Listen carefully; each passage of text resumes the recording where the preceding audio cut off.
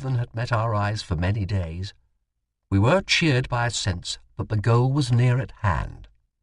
About 10 o'clock that morning we passed a little bit of kelp, a glad signal of the proximity of land. An hour later, we saw 2 shags sitting on a big mass of kelp, and knew then that we must be within 10 or 15 miles of the shore. These birds are as sure an indication of the proximity of land as a lighthouse is, for they never venture far to sea. We gazed ahead with increasing eagerness, and at 12:30 p.m., through a rift in the clouds, McCarthy caught a glimpse of the black cliffs of South Georgia, just 14 days after our departure from Elephant Island. It was a glad moment. Thirst-ridden, chilled, and weak as we were, happiness irradiated us. The job was nearly done. We stood in towards the shore to look for a landing place, and presently we could see the green tussock grass on the ledges above the surf-beaten rocks. Ahead of us and to the south, blind rollers showed the presence of uncharted reefs along the coast.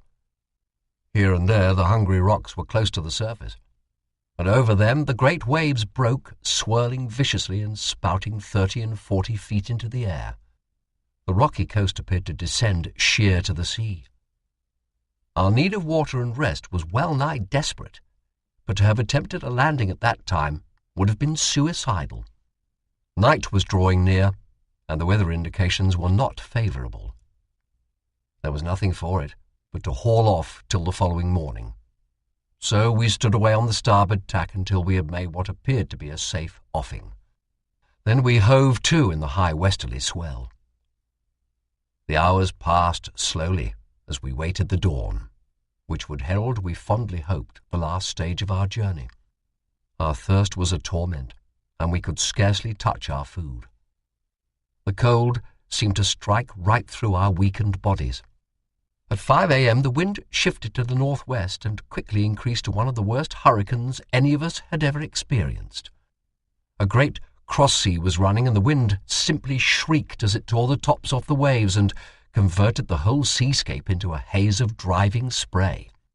Down into valleys, up to tossing heights, straining until her seams opened, swung our little boat, brave still, but labouring heavily.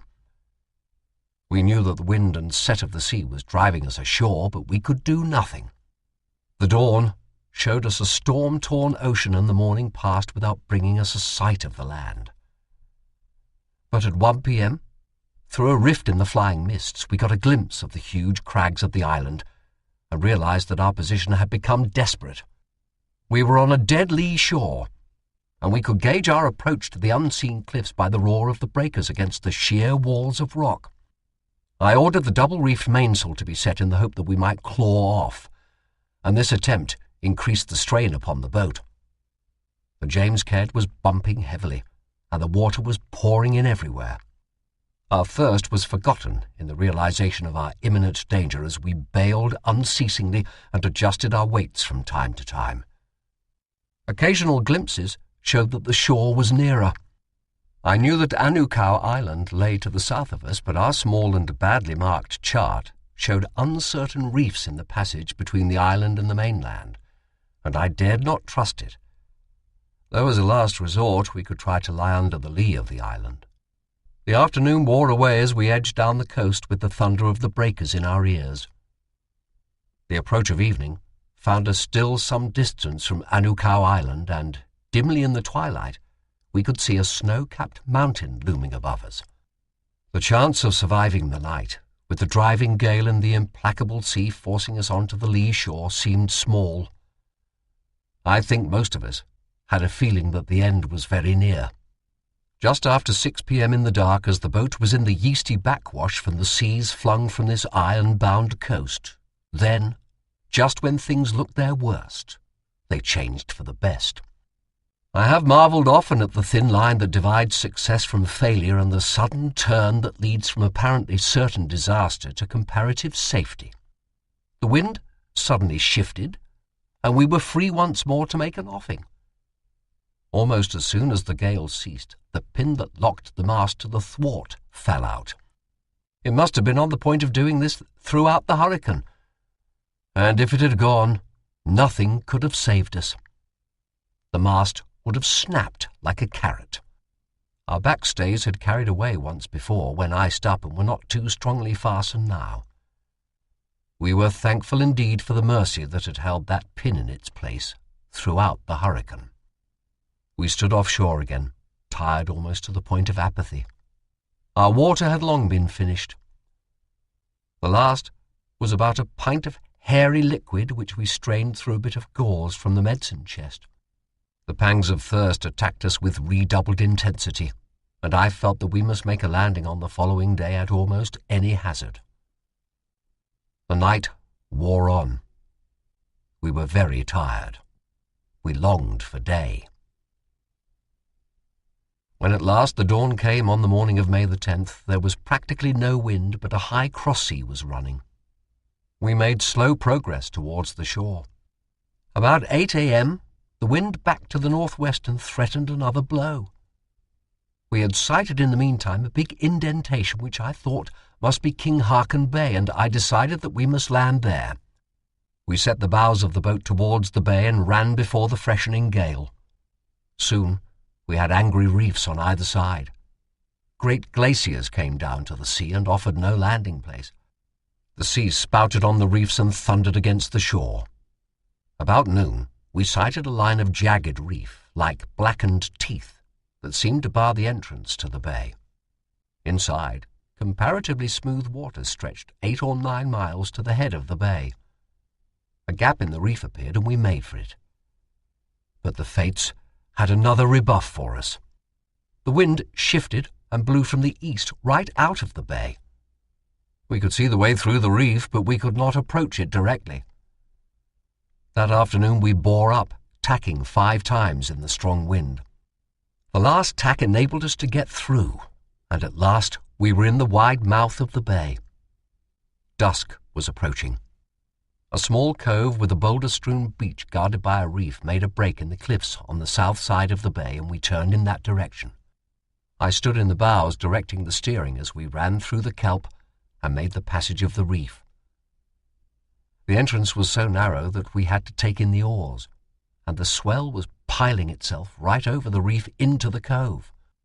But in a minute or two, we were inside, and in the gathering darkness the James Caird ran in on a swell and touched the beach. I sprang ashore with the short painter and held on when the boat went out with the backward surge. When the James Caird came in again, 3 of the men got ashore, and they held the painter while I climbed some rocks with another line. A slip on the wet rocks 20 feet up nearly closed my part of the story just at the moment when we were achieving safety. A jagged piece of rock held me, and at the same time bruised me sorely. However, I made fast the line, and in a few minutes we were all safe on the beach, with the boat floating in the surging water just off the shore. We heard a gurgling sound that was sweet music in our ears, and, peering around, found a stream of fresh water almost at our feet. A moment later, we were down on our knees drinking the pure ice-cold water in long draughts that put new life into us. It was a splendid moment. The next thing was to get the stores and ballast out of the boat in order that we might secure her for the night. We carried the stores and gear above high water mark and threw out the bags of sand and the boulders that we knew so well. Then we attempted to pull the empty boat up the beach, and discovered by this effort how weak we had become.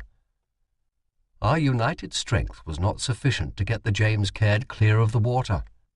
Time after time we pulled together, but without avail. I saw that it would be necessary to have food and rest before we beached the boat. We made fast a line to a heavy boulder and set a watch to fend the James Caird off the rocks of the beach. Then I sent Crean round to the left side of the cove, about 30 yards away, where I had noticed a little cave as we were running in. He could not see much in the darkness, but reported that the place certainly promised some shelter. We carried the sleeping bags round and found a mere hollow in the rock face, with a shingle floor sloping at a steep angle to the sea. There we prepared a hot meal, and when the food was finished, I ordered the men to turn in. The time was now about 8 p.m., and I took the first watch beside the James Caird, which was still afloat in the tossing water just off the beach. Fending the James Caird off the rocks in the darkness was awkward work. The boat would have bumped dangerously if allowed to ride in with the waves that drove into the cove.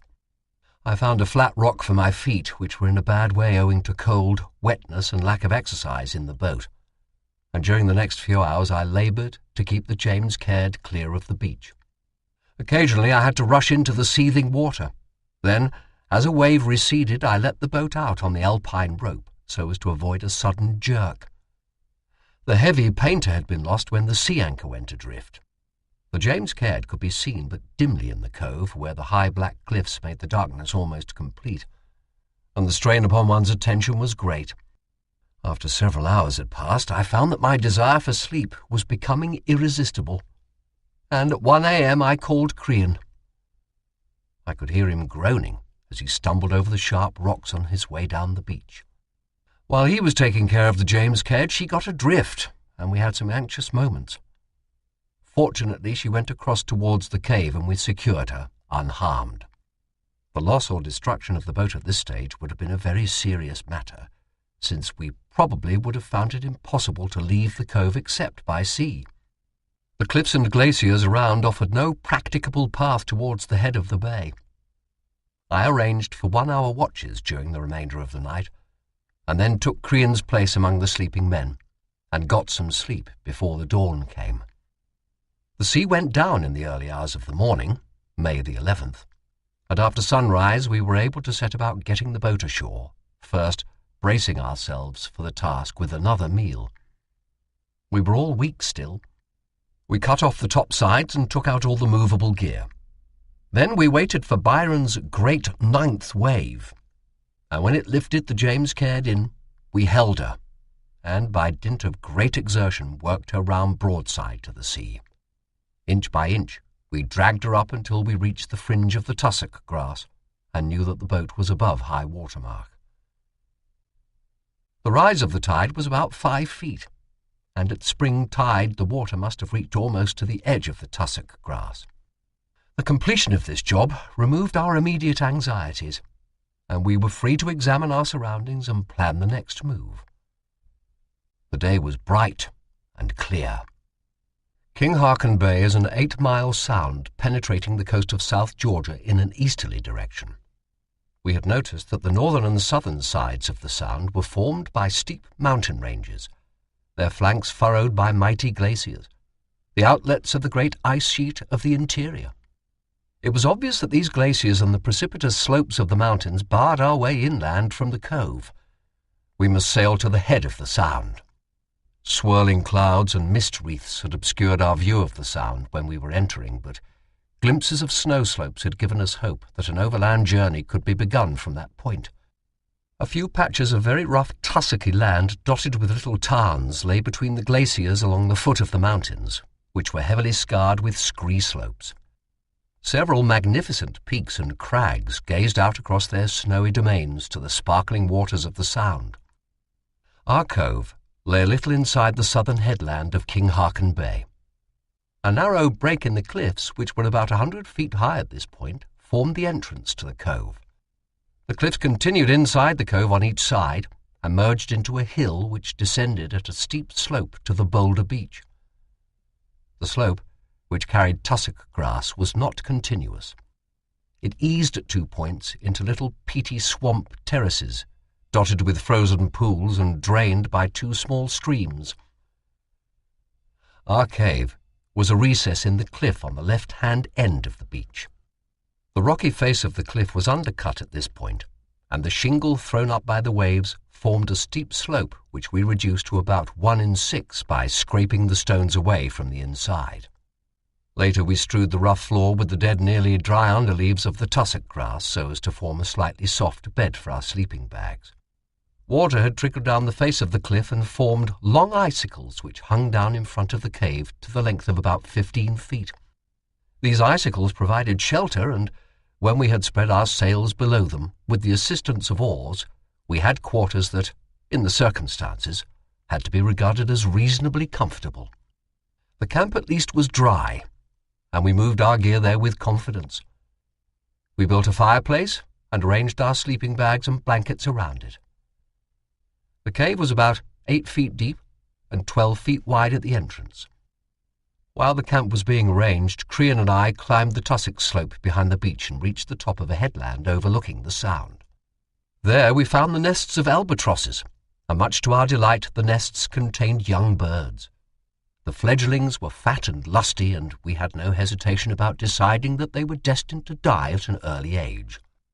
Our most pressing anxiety at this stage was a shortage of fuel for the cooker.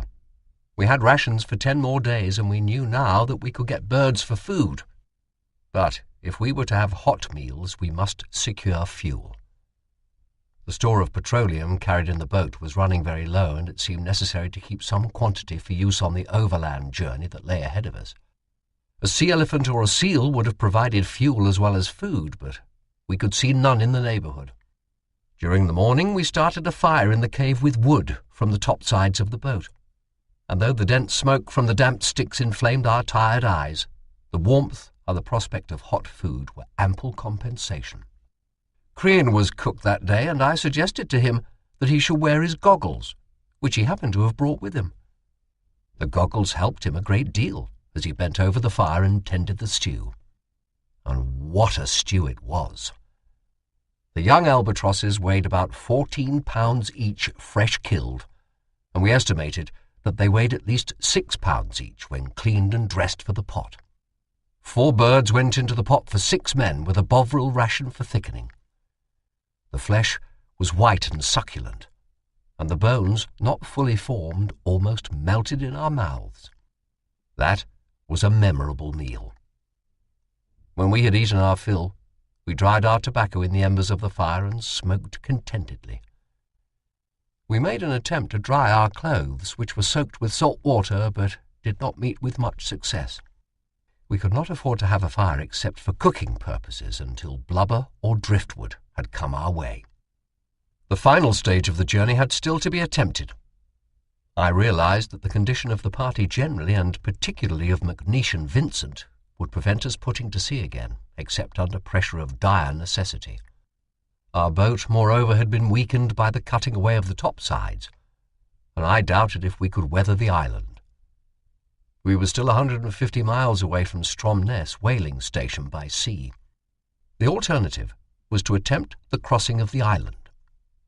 If we could not get over, then we must try to secure enough food and fuel to keep us alive through the winter. But this possibility was scarcely thinkable. Over on Elephant Island, 22 men were waiting for the relief that we alone could secure for them. Their plight was worse than ours. We must push on somehow. Several days must elapse before our strength would be sufficiently recovered to allow us to row or sail the last 9 miles up to the head of the bay. In the meantime, we could make what preparations were possible and dry our clothes by taking advantage of every scrap of heat from the fires we lit for the cooking of our meals. We turned in early that night, and I remember that I dreamed of the great wave, and aroused my companions with a shout of warning, as I saw with half-awakened eyes the towering cliff on the opposite side of the cove. Shortly before midnight a gale sprang up suddenly from the northeast with rain and sleet showers. It brought quantities of glacier ice into the cove, and by 2 a.m., May the 12th, our little harbour was filled with ice which surged to and fro in the swell and pushed its way onto the beach. We had solid rock beneath our feet and could watch without anxiety. When daylight came, rain was falling heavily and the temperature was the highest we had experienced for many months. The icicles overhanging our cave were melting down in streams, and we had to move smartly when passing in and out lest we should be struck by falling lumps. A fragment weighing 15 or 20 pounds crashed down while we were having breakfast. We found that a big hole had been burned in the bottom of Worsley's reindeer sleeping bag during the night. Worsley had been awakened by a burning sensation in his feet, and had asked the men near him if his bag was all right. They looked and could see nothing wrong. We were all superficially frostbitten about the feet, and this condition caused the extremities to burn painfully, while at the same time sensation was lost in the skin. Worsley thought that the uncomfortable heat of his feet was due to the frostbites, and he stayed in his bag and presently went to sleep again. He discovered when he turned out in the morning that the tussock grass which we had laid on the floor of the cave had smouldered outwards from the fire, and had actually burned a large hole in the bag beneath his feet. Fortunately, his feet were not harmed. Our party spent a quiet day attending to clothing and gear, checking stores, eating and resting. Some more of the young albatrosses made a noble end in our pot. The birds were nesting on a small plateau above the right-hand end of our beach. We had previously discovered that when we were landing from the boat on the night of May the 10th, we had lost the rudder. The James Caird had been bumping heavily astern as we were scrambling ashore, and evidently the rudder was then knocked off. A careful search of the beach and the rocks within our reach failed to reveal the missing article. This was a serious loss, even if the voyage to the head of the Sound could be made in good weather. At dusk, the ice in the cove was rearing and crashing on the beach. It had forced up a ridge of stones close to where the James Caird lay at the edge of the tussock grass. Some pieces of ice were driven right up to the canvas wall at the front of our cave. Fragments lodged within 2 feet of Vincent, who had the lowest sleeping place, and within 4 feet of our fire. Crean and McCarthy had brought down 6 more of the young albatrosses in the afternoon, so we were well supplied with fresh food. The air temperature that night probably was not lower than 38 degrees or 40 degrees Fahrenheit, and we were rendered uncomfortable in our cramped sleeping quarters by the unaccustomed warmth. Our feelings towards our neighbours underwent a change. When the temperature was below 20 degrees Fahrenheit, we could not get too close to one another. Every man wanted to cuddle against his neighbour. But let the temperature rise a few degrees, and the warmth of another man's body ceased to be a blessing. The ice and the waves had a voice of menace that night, but I heard it only in my dreams. The bay was still filled with ice on the morning of Saturday, May the 13th, but the tide took it all away in the afternoon. Then a strange thing happened. The rudder, with all the broad Atlantic to sail in and the coasts of 2 continents to search for a resting place, came bobbing back into our cove. With anxious eyes we watched it as it advanced, receded again, and then advanced once more under the capricious influence of wind and wave.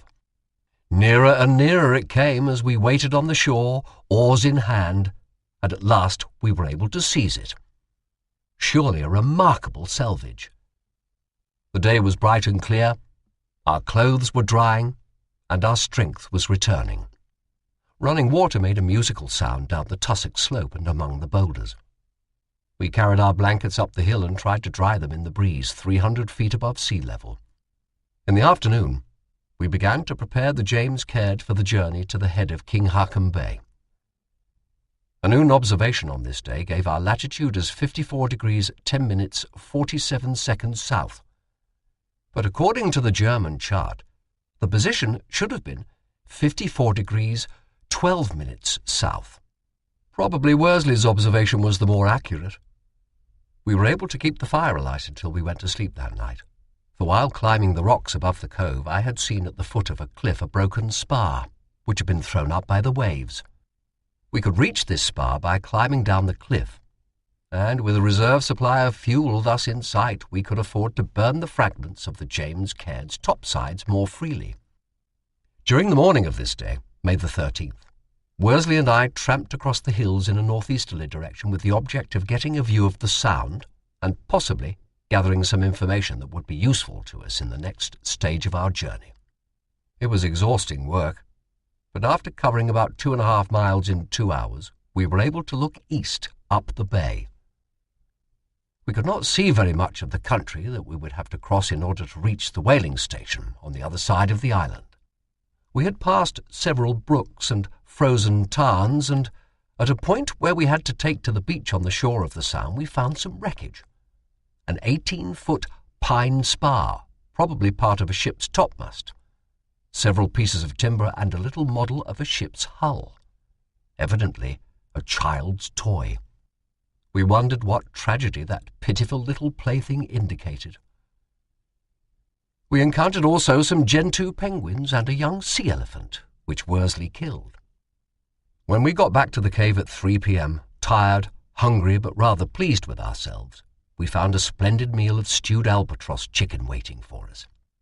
We had carried a quantity of blubber and the sea elephant's liver in our blouses, and we produced our treasures as a surprise for the men. Rough climbing on the way back to camp had nearly persuaded us to throw the stuff away, but we had held on, regardless of the condition of our already sorely tried clothing, and had our reward at the camp. The long bay had been a magnificent sight, even to eyes that had dwelt on grandeur long enough and were hungry for the simple, familiar things of everyday life. Its green-blue waters were being beaten to fury by the northwesterly gale. The mountains, stern peaks that dared the stars, peered through the mists, and between them huge glaciers poured down from the great ice slopes and fields that lay behind. We counted 12 glaciers, and heard every few minutes the reverberating roar caused by masses of ice calving from the parent streams. On May the 14th, we made our preparations for an early start on the following day if the weather held fair. We expected to be able to pick up the remains of the sea elephant on our way up the Sound. All hands were recovering from the chafing caused by our wet clothes during the boat journey. The insides of our legs had suffered severely, and for some time after landing in the cove, we found movement extremely uncomfortable.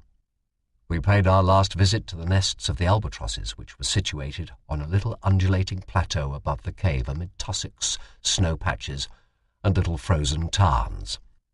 Each nest consisted of a mound over a foot high of tussock grass, roots, and a little earth. The albatross lays 1 egg, and very rarely 2. The chicks, which are hatched in January, are fed on the nest by the parent birds for almost 7 months before they take to the sea and fend for themselves. Up to 4 months of age, the chicks are beautiful white masses of downy fluff, but when we arrived on the scene, their plumage was almost complete. Very often one of the parent birds was on guard near the nest. We did not enjoy attacking these birds, but our hunger knew no law. They tasted so very good, and assisted our recuperation to such an extent that each time we killed one of them we felt a little less remorseful. May the 15th was a great day. We made our hoosh at 7:30 a.m., then we loaded up the boat and gave her a flying launch down the steep beach into the surf. Heavy rain had fallen in the night, and a gusty northwesterly wind was now blowing with misty showers. The James Caird headed to the sea as if anxious to face the battle of the waves once more. We passed through the narrow mouth of the cove with the ugly rocks, and waving kelp close on either side, turned to the east and sailed merrily up the bay as the sun broke through the mists and made tossing waters sparkle around us. We were a curious-looking party on that bright morning, but we were feeling happy. We even broke into song, and, but for our Robinson Crusoe appearance, a casual observer might have taken us for a picnic party sailing in a Norwegian fjord or one of the beautiful sounds of the west coast of New Zealand. The wind blew fresh and strong, and a small sea broke on the coast as we advanced. The surf was sufficient to have endangered the boat if we had attempted to land where the carcass of the sea elephant was lying, so we decided to go on to the head of the bay without risking anything, particularly as we were likely to find sea elephants on the upper beaches. The big creatures have a habit of seeking peaceful quarters protected from the waves. We had hopes, too, of finding penguins. Our expectation as far as the sea elephants were concerned was not at fault. We heard the roar of the bulls as we neared the head of the bay, and soon afterwards saw the great unwieldy forms of the beasts lying on a shelving beach towards the bay head. We rounded a high glacier-worn bluff on the north side, and at 12:30 p.m. we ran the boat ashore on a low beach of sand and pebbles, with tussock growing above high water mark. There were hundreds of sea elephants lying about, and our anxieties with regard to food disappeared. Meat and blubber enough to feed our party for years was in sight. Our landing place was about 1.5 miles west of the northeast corner of the bay. Just east of us was a glacier snout ending on the beach, but giving a passage towards the head of the bay, except at high water or when a very heavy surf was running. A cold, drizzling rain had begun to fall, and we provided ourselves with shelter as quickly as possible. We hauled the James Caird up above high water mark and turned her over just to the lee or east side of the bluff. The spot was separated from the mountainside by a low morainic bank, rising 20 or 30 feet above sea level. Soon we had converted the boat into a very comfortable cabin à la Peggotty, turfing it round with tussocks, which we dug up with knives. One side of the James Caird rested on stones so as to afford a low entrance, and when we had finished she looked as though she had grown there. McCarthy entered into this work with great spirit. A sea-elephant provided us with fuel and meat, and that evening found a well-fed and fairly contented party at rest in Peggotty Camp. Our camp, as I have said, lay on the north side of King Haakon Bay near the head. Our path towards the whaling stations led round the seaward end of the snouted glacier on the east side of the camp, and up a snow slope that appeared to lead to a pass in the Great Allardyce Range, which runs northwest and southeast and forms the main backbone of South Georgia. The range dipped opposite the bay into a well-defined pass from east to west. An ice sheet covered most of the interior, filling the valleys and disguising the configurations of the land, which, indeed, showed only in big rocky ridges, peaks, and nunataks. When we looked up the pass from Peggotty Camp, the country to the left appeared to offer two easy paths through to the opposite coast. But we knew that the island was uninhabited at that point, Possession Bay. We had to turn our attention farther east, and it was impossible from the camp to learn much of the conditions that would confront us on the overland journey. I planned to climb to the pass and then be guided by the configuration of the country in the selection of a route eastward to Stromness Bay, where the whaling stations were established in the minor bays, Leith, Husvik, and Stromness. A range of mountains with precipitous slopes, forbidding peaks, and large glaciers lay immediately to the south of King Haakon Bay, and seemed to form a continuation of the main range. Between this secondary range and the pass above our camp, a great snow upland sloped up to the inland ice sheet, and reached a rocky ridge that stretched athwart our path, and seemed to bar the way. This ridge was a right-angled offshoot from the main ridge. Its chief features were 4 rocky peaks with spaces between that looked from a distance as though they might prove to be passes. The weather was bad on Tuesday, May the 16th, and we stayed under the boat nearly all day. The quarters were cramped but gave full protection from the weather, and we regarded our little cabin with a great deal of satisfaction. Abundant meals of sea-elephant steak and liver increased our contentment. McNeish reported during the day that he had seen rats feeding on the scraps. But this interesting statement was not verified. One would not expect to find rats at such a spot. But there was a bare possibility that they had landed from a wreck and managed to survive the very rigorous conditions. A fresh west-southwesterly breeze was blowing on the following morning, Wednesday, May the 17th, with misty squalls, sleet, and rain. I took Worsley with me on a pioneer journey to the west, with the object of examining the country to be traversed at the beginning of the overland journey. We went round the seaward end of the snouted glacier, and after tramping about a mile over stony ground and snow-coated debris, we crossed some ridges of scree and moraines. We found that there was good going for a sledge as far as the northeast corner of the bay, but did not get much information regarding the conditions farther on, owing to the view becoming obscured by a snow squall. We waited a quarter of an hour for the weather to clear, but were forced to turn back without having seen more of the country. I have satisfied myself, however, that we could reach a good snow slope leading apparently to the inland ice. Worsley reckoned from the chart that the distance from our camp to Husvik on an east magnetic course was 17 geographical miles, but we could not expect to follow a direct line. The carpenter started making a sledge for use on the overland journey. The materials at his disposal were limited in quantity and scarcely suitable in quality. We overhauled our gear on Thursday, May the 18th, and hauled our sledge to the lower edge of the snouted glacier. The vehicle proved heavy and cumbrous. We had to lift it empty over bare patches of rock along the shore, and I realized that it would be too heavy for 3 men to manage amid the snow plains, glaciers, and peaks of the interior. Worsley and Crean were coming with me, and after consultation, we decided to leave the sleeping bags behind us. and make the journey in very light marching order. We would take 3 days' provisions for each man in the form of sledging ration and biscuit. The food was to be packed in 3 sacks, so that each member of the party could carry his own supply. Then we were to take the primus lamp filled with oil, the small cooker, the carpenter's adze for use as an ice axe, and the alpine rope, which made a total length of 50 feet when knotted. We might have to lower ourselves down steep slopes or cross crevassed glaciers. The filled lamp would provide 6 hot meals, which would consist of sledging ration boiled up with biscuit. There were 2 boxes of matches left, one full and the other partially used. We left the full box with the men at the camp and took the second box, which contained 48 matches.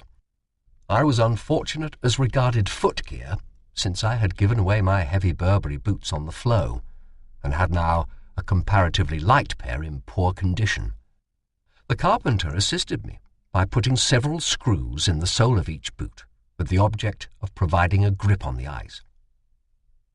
The screws came out of the James Caird. We turned in early that night, but sleep did not come to me. My mind was busy with the task of the following day. The weather was clear, and the outlook for an early start in the morning was good. We were going to leave a weak party behind us in the camp. Vincent was still in the same condition, and he could not march. McNeish was pretty well broken up. The 2 men were not capable of managing for themselves, and McCarthy must stay to look after them. He might have a difficult task if we failed to reach the whaling station. The distance to Husvik, according to the chart, was no more than 17 geographical miles in a direct line, but we had very scanty knowledge of the conditions of the interior. No man had ever penetrated a mile from the coast of South Georgia at any point, and the whalers, I knew, regarded the country as inaccessible. During that day, while we were walking to the Snouted Glacier, we had seen 3 wild duck flying towards the head of the bay from the eastward. I hoped that the presence of these birds indicated tusk land and not snowfields and glaciers in the interior. But the hope was not a very bright one. We turned out at 2 a.m. on the Friday morning and had our hoosh ready an hour later. The full moon was shining in a practically cloudless sky, its rays reflected gloriously from the pinnacles and crevassed ice of the adjacent glaciers. The huge peaks of the mountains stood in bold relief against the sky and threw dark shadows on the waters of the Sound. There was no need for delay, and we made a start as soon as we had eaten our meal. McNeish walked about 200 yards with us. He could do no more. Then we said goodbye, and he turned back to the camp. The first task was to get round the edge of the Snouted Glacier, which had points like fingers projecting towards the sea. The waves were reaching the points of these fingers, and we had to rush from one recess to another when the waters receded. We soon reached the east side of the glacier and noticed its great activity at this point. Changes had occurred within the preceding 24 hours. Some huge pieces had broken off, and the masses of mud and stone that were being driven before the advancing ice showed movement. The glacier was like a gigantic plough driving irresistibly towards the sea. Lying on the beach beyond the glacier was wreckage that told of many ill-fated ships. We noticed stanchions of teakwood, liberally carved, that must have come from ships of the older type. Iron-bound timbers with the iron almost rusted through, battered barrels, and all the usual debris of the ocean. We had difficulties and anxieties of our own, but as we passed that graveyard of the sea, we thought of the many tragedies written in the wave-worn fragments of lost vessels. We did not pause, and soon we were ascending a snow slope heading due east, on the last lap of our long trail. The snow surface was disappointing. 2 days before, we had been able to move rapidly on hard, packed snow. Now, we sank over our ankles at each step and progress was slow. After 2 hours' steady climbing, we were 2,500 feet above sea level. The weather continued fine and calm, and as the ridges drew nearer and the western coast of the island spread out below, the bright moonlight showed us that the interior was broken tremendously. High peaks, impassable cliffs, Steep snow slopes and sharply descending glaciers were prominent features in all directions, with stretches of snow plain overlaying the ice sheet of the interior. The slope we were ascending mounted to a ridge, and our course lay direct to the top. The moon, which proved a good friend during this journey, threw a long shadow at one point and told us that the surface was broken in our path. Warned in time, we avoided a huge hole capable of swallowing an army. The bay was now about 3 miles away, and the continued roaring of a big glacier at the head of the bay came to our ears. This glacier, which we had noticed during the stay at Peggotty Camp, seemed to be calving almost continuously. I hoped to get a view of the country ahead of us from the top of the slope, but as the surface became more level beneath our feet, a thick fog drifted down. The moon became obscured and produced a diffused light that was more trying than darkness, since it illuminated the fog without guiding our steps. We roped ourselves together as a precaution against holes, crevasses, and precipices, and I broke trail through the soft snow.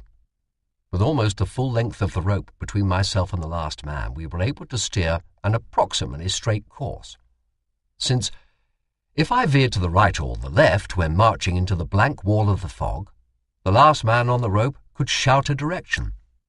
So, like a ship with its port, starboard, steady, we tramped through the fog for the next 2 hours. Then, as daylight came, the fog thinned and lifted, and from an elevation of about 3,000 feet, we looked down on what seemed to be a huge frozen lake, with its farther shores still obscured by the fog. We halted there to eat a bit of biscuit, while we discussed whether we would go down and cross the flat surface of the lake, or keep on the ridge we had already reached. I decided to go down, since the lake lay on our course. After an hour of comparatively easy travel through the snow, we noticed the thin beginnings of crevasses. Soon they were increasing in size and showing fractures, indicating that we were traveling on a glacier. As the daylight brightened, the fog dissipated. The lake could be seen more clearly, but still we could not discover its east shore. A little later the fog lifted completely, and then we saw that our lake stretched to the horizon, and realized suddenly that we were looking down upon the open sea on the east coast of the island. The slight pulsation at the shore showed that the sea was not even frozen. It was the bad light that had deceived us. Evidently, we were at the top of Possession Bay, and the island at that point could not be more than 5 miles across from the head of King Haakon Bay. Our rough chart was inaccurate. There was nothing for it but to start up the glacier again. That was about 7 o'clock in the morning, and by 9 o'clock we had more than recovered our lost ground. We regained the ridge and then struck southeast, for the chart showed that 2 more bays indented the coast before Stromness. It was comforting to realize that we would have the eastern water in sight during our journey, although we could see there was no way around the shoreline owing to steep cliffs and glaciers. Men lived in houses lit by electric light on the east coast. News of the outside world waited us there, and, above all, the east coast meant for us the means of rescuing the 22 men we had left on Elephant Island. This is the end of the CD. The audiobook continues on the next CD. Chapter 10. Across South Georgia. The sun rose in the sky with every appearance of a fine day, and we grew warmer as we toiled through the soft snow. Ahead of us lay the ridges and spurs of a range of mountains, the transverse range that we had noticed from the bay. We were traveling over a gently rising plateau, and at the end of an hour we found ourselves growing uncomfortably hot. Years before, on an earlier expedition, I had declared that I would never again growl at the heat of the sun, and my resolution had been strengthened during the boat journey. I called it to mind as the sun beat fiercely on the blinding white snow slope. After passing an area of crevasses, we paused for our first meal. We dug a hole in the snow about 3 feet deep with the adze and put the primus into it. There was no wind at the moment, but a gust might come suddenly. A hot hoosh was soon eaten, and we plodded on towards a sharp ridge between two of the peaks already mentioned. By 11 a.m., we were almost at the crest. The slope had become precipitous, and it was necessary to cut steps as we advanced. The adze proved an excellent instrument for this purpose, a blow sufficing to provide a foothold. Anxiously but hopefully I cut the last few steps, and stood upon the razorback while the other men held the rope and waited for my news. The outlook was disappointing. I looked down a sheer precipice to a chaos of crumpled ice 1,500 feet below. There was no way down for us. The country to the east was a great snow upland, sloping upwards for a distance of 7 or 8 miles to a height of over 4,000 feet. To the north, it fell away steeply into glaciers, into the bays, and to the south, it was broken by huge outfalls from the inland ice sheet. Our path lay between the glaciers and the outfalls, but first we had to descend from the ridge on which we stood. Cutting steps with the adze, we moved in a lateral direction round the base of a dolomite, which blocked our view to the north. The same precipice confronted us. Away to the northeast there appeared to be a snow slope that might give a path to the lower country, and so we retraced our steps down the long slope that had taken us 3 hours to climb. We were at the bottom in an hour. We were now feeling the strain of the unaccustomed marching. We had done little walking since January, and our muscles were out of tune. Skirting the base of the mountain above us, we came to a gigantic bergschrund, 1.5 miles long and 1,000 feet deep. This tremendous gully, cut in the snow and ice by the fierce winds blowing round the mountain, was semicircular in form, and it ended in a gentle incline. We passed through it, under the towering precipice of ice, and at the far end we had another meal and a short rest. This was at 12:30 p.m. Half a pot of steaming Bovril ration warmed us up, and when we marched again, ice inclines at angles of 45 degrees did not look quite as formidable as before. Once more we started for the crest. After another weary climb, we reached the top. The snow lay thinly on blue ice at the ridge, and we had to cut steps over the last 50 yards. The same precipice lay below, and my eyes searched vainly for a way down. The hot sun had loosened the snow, which was now in a treacherous condition, and we had to pick our way carefully. Looking back, we could see that a fog was rolling up behind us and meeting in the valleys a fog that was coming up from the east. The creeping grey clouds were a plain warning that we must get down to lower levels before becoming enveloped. The ridge was studded with peaks which prevented us getting a clear view either to the right or to the left. The situation in this respect seemed no better at other points within our reach, and I had to decide that our course lay back the way we had come. The afternoon was wearing on, and the fog was rolling up ominously from the west. It was of the utmost importance for us to get down into the next valley before dark. We were now up 4,500 feet, and the night temperature at that elevation would be very low. We had no tent and no sleeping bags, and our clothes had endured much rough usage and had weathered many storms during the last 10 months. In the distance, down the valley below us, we could see tussock grass close to the shore, and if we could get down, it might be possible to dig out a hole in one of the lower snowbanks, line it with dry grass, and make ourselves fairly comfortable for the night. Back we went, and after a detour we reached the top of another ridge in the fading light. After a glance over the top, I turned to the anxious faces of the 2 men behind me and said, "Come on, boys." Within a minute, they stood beside me on the ice ridge. The surface fell away at a sharp incline in front of us, but it merged into a snow slope.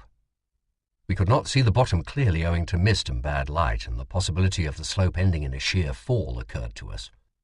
But the fog that was creeping up behind allowed no time for hesitation. We descended slowly at first, cutting steps in the ice. Then the surface became softer, indicating that the gradient was less severe.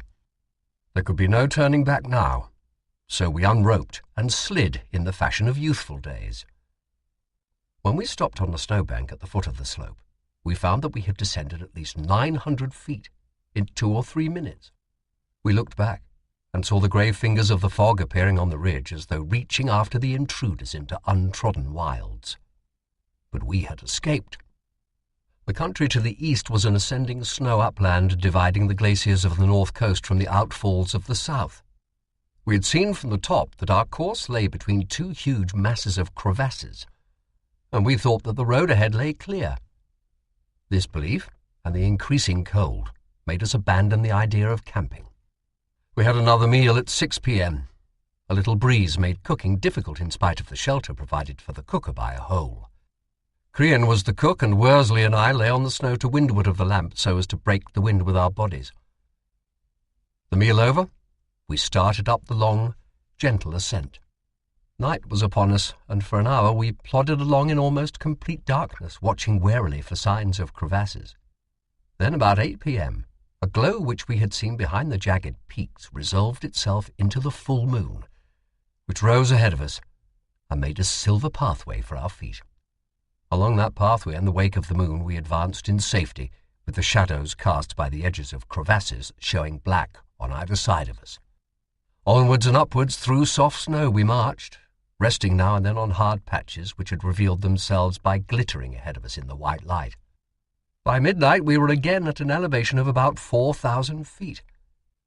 Still we were following the light, for as the moon swung round towards the northeast, our path curved in that direction. The friendly moon seemed to pilot our weary feet. We could have had no better guide. If in bright daylight we had made that march, we would have followed the course that was traced for us that night. Midnight found us approaching the edge of a great snowfield, pierced by isolated nunataks which cast long shadows like black rivers across the white expanse. A gentle slope to the northeast lured our all-too-willing feet in that direction. We thought that at the base of the slope lay Stromness Bay. After we had descended about 300 feet, a thin wind began to attack us. We had now been on the march for over 20 hours, only halting for our occasional meals. Wisps of cloud drove over the high peaks to the southward, warning us that wind and snow were likely to come. After 1 a.m., we cut a pit in the snow, piled up loose snow around it, and started the primus again. The hot food gave us another renewal of energy. Worsley and Crean sang their old songs when the primus was going merrily. Laughter was in our hearts, though not on our parched and cracked lips. We were up and away again within half an hour, still downward to the coast. We felt almost sure now that we were above Stromness Bay. A dark object down at the foot of the slope looked like Mutton Island, which lies off Husvik. I suppose our desires were giving wings to our fancy, for we pointed out joyfully various landmarks revealed by the now vagrant light of the moon, whose friendly face was cloud-swept. Our high hopes were soon shattered. Crevasses warned us that we were on another glacier, and soon we looked down almost to the seaward edge of the great riven ice mass. I knew there was no glacier in Stromness and realized that this must be Fortuna Glacier. The disappointment was severe. Back we turned and tramped up the glacier again, not directly tracing our steps, but working at a tangent to the southeast. We were very tired. At 5 a.m. we were at the foot of the rocky spurs of the range. We were tired, and the wind that blew down from the heights was chilling us. We decided to get down under the lee of a rock for a rest.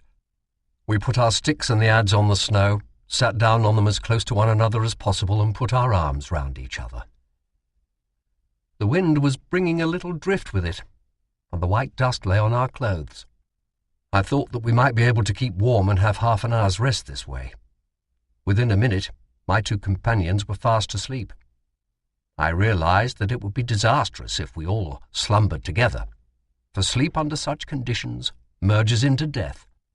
After 5 minutes, I shook them into consciousness again, told them that they had slept for half an hour, and gave the word for a fresh start. We were so stiff that for the first 200 or 300 yards we marched with our knees bent.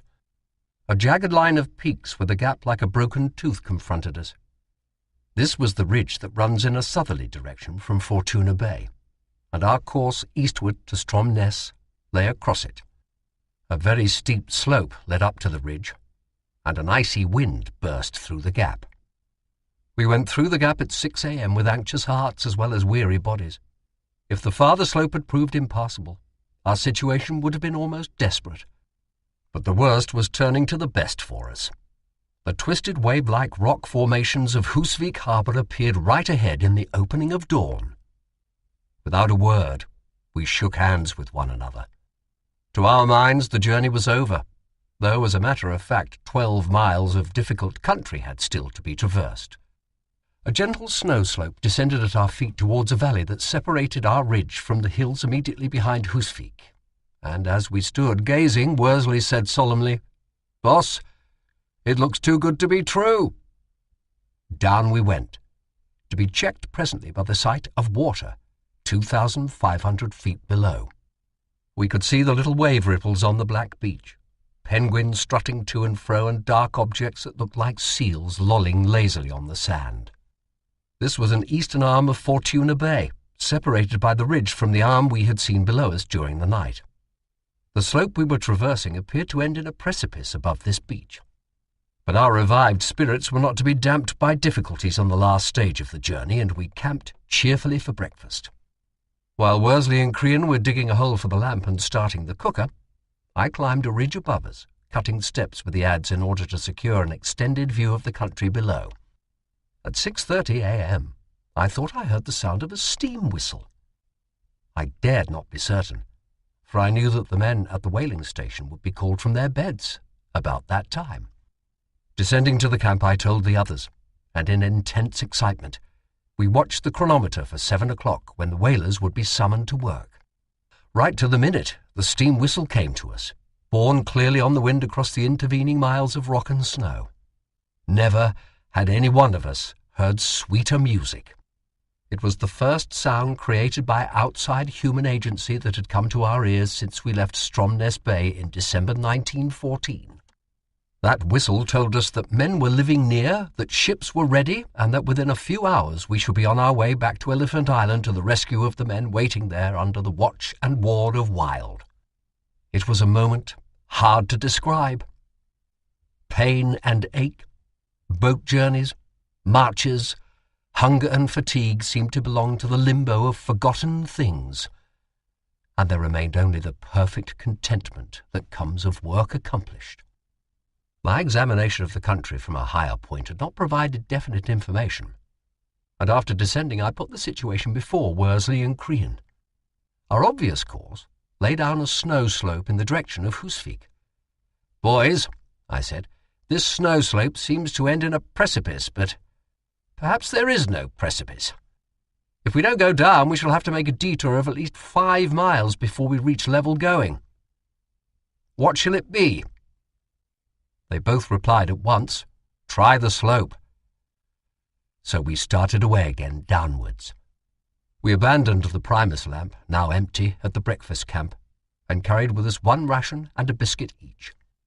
The deepest snow we had yet encountered clogged our feet, but we plodded downward, and after descending about 500 feet, reducing our altitude to 2,000 feet above sea level, we thought we saw the way clear ahead. A steep gradient of blue ice was the next obstacle. Worsley and Crean got a firm footing in a hole excavated with the adze, and then lowered me as I cut steps until the full 50 feet of our alpine rope was out. Then I made a hole big enough for the 3 of us, and the other 2 men came down the steps. My end of the rope was anchored to the adze, and I had settled myself in the hole, braced for a strain in case they slipped. When we all stood in the second hole, I went down again to make more steps, and in this laborious fashion we spent 2 hours descending about 500 feet. Halfway down we had to strike away diagonally to the left, for we noticed that the fragments of ice loosened by the adze were taking a leap into space at the bottom of the slope. Eventually we got off the steep ice, very gratefully, at a point where some rocks protruded, and we could see then that there was a perilous precipice directly below the point where we had started to cut steps. A slide down a slippery slope with the adze and our cooker going ahead completed this descent, and incidentally did considerable damage to our much-tried trousers. When we picked ourselves up at the bottom, we were not more than 1,500 feet above the sea. The slope was comparatively easy. Water was running beneath the snow, making pockets between the rocks that protruded above the white surface. The shells of snow over these pockets were traps for our feet, but we scrambled down and presently came to patches of tussock, A few minutes later, we reached the sandy beach. The tracks of some animals were to be seen, and we were puzzled until I remembered that reindeer, brought from Norway, had been placed on the island and now ranged along the lower land of the eastern coast. We did not pause to investigate. Our minds were set upon reaching the haunts of man, and at our best speed we went along the beach to another rising ridge of tussock. Here we saw the first evidence of the proximity of man, whose work, as is so often the case, was one of destruction. A recently killed seal was lying there, and presently we saw several other bodies bearing the marks of bullet wounds. I learned later that men from the whaling station at Stromness sometimes go round to Fortuna Bay by boat to shoot seals. Noon found us well up the slope on the other side of the bay, working east-southeast.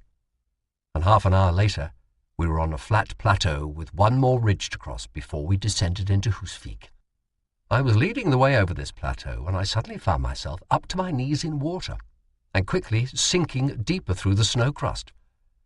I flung myself down and called to the others to do the same so as to distribute our weight on the treacherous surface. We were on top of a small lake, snow-covered. After lying still for a few moments, we got to our feet and walked delicately like Agag for 200 yards, until a rise in the surface showed us that we were clear of the lake. At 1:30 p.m., we climbed round a final ridge and saw a little steamer, a whaling boat, entering the bay 2,500 feet below. A few moments later, as we hurried forward, the masts of a sailing ship lying at a wharf came in sight. Minute figures moving to and fro about the boats caught our gaze, and then we saw the sheds and factory of Stromness whaling station. We paused and shook hands, a form of mutual congratulation that had seemed necessary on 4 other occasions in the course of the expedition. The first time was when we landed on Elephant Island, the second when we reached South Georgia, and the third when we reached the ridge and saw the snow slope stretching below on the first day of the overland journey. Then, when we saw Husvik rocks. Cautiously, we started down the slope that led to warmth and comfort. The last lap of the journey proved extraordinarily difficult. Vainly we searched for a safe or reasonably safe way down the steep, icy-clad mountainside. The sole possible pathway seemed to be a channel cut by water running from the upland. Down through icy water we followed the course of this stream. We were wet to the waist, shivering, cold, and tired. Presently our ears detected an unwelcome sound that might have been musical under other conditions. It was the splashing of a waterfall, and we were at the wrong end. When we reached the top of this fall, we peered over cautiously and discovered that there was a drop of 25 or 30 feet, with impassable ice cliffs on both sides. To go up again was scarcely thinkable in our utterly wearied condition. The way down was through the waterfall itself. We made fast one end of our rope to a boulder with some difficulty due to the fact that the rocks had been worn smooth by the running water. Then Worsley and I lowered Crean, who was the heaviest man. He disappeared altogether in the falling water and came out gasping at the bottom. I went next, sliding down the rope, and Worsley, who was the lightest and most nimble member of the party, came last. At the bottom of the fall, we were able to stand again on dry land. The rope could not be recovered. We had flung down the adze from the top of the fall and also the logbook and the cooker wrapped in one of our blouses. That was all, except our wet clothes that we brought out of the Antarctic, which we had entered a year and a half before with well-found ship, full equipment, and high hopes. That was all of tangible things, but in memories we were rich. We had pierced the veneer of outside things. We had suffered, starved, and triumphed, grovelled down yet grasped at glory, grown bigger in the bigness of the whole. We had seen God in his splendours, heard the text that nature renders. We had reached the naked soul of man. Shivering with cold, yet with hearts light and happy, we set off towards the whaling station, now not more than 1.5 miles distant. The difficulties of the journey lay behind us. We tried to straighten ourselves up a bit, for the thought that there might be women at the station made us painfully conscious of our uncivilized appearance. Our beards were long and our hair was matted. We were unwashed, and the garments that we had worn for nearly a year without a change were tattered and stained. 3 more unpleasant-looking ruffians could hardly have been imagined. Worsley produced several safety pins from some corner of his garments and effected some temporary repairs that really emphasized his general disrepair. Down we hurried, and when quite close to the station we met 2 small boys 10 or 12 years of age. I asked these lads where the manager's house was situated. They did not answer. They gave us one look, a comprehensive look that did not need to be repeated. Then they ran from us as fast as their legs would carry them. We reached the outskirts of the station and passed through the digesting house, which was dark inside. Emerging at the other end, we met an old man who stared as if he had seen the devil himself and gave us no time to ask any questions. He hurried away. This greeting was not friendly. Then we came to the wharf, where the man in charge stuck to his station. I asked him if Mr. Sawler, the manager, was in the house. "Yes," he said as he stared at us. "We would like to see him," said I. "Who are you?" he asked. "We have lost our ship and come over the island," I replied. "You have come over the island?" he said in a tone of entire disbelief. The man went towards the manager's house and we followed him. I learned afterwards that he said to Mr. Sawler, "There are 3 funny-looking men outside who say they have come over the island and they know you. I have left them outside." A very necessary precaution from his point of view. Mr. Sawler came out to the door and said, "Well?" "Don't you know me?" I said. "I know your voice," he replied doubtfully. "You're the mate of the Daisy." "My name is Shackleton," I said. Immediately, he put out his hand and said, "Come in! Come in!" "Tell me, when was the war over?" I asked. "The war is not over," he answered. "Millions are being killed. Europe is mad. The world is mad." Mr. Sawler's hospitality had no bounds. He would scarcely let us wait to remove our freezing boots before he took us into his house and gave us seats in a warm and comfortable room. We were in no condition to sit in anybody's house until we had washed and got into clean clothes. But the kindness of the station manager was proof even against the unpleasantness of being in a room with us. He gave us coffee and cakes in the Norwegian fashion, and then showed us upstairs to the bathroom where we shed our rags and scrubbed ourselves luxuriously. Mr. Sawler's kindness did not end with his personal care for the 3 wayfarers who had come to his door. While we were washing, he gave orders for one of the whaling vessels to be prepared at once, in order that it might leave that night for the other side of the island and pick up the 3 men there.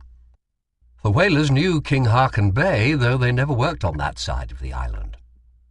Soon we were clean again.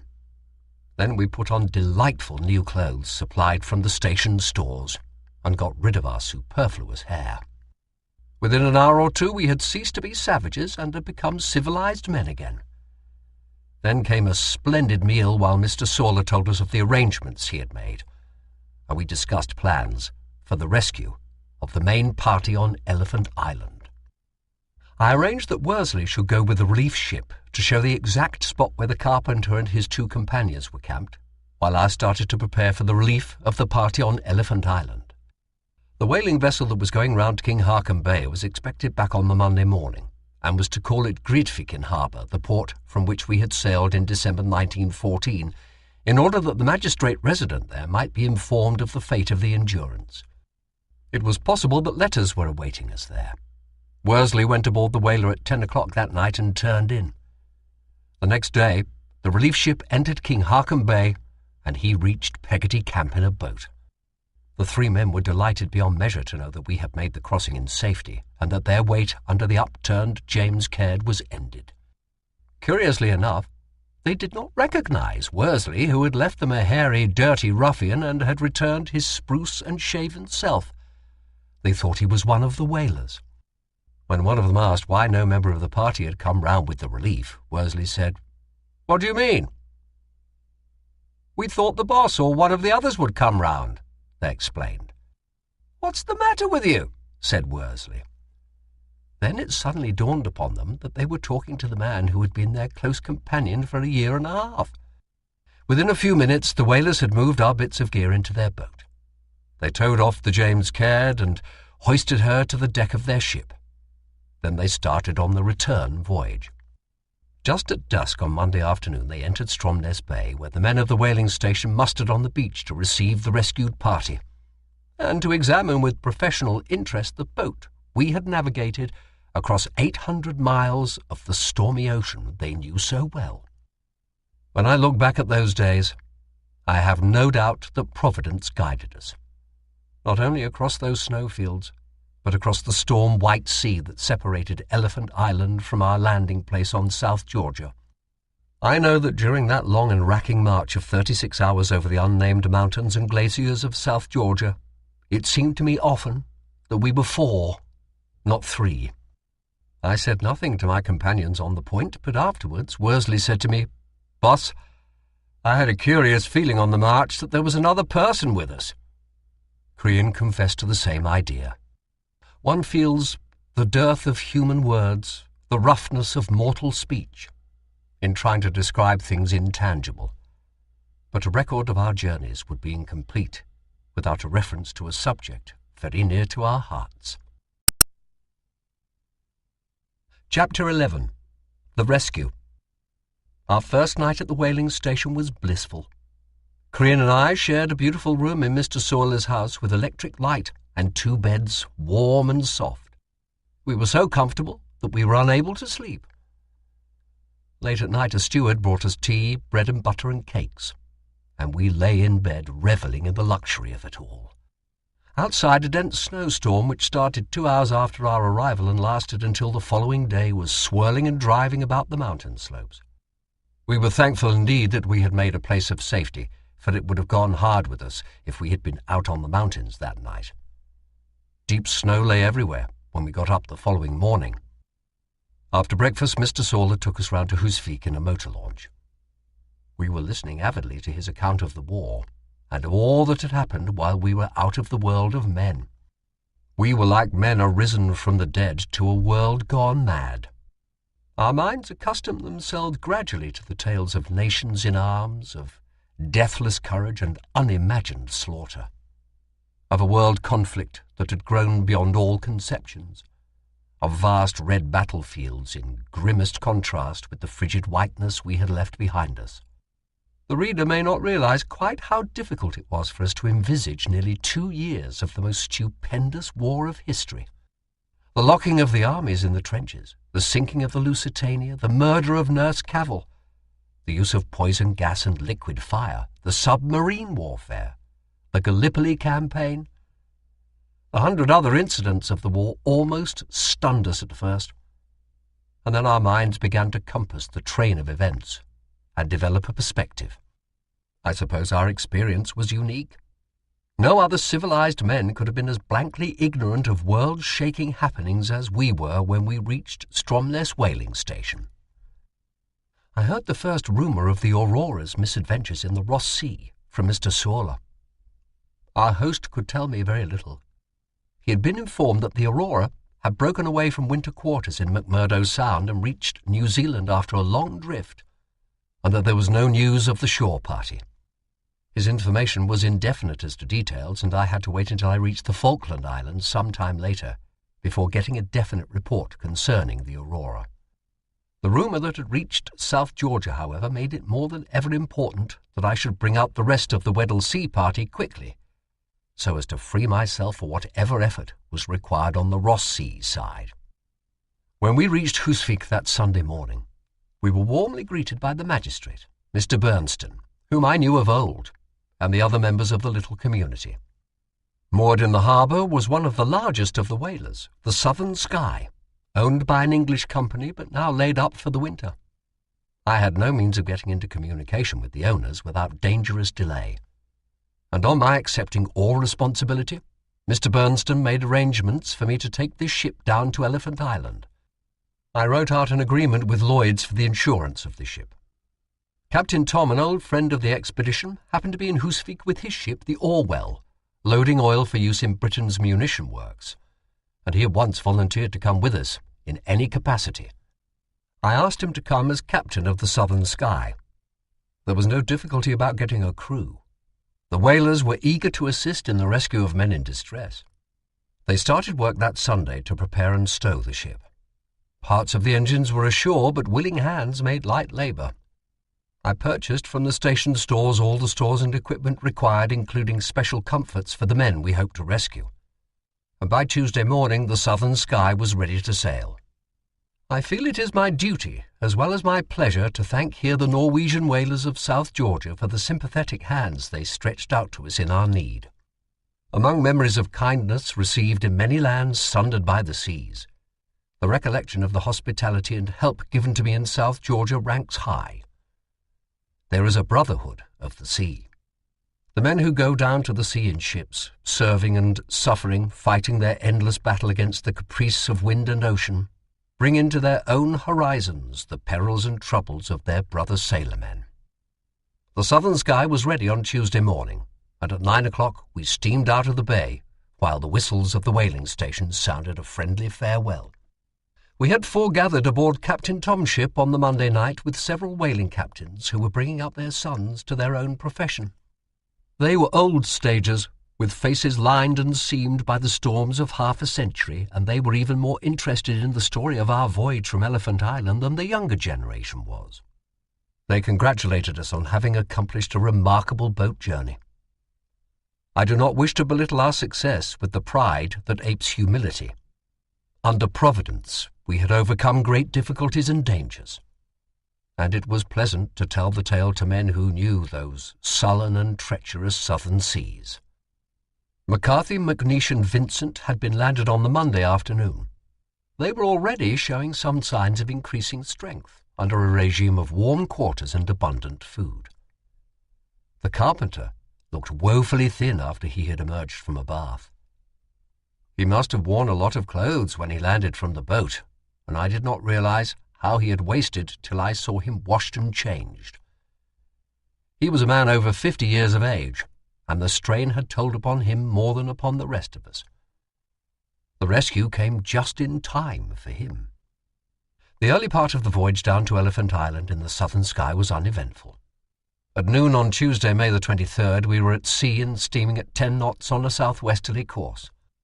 We made good progress, but the temperature fell very low, and the signs gave me some cause for anxiety as to the probability of encountering ice. On the third night out, the sea seemed to grow silent. I looked over the side and saw a thin film of ice. The sea was freezing around us, and the ice gradually grew thicker, reducing our speed to about 5 knots. Then lumps of old pack began to appear among the new ice. I realized that an advance through pack ice was out of the question. The Southern Sky was a steel-built steamer, and her structure, while strong to resist the waves, would not endure the blows of masses of ice. So I took the ship north, and at daylight on Friday we got clear of the pancake ice. We skirted westward, awaiting favourable conditions. The morning of the 28th was dull and overcast, with little wind. Again the ship's head was turned to the southwest, but at 3 p.m. a definite line of pack showed up on the horizon. We were about 70 miles from Elephant Island, but there was no possibility of taking the steamer through the ice that barred the way. Northwest again we turned. We were directly north of the island on the following day, and I made another move south. Heavy pack formed an impenetrable barrier. To admit failure at this stage was hard, but the facts had to be faced. The Southern Sky could not enter ice of even moderate thickness. The season was late, and we could not be sure that the ice would open for many months, though my opinion was that the pack would not become fast in that quarter even in the winter, owing to the strong winds and currents. The Southern Sky could carry coal for 10 days only, and we had been out 6 days. We were 500 miles from the Falkland Islands and about 600 miles from South Georgia. So I determined that, since we could not wait about for an opening, I would proceed to the Falklands, get a more suitable vessel either locally or from England, and make a second attempt to reach Elephant Island from that point. We encountered very bad weather on the way up, but in the early afternoon of May the 31st we arrived at Port Stanley, where the cable provided a link with the outer world. The harbour master came out to meet us, and after we had dropped anchor I went ashore and met the governor, Mr. Douglas Young. He offered me his assistance at once. He telephoned to Mr. Harding, the manager of the Falkland Islands station, and I learned, to my keen regret, that no ship of the type required was available at the islands. That evening I cabled to London a message to His Majesty the King. The first account of the loss of the Endurance and the subsequent adventures of the expedition. The next day I received the following message from the King. "Rejoice to hear of your safe arrival in the Falkland Islands and trust your comrades on Elephant Island may soon be rescued. George R.I." The events of the days that followed our arrival at the Falkland Islands I will not attempt to describe in detail. My mind was bent upon the rescue of the party on Elephant Island at the earliest possible moment. Winter was advancing, and I was fully conscious that the lives of some of my comrades might be the price of unnecessary delay. A proposal had been made to send a relief ship from England, but she could not reach the southern seas for many weeks.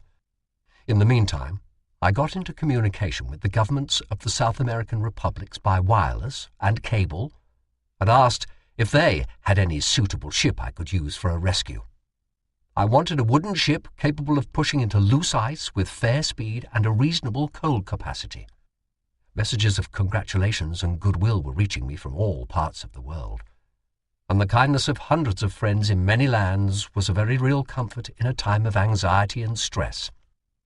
The British Admiralty informed me that no suitable vessel was available in England and that no relief could be expected before October. I replied that October would be too late. Then the British minister in Montevideo telegraphed me regarding a trawler named Instituto de Pesca No. 1, belonging to the Uruguayan government. She was a stout little vessel, and the government had generously offered to equip her with coal, provisions, clothing, etc., and send her across to the Falkland Islands for me to take down to Elephant Island. I accepted this offer gladly, and the trawler was in Port Stanley on June the 10th. We started south at once. The weather was bad, but the trawler made good progress, steaming steadily at about 6 knots, and in the bright clear dawn of the third day we sighted the peaks of Elephant Island. Hope ran high. But our ancient enemy, the pack, was lying in wait, and within 20 miles of the island the trawler was stopped by an impenetrable barrier of ice. The pack lay in the form of a crescent, with a horn to the west of the ship stretching north. Steaming northeast, we reached another horn, and saw that the pack, heavy and dense, then trended away to the east. We made an attempt to push into the ice, but it was so heavy that the trawler was held up at once, and began to grind in the small, thick floes, so we cautiously backed out. The propeller, going slowly, was not damaged, though any moment I feared we might strip the blades. The island lay on our starboard quarter, but there was no possibility of approaching it. The Uruguayan engineer reported to me that he had 3 days' coal left, and I had to give the order to turn back. A screen of fog hid the lower slopes of the island, and the men watching from the camp on the beach could not have seen the ship. Northward we steamed again, with the engines knocking badly, and after encountering a new gale made Port Stanley with the bunkers nearly empty and the engines almost broken down.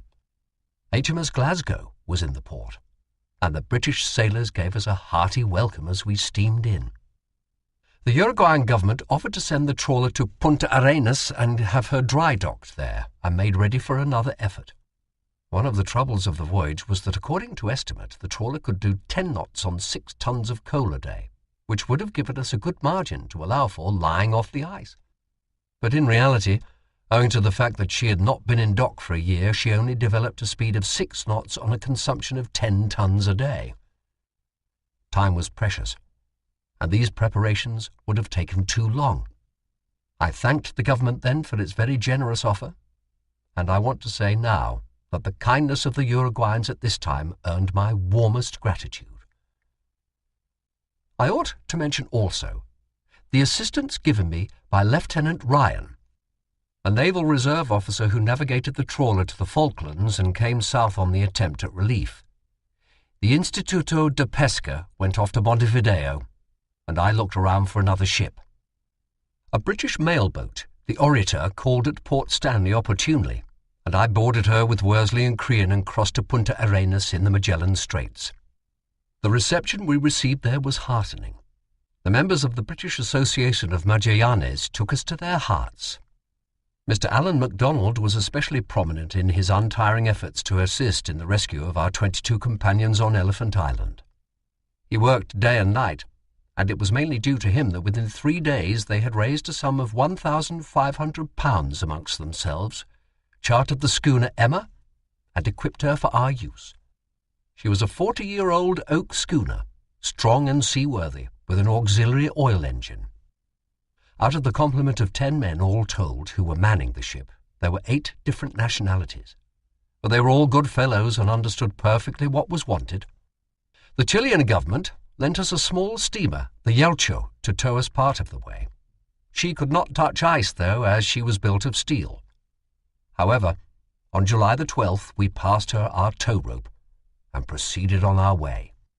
In bad weather we anchored next day, and although the wind increased to a gale, I could delay no longer. So we hove up anchor in the early morning of the 14th. The strain on the tow rope was too great. With the crack of a gun the rope broke.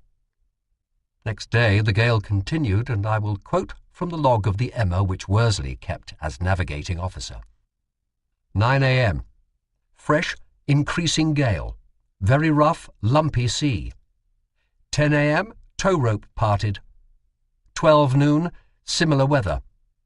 1 p.m. tow rope parted again. Set foresail and forestaysail and steered south-east by south. 3 p.m. Yelcho hailed us and said that the ship's bilges were full of water, so were our decks, and they were short of coal.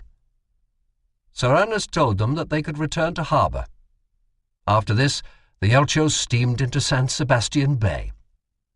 After 3 days of continuous bad weather, we were left alone to attempt once more to rescue the 22 men on Elephant Island, for whom, by this time, I entertained very grave fears. At dawn of Friday, July the 21st, we were within 100 miles of the island, and we encountered the ice in the half-light. I waited for the full day, and then tried to push through. The little craft was tossing in the heavy swell, and before she had been in the pack for 10 minutes, she came down on a cake of ice and broke the bobstay. Then the water inlet of the motor choked with ice. The schooner was tossing like a cork in the swell, and I saw after a few bumps that she was actually lighter than the fragments of ice around her. Progress under such conditions was out of the question. I worked the schooner out of the pack and stood to the east. I ran her through a line of pack towards the south that night, but was forced to turn to the northeast, for the ice trended in that direction as far as I could see. We hove to for the night, which was now 16 hours long. The winter was well advanced, and the weather conditions were thoroughly bad. The ice to the southward was moving north rapidly. The motor engine had broken down, and we were entirely dependent on the sails. We managed to make a little southing during the next day, but noon found us 108 miles from the island. That night we lay off the ice in a gale, hove to, and morning found the schooner iced up. The ropes cased in frozen spray were as thick as a man's arm, and if the wind had increased much, we would have had to cut away the sails, since there was no possibility of lowering them. Some members of the scratch crew were played out by the cold and the violent tossing. The schooner was about 70 feet long, and she responded to the motions of the storm-racked sea in a manner that might have disconcerted the most seasoned sailors. I took the schooner south at every chance, but always the line of ice blocked the way. The engineer, who happened to be an American, did things to the engines occasionally, but he could not keep them running, and the persistent south winds were dead ahead. It was hard to turn back a third time, but I realized we could not reach the island under those conditions, and we must turn north in order to clear the ship of heavy masses of ice. So we set a northerly course, and after a tempestuous passage reached Port Stanley once more. This was the third reverse. But I did not abandon my belief that the ice would not remain fast around Elephant Island during the winter, whatever the armchair experts at home might say. We reached Port Stanley in the schooner on August the 8th, and I learned there that the ship Discovery was to leave England at once and will be at the Falkland Islands about the middle of September. My good friend the governor said I could settle down at Port Stanley and take things quietly for a few weeks. The street of that port is about 1.5 miles long. It has the slaughterhouse at one end and the graveyard at the other. The chief distraction is to walk from the slaughterhouse to the graveyard. For a change, one may walk from the graveyard to the slaughterhouse. Ellen Terrace was born at Port Stanley, a fact not forgotten by the residents, but she has not lived there much since. I could not content myself to wait for 6 or 7 weeks, knowing that 600 miles away my comrades were in dire need. I asked the Chilean government to send the Yelcho, the steamer that had towed us before, to take the schooner across to Punta Arenas, and they consented promptly, as they had done to every other request of mine. So in a northwest gale we went across, narrowly escaping disaster on the way, and reached Punta Arenas on August the 14th. There was no suitable ship to be obtained. The weather was showing some signs of improvement, and I begged the Chilean government to let me have the Yelcho for a last attempt to reach the island. She was a small steel-built steamer, quite unsuitable for work in the pack, but I promised that I would not touch the ice. The government was willing to give me another chance, and on August the 25th, I started south on the 4th attempt at relief. This time, Providence favoured us. The little steamer made a quick run down in comparatively fine weather, and I found as we neared Elephant Island that the ice was open. A southerly gale had sent it northward temporarily, and the Yelcho had her chance to slip through. We approached the island in a thick fog. I did not dare to wait for this to be clear, and at 10 a.m. on August the 30th we passed some stranded bergs. Then we saw the sea breaking on a reef, and I knew that we were just outside the island. It was an anxious moment, for we had still to locate the camp, and the pack could not be trusted to allow time for a prolonged search in thick weather. But presently the fog lifted, and revealed the cliffs and glaciers of Elephant Island.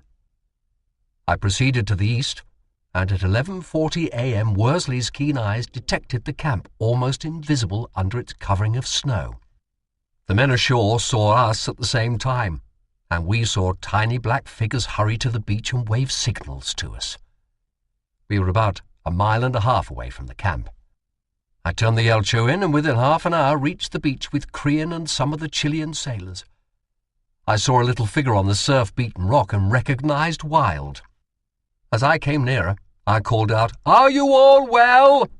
And he answered, "We are all well, boss." And then I heard 3 cheers. As I drew close to the rock, I flung packets of cigarettes ashore. They fell on them like hungry tigers, for well I knew that for months tobacco was dreamed of and talked of. Some of the hands were in a rather bad way, but Wilde had held the party together and kept hope alive in their hearts. There was no time then to exchange news or congratulations. I did not even go up the beach to see the camp, which Wilde assured me had been much improved. A heavy sea was running, and a change of wind might bring the ice back at any time. I hurried the party aboard with all possible speed, taking also the records of the expedition and essential portions of equipment. Everybody was aboard the Yelcho within an hour, and we steamed north at the little steamer's best speed. The ice was open still, and nothing worse than an expanse of stormy ocean separated us from the South American coast. During the run-up to Punta Arenas, I heard Wilde's story and blessed again the cheerfulness and resource that had served the party so well during 4.5 months of privation. The 22 men on Elephant Island were just at the end of their resources when the Yelcho reached them. Wilde had husbanded the scanty stock of food as far as possible, and had fought off the devils of despondency and despair on that little sand-spit, where the party had a precarious foothold between the grim ice fields and the treacherous ice-strewn sea. The pack had opened occasionally, but much of the time the way to the north had been barred. The Yelcho had arrived at the right moment. 2 days earlier she could not have reached the island, and a few hours later the pack may have been impenetrable again. Wilde had reckoned that help would come in August, and every morning he had packed his kit in cheerful anticipation that proved infectious, as I have no doubt it was meant to be. One of the party to whom I had said, "Well, you all were packed up ready," replied, "You see, boss, Wild never gave up hope, and whenever the sea was at all clear of ice, he rolled up his sleeping bag and said to all hands, 'Roll up your sleeping bags, boys. The boss may come today.'" And so it came to pass that we suddenly came out of the fog, and, from a black outlook, in an hour, all were in safety homeward bound. The food was eked out with seal and penguin meat, limpets, and seaweed. Seals had been scarce, but the supply of penguins had held out fairly well during the first 3 months. The men were down to the last Bovril ration, the only form of hot drink they had, and had scarcely 4 days' food in hand at the time of the rescue. The camp was in constant danger of being buried by the snow, which drifted heavily from the heights behind, and the men moved the accumulations with what implements they could provide.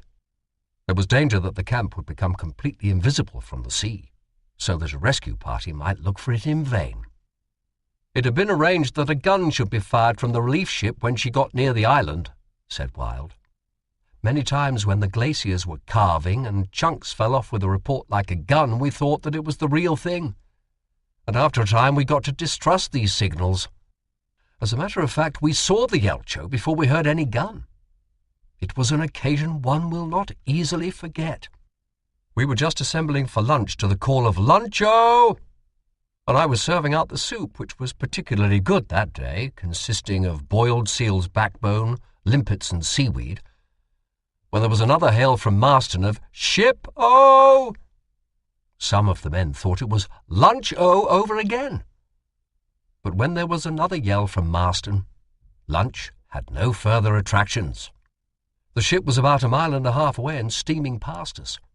A smoke signal was the agreed sign from the shore, and catching up somebody's coat that was lying about, I struck a pick into a tin of kerosene kept for the purpose, poured it over the coat, and set it alight.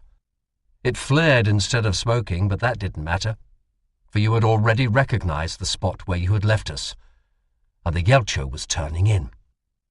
We encountered bad weather on the way back to Punta Arenas, and the little Yelcho laboured heavily, but she had light hearts aboard. We entered the Straits of Magellan on September the 3rd and reached Rio Seco at 8 a.m. I went ashore, found a telephone, and told the governor and my friends at Punta Arenas that the men were safe. 2 hours later we were at Punta Arenas, where we were given a welcome none of us is likely to forget. The Chilean people were no less enthusiastic than the British residents. The police had been instructed to spread the news that the Yelcho was coming with the rescued men, and lest the message should fail to reach some people, the fire alarm had been rung. The whole populace appeared to be in the streets. It was a great reception, and with the strain of long, anxious months lifted at last, we were in a mood to enjoy it. The next few weeks were crowded ones, but I will not attempt here to record their history in detail. I received congratulations and messages of friendship and good cheer from all over the world, and my heart went out to the good people who had remembered my men and myself in the press of terrible events on the battlefields. The Chilean government placed the Yelcho at my disposal to take the men up to Valparaiso and Santiago. We reached Valparaiso on September the 27th. Everything that could swim in the way of a boat was out to meet us. The crews of Chilean warships were lined up, and at least 30,000 thronged the streets. I lectured in Santiago on the following evening for the British Red Cross and a Chilean naval charity. The Chilean flag and the Union Jack were draped together. The band played the Chilean national anthem, God Save the King, and the Marseillaise, and the Chilean Minister for Foreign Affairs spoke from the platform and pinned an order on my coat. I saw the President and thanked him for the help that he had given a British expedition. His government had spent £4,000 on coal alone. In reply, he recalled the part that British sailors had taken in the making of the Chilean Navy. The Chilean Railway Department provided a special train to take us across the Andes, and I proceeded to Montevideo in order to thank personally the President and government of Uruguay for the help they had given generously in the earlier relief voyages. We were entertained royally at various spots en route. We went also to Buenos Aires on a brief call, then we crossed the Andes again. I had made arrangements by this time for the men and the staff to go to England. All hands were keen to take their places in the Empire's fighting forces. My own immediate task was the relief of the marooned Ross Sea party, for news had come to me of the Aurora's long drift in the Ross Sea and of her return in a damaged condition to New Zealand. Worsley was to come with me.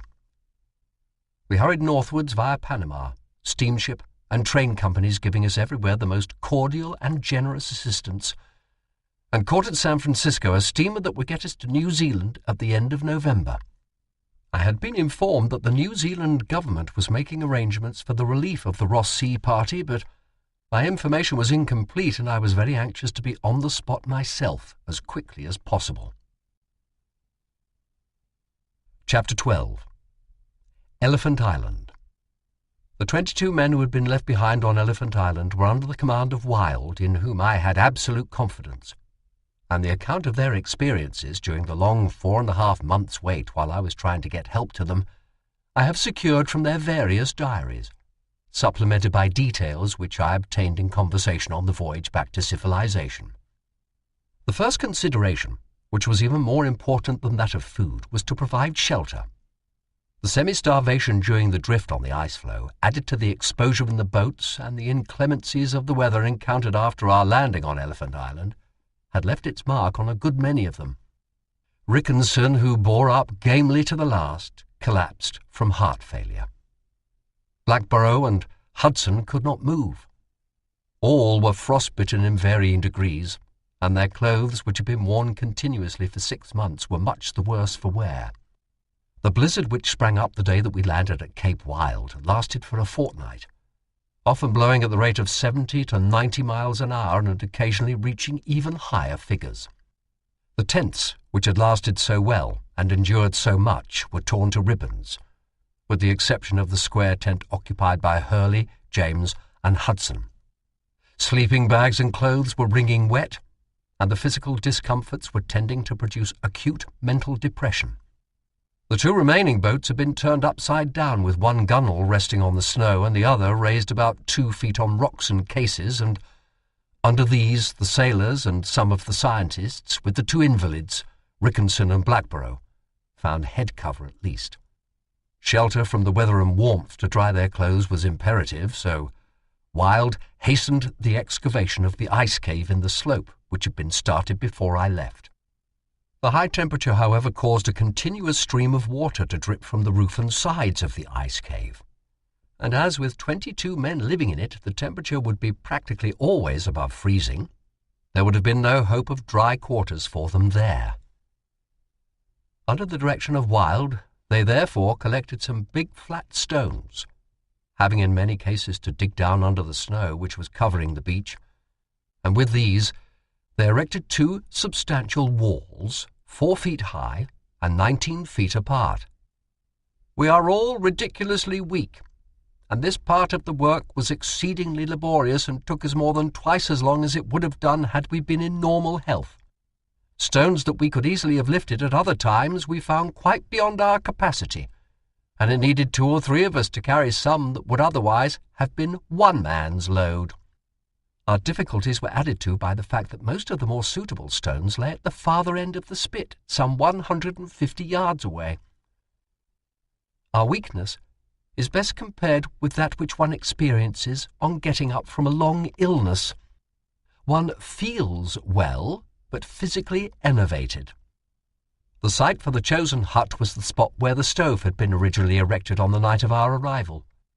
It lay between 2 large boulders, which, if they would not actually form the walls of the hut, would at least provide a valuable protection from the wind. Further protection was provided to the north by a hill called Penguin Hill at the end of the spit.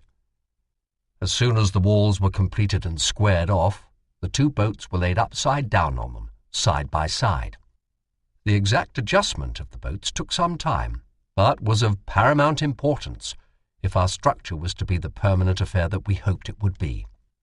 Once in place, they were securely chocked up and lashed down to the rocks. The few pieces of wood that we had were laid across from keel to keel, and over this the material of one of the torn tents was spread and secured with guys to the rocks. The walls were ingeniously contrived and fixed up by Marston. First he cut the now useless tents into suitable lengths. Then he cut the legs of a pair of sea boots into narrow strips, and using these in much the same way that the leather binding is put round the edge of upholstered chairs, he nailed the tent cloth all round the insides of the outer gunwales of the two boats in such a way that it hung down like a valance to the ground, where it was secured with spars and oars. A couple of overlapping blankets made the door, superseded later by a sack-mouth door cut from one of the tents. This consisted of a sort of tube of canvas sewn onto the tent cloth, through which the men crawled in or out, tying it up as one would the mouth of a sack as soon as the man had passed through. It is certainly the most convenient and efficient door for these conditions that has ever been invented. Whilst the side walls of the hut were being fixed, others proceeded to fill the interstices between the stones of the end walls with snow. As this was very powdery and would not bind well, we eventually had to supplement it with the only spare blanket and an overcoat. All this work was very hard on our frost-bitten fingers, and materials were very limited. At last all was completed, and we were invited to bring in our sodden bags, which had been lying out in the drizzling rain for several hours. For the tents and boats that had previously sheltered them had all been requisitioned to form our new residence. We took our places under Wild's direction. There was no squabbling for best places, but it was noticeable that there was something in the nature of a rush for the billets up on the thwarts of the boats. Rickenson, who was still very weak and ill, but very cheery, obtained a place in the boat directly above the stove, and the sailors, having lived under the Stancombe Wills for a few days while she was upside down on the beach, tacitly claimed it as their own and flocked up onto its thwarts as one man. There was one upstairs billet left in this boat, which Wild offered to Hussey and Lees simultaneously, saying that the first man that got his bag up could have the billet. Whilst Lees was calculating the pros and cons, Hussey got his bag and had it up just as Lees had determined that the pros had it. There were now 4 men up on the thwarts of the Dudley Docker, and the 5 sailors and Hussey on those of the Stancombe Wills, the remainder disposing themselves on the floor. The floor was at first covered with snow and ice frozen in amongst the pebbles. This was cleared out, and the remainder of the tents spread out over the stones. Within the shelter of these cramped but comparatively palatial quarters, cheerfulness once more reigned amongst the party. The blizzard, however, soon discovered the flaws in the architecture of their hut, and the fine drift snow forced its way through the crevices between the stones, forming the end walls. Jaeger sleeping bags and coats were spread over the outside of these walls, packed over with snow and securely frozen up, effectively keeping out this drift. At first all the cooking was done outside under the lee of some rocks, further protection being provided by a wall of provision cases. There were 2 blubber stoves made from old oil drums, and one day, when the blizzard was unusually severe, an attempt was made to cook the meals inside the hut. There being no means of escape for the pungent blubber smoke, the inmates had rather a bad time, some being affected with a form of smoke blindness similar to snow blindness, very painful, and requiring medical attention. A chimney was soon fitted, made by Carr out of the tin lining of one of the biscuit cases, and passed through a close-fitting tin grommet sewn into the canvas of the roof just between the keels of the 2 boats, and the smoke nuisance was soon a thing of the past. Later on, another old oil drum was made to surround this chimney, so that 2 pots could be cooked at once on the one stove. Those whose billets were near the stove suffered from the effects of the local thaw caused by its heat, but they were repaid by being able to warm up portions of steak and hooshes left over from previous meals, and even to warm up those of the less fortunate ones for a consideration. This consisted generally of part of the hoosh or 1 or 2 pieces of sugar. The cook and his assistant, which latter job was taken by each man in turn, were called about 7 a.m, and breakfast was generally ready by about 10 a.m. Provision cases were then arranged in a wide circle round the stove, and those who were fortunate enough to be next to it could dry their gear. So that all should benefit equally by this, a sort of general post was carried out, each man occupying his place at meal times for one day only, moving up one the succeeding day. In this way, eventually, every man managed to dry his clothes, and life began to assume a much brighter aspect. The great trouble in the hut was the absence of light. The canvas walls were covered with blubber soot, and with the snowdrifts accumulating round the hut, its inhabitants were living in a state of perpetual night. Lamps were fashioned out of sardine tins with bits of surgical bandage for wicks. But as the oil consisted of seal oil rendered down from the blubber, the remaining fibrous tissue being issued very sparingly at lunch, by the by, and being considered a great delicacy, they were more a means of conserving the scanty store of matches than of serving as illuminants. Wilde was the first to overcome this difficulty by sewing into the canvas wall the glass lid of a chronometer box. Later on, 3 other windows were added, the material in this case being some celluloid panels from a photograph case of mine which I had left behind in a bag. This enabled the occupants of the floor billets who were near enough to read and sew, which relieved the monotony of the situation considerably. Our reading material consisted at this time of 2 books of poetry, 1 book of Nordenskjöld's expedition, 1 or 2 torn volumes of the Encyclopaedia Britannica, and a penny cookery book owned by Marston. Our clothes, though never presentable as they bore the scars of nearly 10 months of rough usage, had to be continually patched to keep them together at all. As the floor of the hut had been raised by the additions of loads of clean pebbles, from which most of the snow had been removed during the cold weather, it was kept comparatively dry.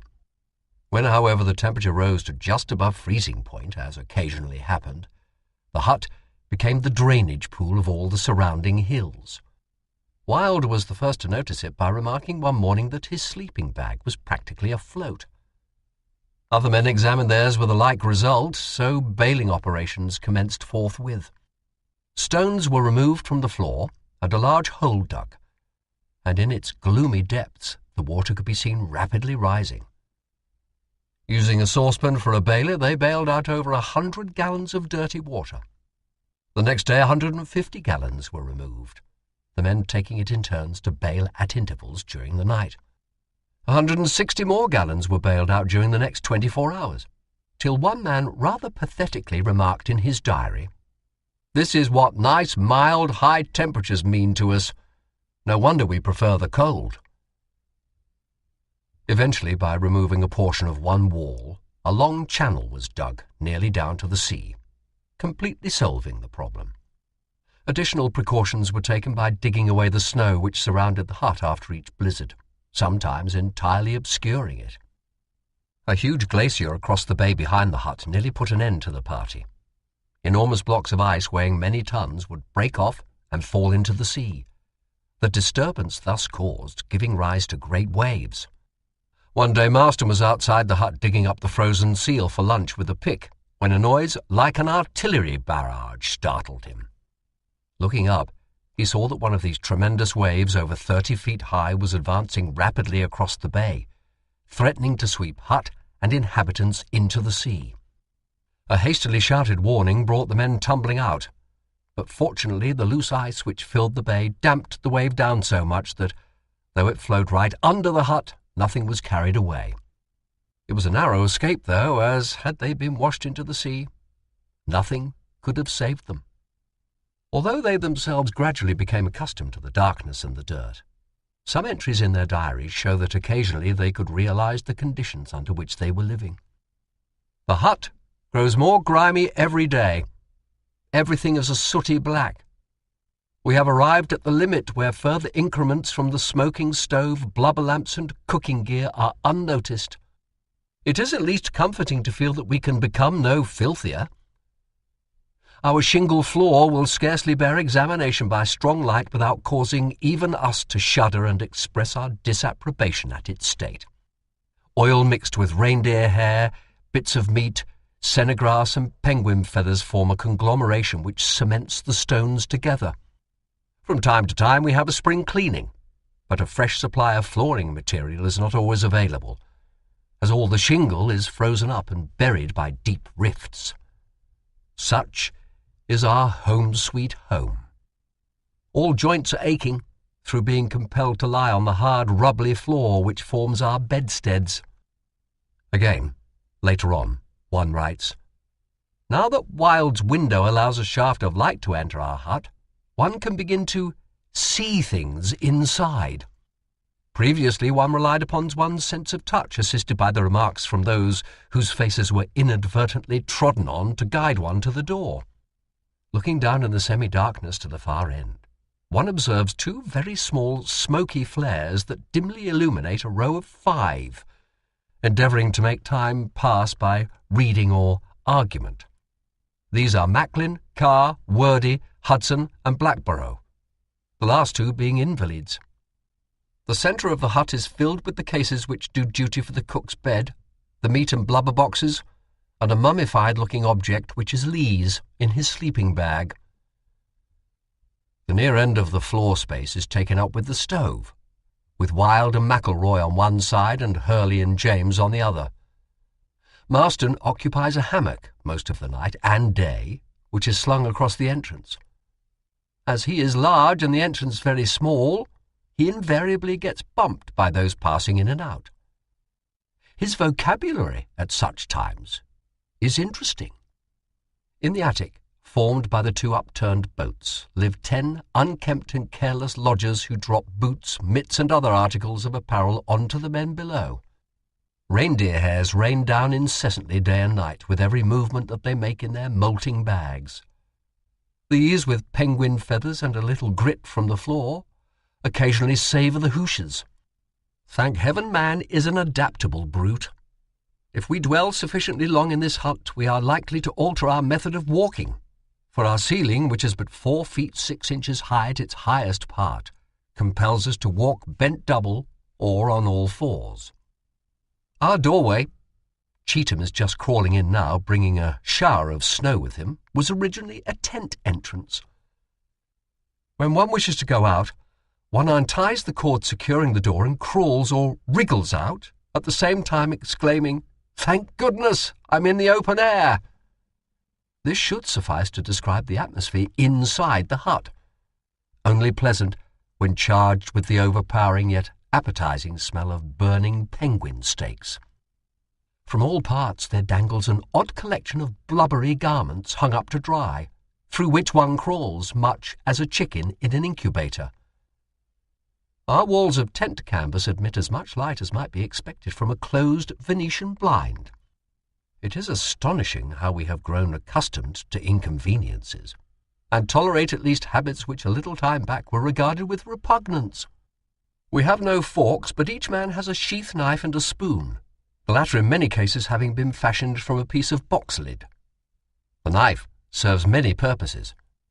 With it we kill, skin, and cut up seals and penguins, cut blubber into strips for the fire, very carefully scrape the snow off our hut walls, and then, after a perfunctory rub with an oily penguin skin, use it at meals. We are as regardless of our grime and dirt as is the Eskimo. We have been unable to wash since we left the ship nearly 10 months ago. For one thing, we have no soap or towels, only bare necessities being brought with us. And, again, had we possessed these articles, our supply of fuel would only permit us to melt enough ice for drinking purposes. Had one man washed, 6 others would have had to go without a drink all day.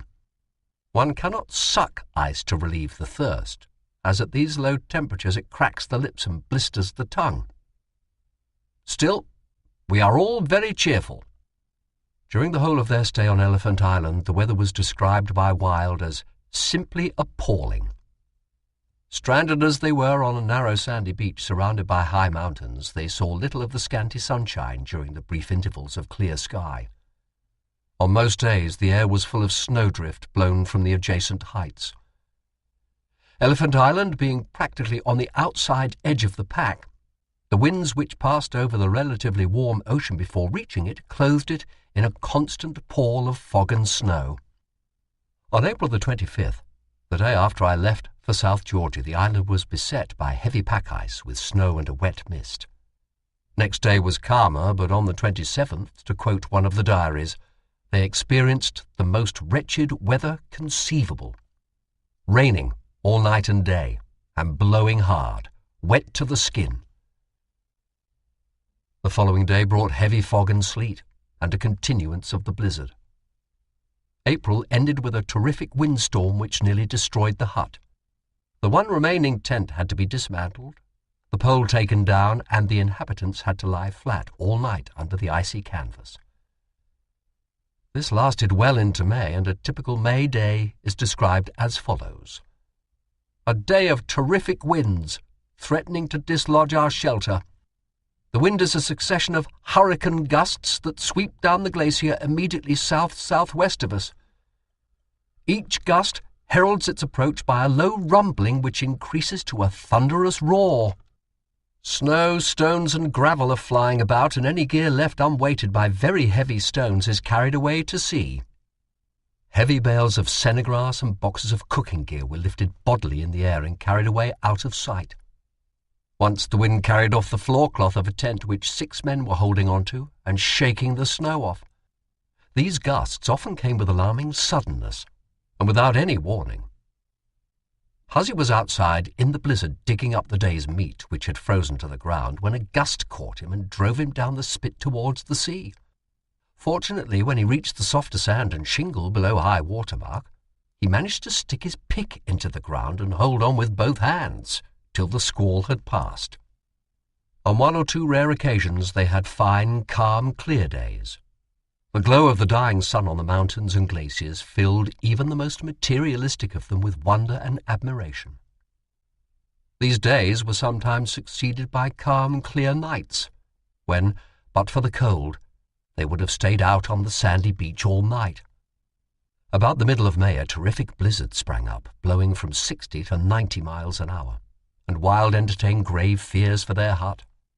One curious feature noted in this blizzard was the fact that huge ice sheets as big as window panes and about 1/4 of an inch thick were being hurled about by the wind, making it as dangerous to walk about outside as if one were in an avalanche of splintered glass.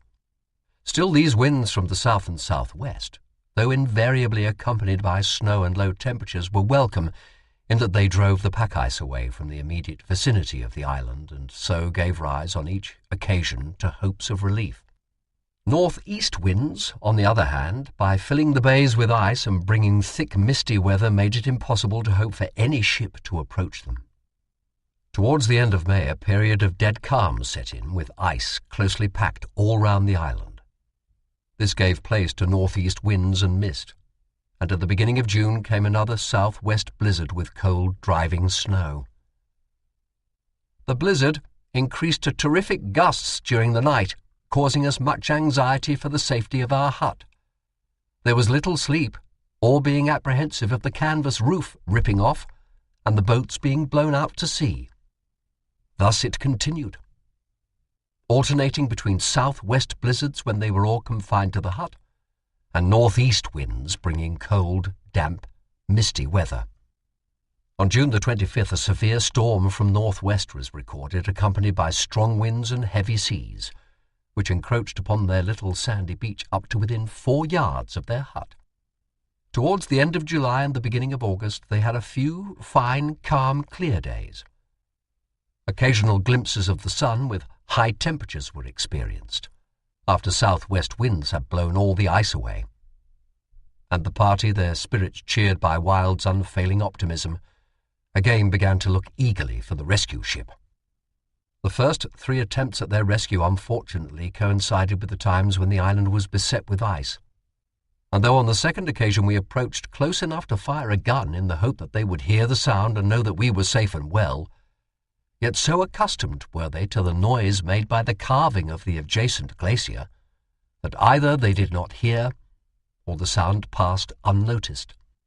On August the 16th, pack was observed on the horizon, and next day the bay was filled with loose ice, which soon consolidated. Soon afterwards, huge old floes and many bergs drifted in. The pack appears as dense as we have ever seen it. No open water is visible, and ice blink girdles the horizon. The weather is wretched, a stagnant calm of air and ocean alike, the latter obscured by dense pack through which no swell can penetrate, and a wet mist hangs like a pall over land and sea. The silence is oppressive. There is nothing to do but to stay in one's sleeping bag or else wander in the soft snow and become thoroughly wet. 15 inches of snow fell in the next 24 hours, making over 2 feet between August the 18th and 21st. A slight swell next day from the northeast ground up the pack ice, but this soon subsided, and the pack became consolidated once more. On August the 27th, a strong west-southwest wind sprang up and drove all this ice out of the bay, and except for some stranded bergs, left a clear ice-free sea through which we finally made our way from Punta Arenas to Elephant Island. As soon as I had left the island to get help for the rest of the expedition, Wild set all hands to collect as many seals and penguins as possible, in case their stay was longer than was at first anticipated. A sudden rise in temperature caused a whole lot to go bad and become unfit for food. So while a fair reserve was kept in hand, too much was not accumulated. At first, the meals, consisting mostly of seal meat with 1 hot drink per day, were cooked on a stove in the open. The snow and wind, besides making it very unpleasant for the cook, filled all the cooking pots with sand and grit, so during the winter the cooking was done inside the hut. A little Cerebos salt had been saved, and this was issued out at the rate of 3/4 of an ounce per man per week. Some of the packets containing the salt had broken, so that all did not get the full ration. On the other hand, one man dropped his week's ration on the floor of the hut amongst the stones and dirt. It was quickly collected, and he found to his delight that he had enough now to last him for 3 weeks. Of course, it was not all salt. The hot drink consisted at first of milk made from milk powder up to about 1/4 of its proper strength. This was later on diluted still more, and sometimes replaced by a drink made from a pea soup-like packing from the Bovril sledging rations. For Midwinter's Day celebrations, a mixture of 1 teaspoonful of methylated spirit in a pint of hot water, flavoured with a little ginger and sugar, served to remind some of cocktails and Veuve Clicquot. At breakfast, each had a piece of seal or half a penguin breast. Luncheon consisted of 1 biscuit on 3 days a week, nut food on Thursdays, bits of blubber from which most of the oil had been extracted for the lamps on 2 days a week, and nothing on the remaining day. On this day, breakfast consisted of a half-strength sledging ration. Supper was almost invariably seal and penguin cut up very finely and fried with a little seal blubber. There were occasionally very welcome variations from this menu. Some paddies, a little white bird not unlike a pigeon, was snared with a loop of string and fried with 1 water-sodden biscuit for lunch. Enough barley and peas for 1 meal all round of each had been saved, and when this was issued, it was a day of great celebration. Sometimes, by general consent, the luncheon biscuit would be saved, and with the next serving of biscuit was crushed in a canvas bag into a powder and boiled with a little sugar, making a very satisfying pudding.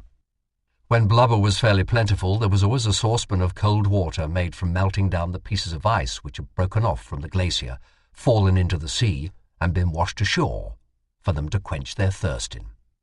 As the experience of Arctic explorers tended to show that seawater produced a form of dysentery, Wild was rather diffident about using it. Penguin carcasses boiled in 1 part of seawater to 4 of fresh were a great success, though, and no ill effects were felt by anybody.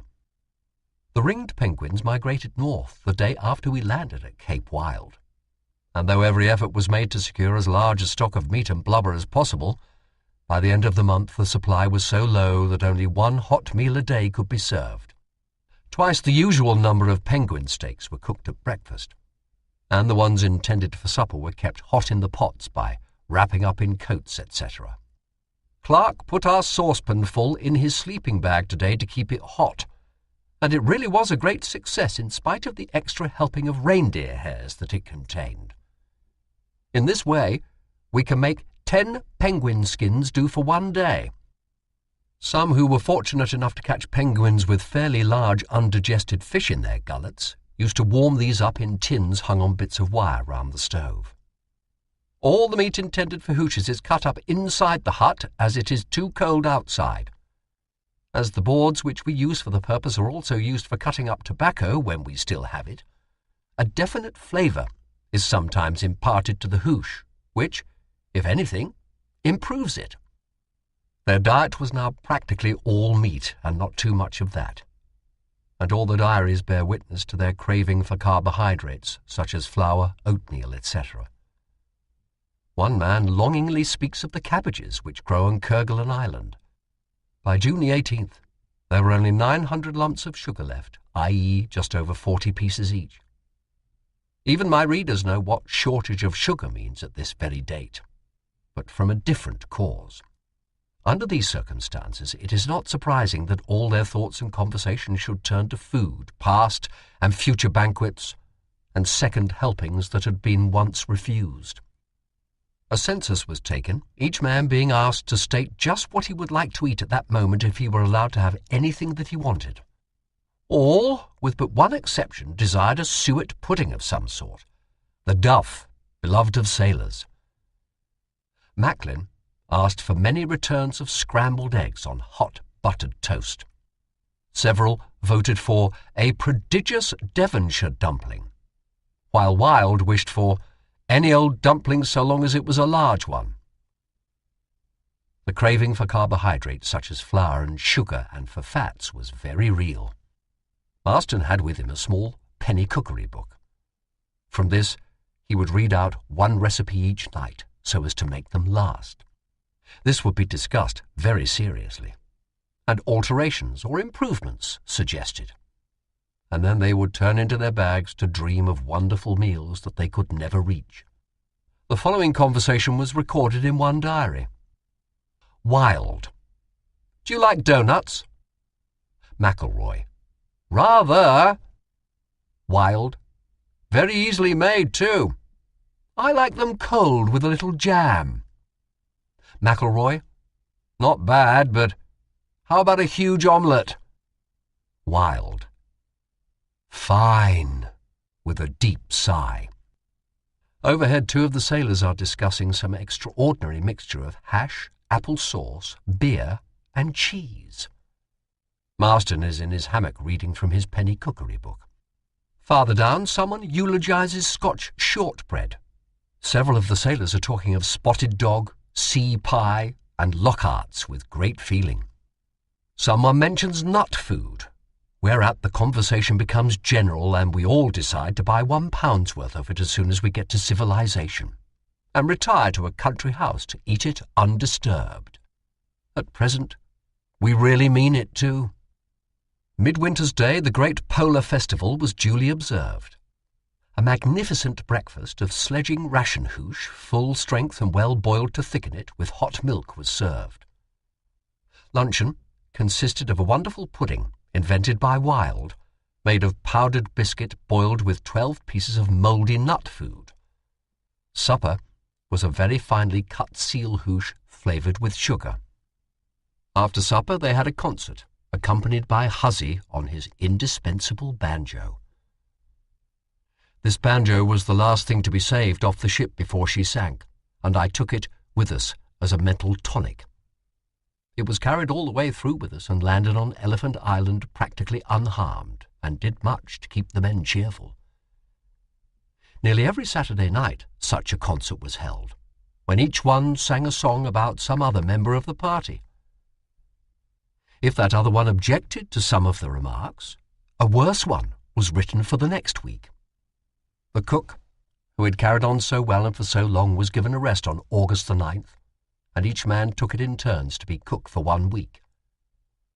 As the cook and his mate had the privilege of scraping out the saucepans, there was some anxiety to secure the job, especially amongst those with the larger appetites. The last of the methylated spirits was drunk on August the 12th, and from then onwards the King's health, sweethearts and wives, and the bosun crew of the Caird were drunk in hot water and ginger every Saturday night. The penguins and seals which had migrated north at the beginning of winter had not yet returned, or else the ice-foot which surrounded the spit to a thickness of 6 feet prevented them from coming ashore, so that food was getting short. Old seal bones that had been used once for a meal and then thrown away were dug up and stewed down with sea-water. Penguin carcasses were treated likewise. Limpets were gathered from the pools disclosed between the rocks below high tide after the pack ice had been driven away. It was a cold job gathering these little shellfish, as for each one the whole hand and arm had to be plunged into the icy water, and many score of these small creatures had to be collected to make anything of a meal. Seaweed boiled in sea water was used to eke out the rapidly diminishing stock of seal and penguin meat. This did not agree with some of the party. Though it was acknowledged to be very tasty, it only served to increase their appetite. A serious thing when there was nothing to satisfy it with. One man remarked in his diary, "We had a sumptuous meal today, nearly 5 ounces of solid food each." It is largely due to Wilde and to his energy, initiative and resource that the whole party kept cheerful all along, and, indeed, came out alive and so well. Assisted by the 2 surgeons, Doctors McElroy and Macklin, he had ever a watchful eye for the health care of each. His cheery optimism never failed even when food was very short, and the prospect of relief seemed remote. Each one in his diary speaks with admiration of him.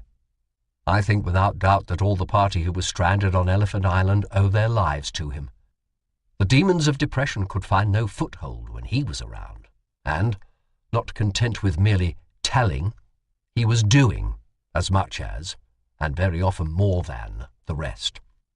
He showed wonderful capabilities of leadership and more than justified the absolute confidence that I placed in him. Huzzy, with his cheeriness and his banjo, was another vital factor in chasing away any tendency to downheartedness. Once they were settled in their hut, the health of the party was quite good. Of course, they were all a bit weak. Some were light-headed, all were frostbitten, and others, later, had attacks of heart failure.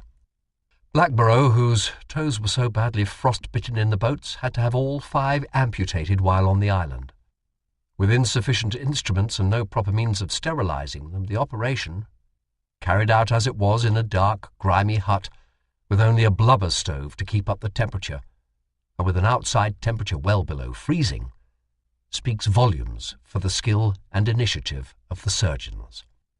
I am glad to be able to say that the operation was very successful, and after a little treatment ashore, very kindly given by the Chilean doctors at Punta Arenas, he has now completely recovered and walks with only a slight limp.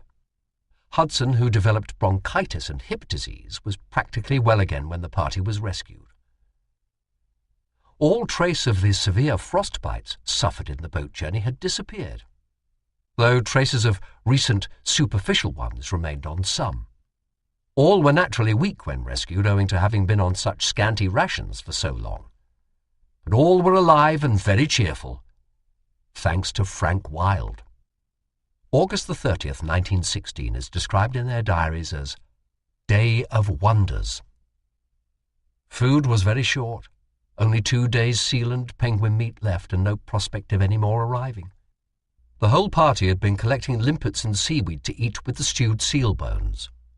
Lunch was being served by Wilde, Hurley and Marston waiting outside to take a last, long look at the direction from which they expected the ship to arrive. From a fortnight after I had left, Wilde would roll up his sleeping bag each day with the remark, "Get your things ready, boys, the boss may come today." And sure enough, one day the mist opened and revealed the ship for which they had been waiting and longing and hoping for over 4 months. Marston was the first to notice it and immediately yelled out, "Ship-o!" The inmates of the hut mistook it for a call of lunch-o, so took no notice at first.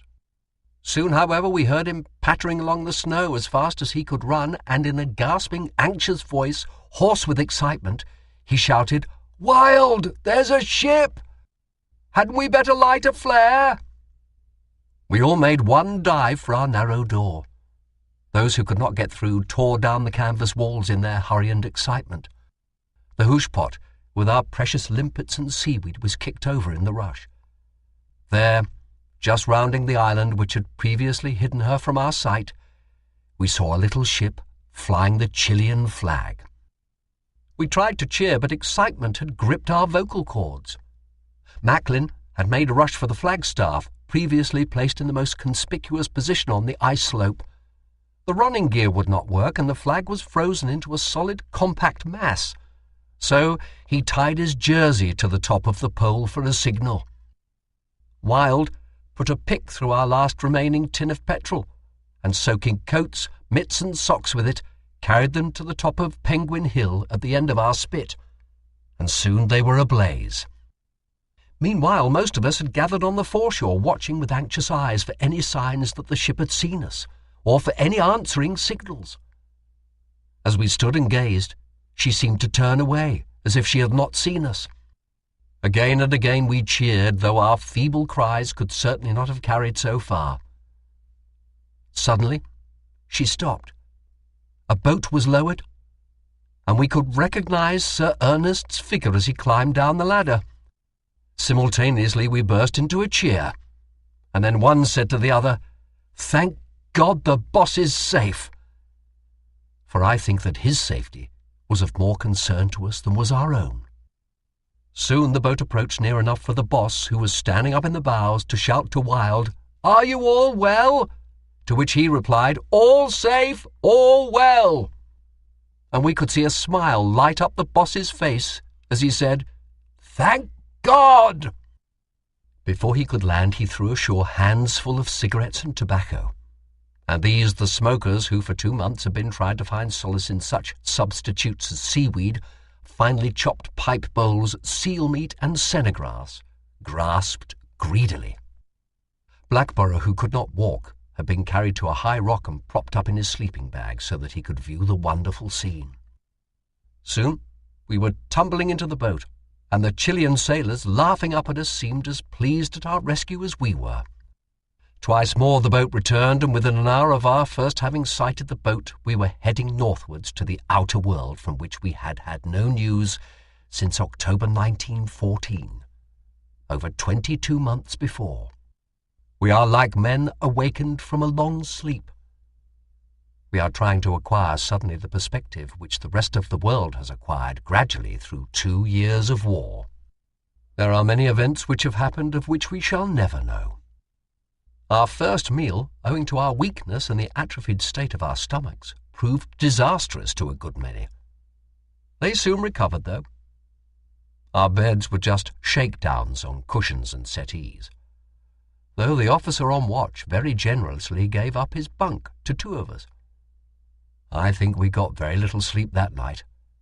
It was just heavenly to lie and listen to the throb of the engines, instead of to the crack of the breaking floe, the beat of the surf on the ice-strewn shore, or the howling of the blizzard. We intend to keep August the 30th as a festival for the rest of our lives. You readers can imagine my feelings as I stood in the little cabin, watching my rescued comrades feeding. Chapter 13. The Ross Sea Party. I now turn to the fortunes and misfortunes of the Ross Sea Party and the Aurora. In spite of the extraordinary difficulties occasioned by the breaking out of the Aurora from her winter quarters before sufficient stores and equipment had been landed, Captain Aeneas Mackintosh and the party under his command achieved the object of this side of the expedition. For the depot that was the main object of the expedition was laid in the spot that I had indicated, and if the transcontinental party had been fortunate enough to have crossed, they would have found the assistance in the shape of stores that would have been vital to the success of their undertaking. Owing to the dearth of stores, clothing and sledging equipment, the depot party was forced to travel more slowly and with greater difficulty than would have otherwise been the case. The result was that in making this journey the greatest qualities of endurance, self-sacrifice and patience were called for. And the call was not in vain, as you reading the following pages will realize. It is more than regrettable that after having gone through those many months of hardship and toil, Mackintosh and Hayward should have been lost. Spencer Smith, during those long days, dragged by his comrades on the sledge, suffering but never complaining, became an example to all men. Mackintosh and Hayward owed their lives on their journey to the unremitting care and strenuous endeavours of Joyce, Wilde and Richards, who, also scurvy-stricken but fitter than their comrades, dragged them through the deep snow and blizzards on the sledges. I think that no more remarkable story of human endeavour has been revealed than the tale of that long march, which I have collated from various diaries. Unfortunately, the diary of the leader of this side of the expedition was lost with him. The outstanding feature of the Ross Sea side was the journey made by these 6 men. The earlier journeys for the first year did not produce any sign of the qualities of leadership amongst the others. Mackintosh was fortunate for the long journey in that he had these 3 men with him, Ernest Wild, Richards, and Joyce. Before proceeding with the adventures of this party, I want to make clear in these pages how much I appreciate the assistance I received, both in Australia and New Zealand, especially in the latter dominion. And amongst the many friends there, it is not invidious on my part to lay special stress on the name of Leonard Tripp, who has been my mentor, counsellor, and friend for many years, and who, when the expedition was in precarious and difficult circumstances, devoted his energy, thought, and gave his whole time and advice to the best interests of our cause. I also must thank Edward Saunders, who for the second time has greatly helped me in preparing the expedition record for publication. To the Dominion Government I tender my warmest thanks. To the people of New Zealand, and especially to those many friends, too numerous to mention here, who helped us when our fortunes were at a low ebb, I wish to say that their kindness is an evergreen memory to me. If ever a man had cause to be grateful for assistance in dark days, I am he. The Aurora, under the command of Captain Aeneas Mackintosh, sailed from Hobart for the Ross Sea on December the 24th, 1914. The ship had refitted in Sydney, where the state and federal governments had given generous assistance, and would be able, if necessary, to spend 2 years in the Antarctic. My instructions to Captain Mackintosh in brief were to proceed to the Ross Sea, make a base at some convenient point in or near McMurdo Sound, land stores and equipment, and lay depots on the great ice barrier in the direction of the Beardmore Glacier for the use of the party that I expected to bring overland from the Weddell Sea coast. This programme would involve some heavy sledging, but the ground to be covered was familiar, and I had not anticipated that the work would present any great difficulties. The Aurora carried materials for a hut, equipment for landing and sledging parties, stores and clothing of all the kinds required, and an ample supply of sledges. There were also dog teams and one of the motor tractors.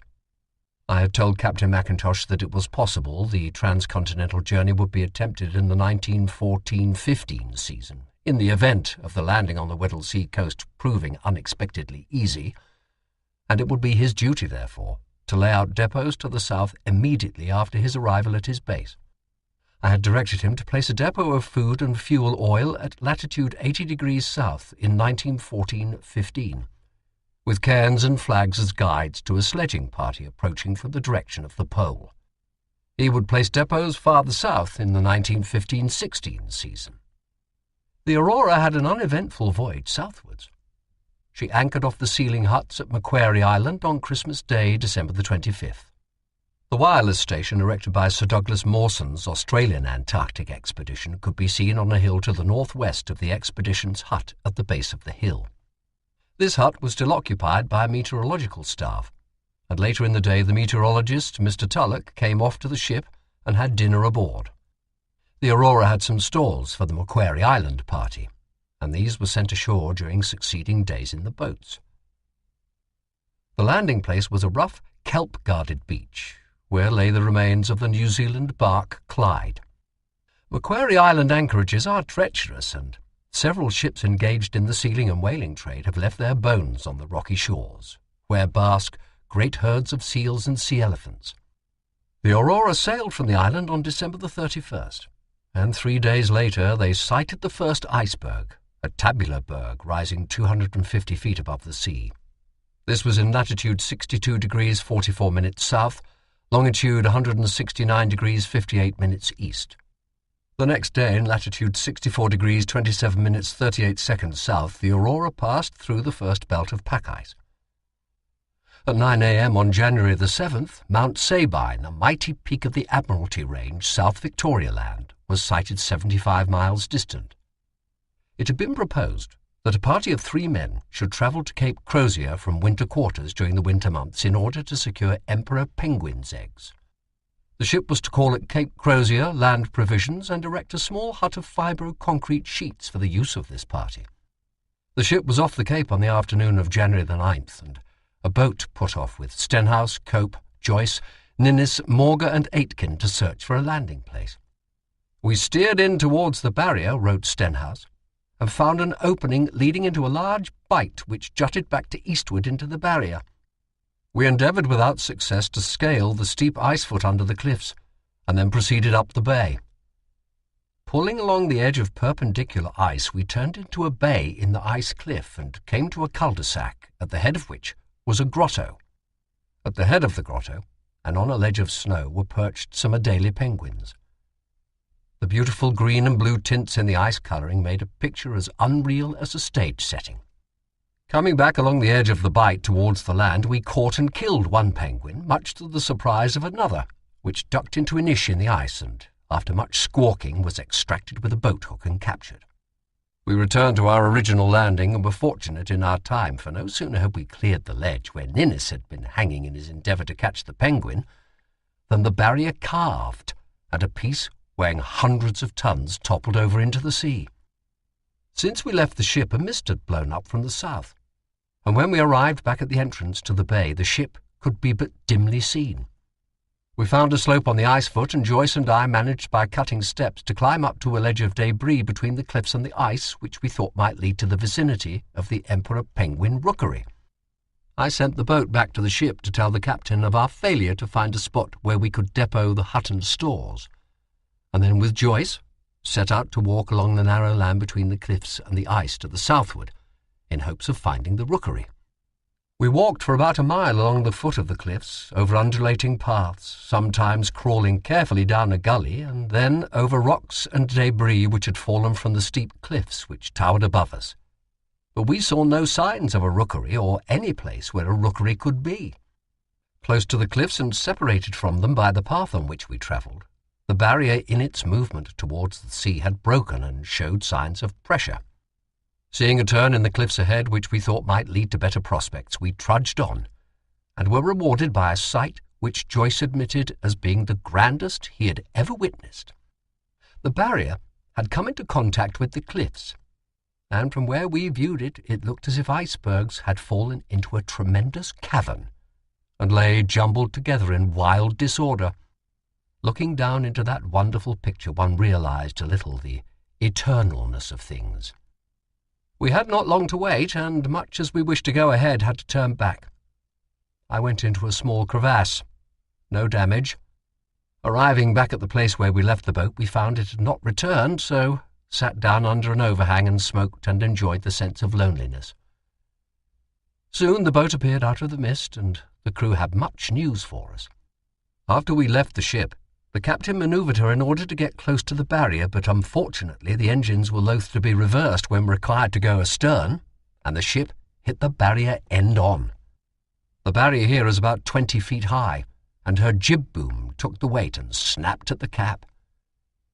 When I returned, Thompson was busy getting the broken boom and gear aboard. Luckily, the cap was not broken, and no damage was done aloft, but it was rather a bad introduction to the Antarctic. There is no place to land the Cape Crozier hut and stores, so we must build a hut in the winter here, which will mean so much extra sledging from winter quarters. Bad start, good finish. Joyce and I went aloft to the crow's nest, but could see no opening in the barrier to eastward where a ship might enter and get farther south. Mackintosh proceeded into McMurdo Sound. Heavy pack delayed the ship for 3 days, and it was not until January the 16th that she reached a point off Cape Evans where he landed 10 tons of coal and 98 cases of oil.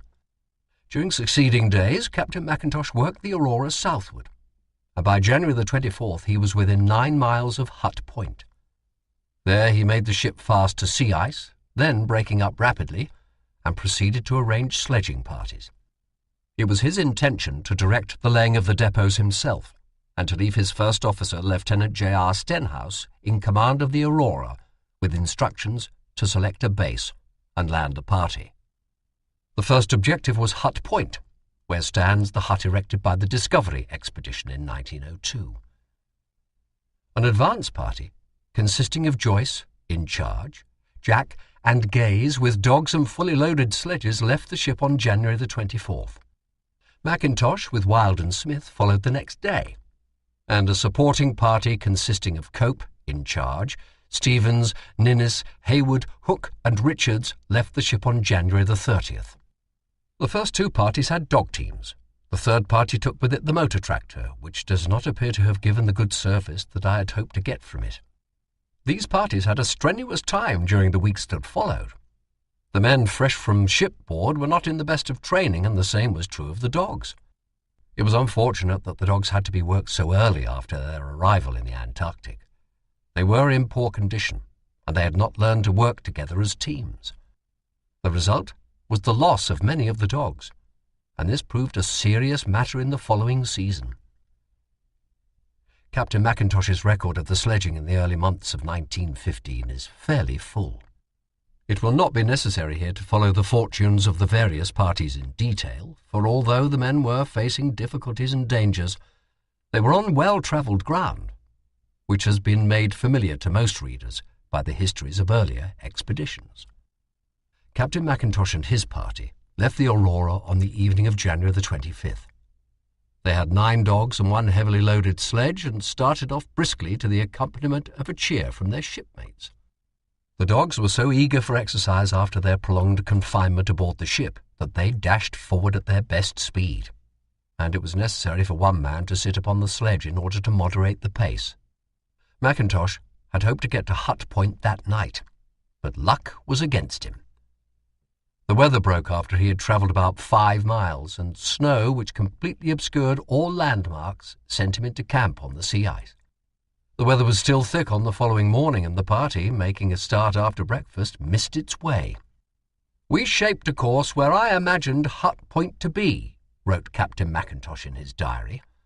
"But when the sledge meter showed 13 miles 50 yards, which is 4 miles in excess of the distance from the ship to Hut Point, I decided to halt again. The surface was changing considerably, and the land was still obscured. We have been travelling over a thick snow surface in which we sink deeply, and the dogs are not too cheerful about it." They started again at noon on January the 27th, when the weather had cleared sufficiently to reveal the land, and reached Hut Point at 4 p.m. The sledge meter showed that the total distance travelled had been over 17 miles. Mackintosh found in the hut a note from Joyce, who had been there on the 25th and who reported that one of his dogs had been killed in a fight with his companions. The hut contained some stores left there by earlier expeditions. The party stayed there for the night. Mackintosh left a note for Stenhouse directing him to place provisions in the hut, in case the sledging parties did not return in time to be taken off by the ship. Early next morning, Joyce reached the hut. He had encountered bad ice, and had come back to consult with Mackintosh regarding the route to be followed. Mackintosh directed him to steer out towards Black Island, in crossing the head of the sound beyond Hut Point. Mackintosh left Hut Point on January the 28th.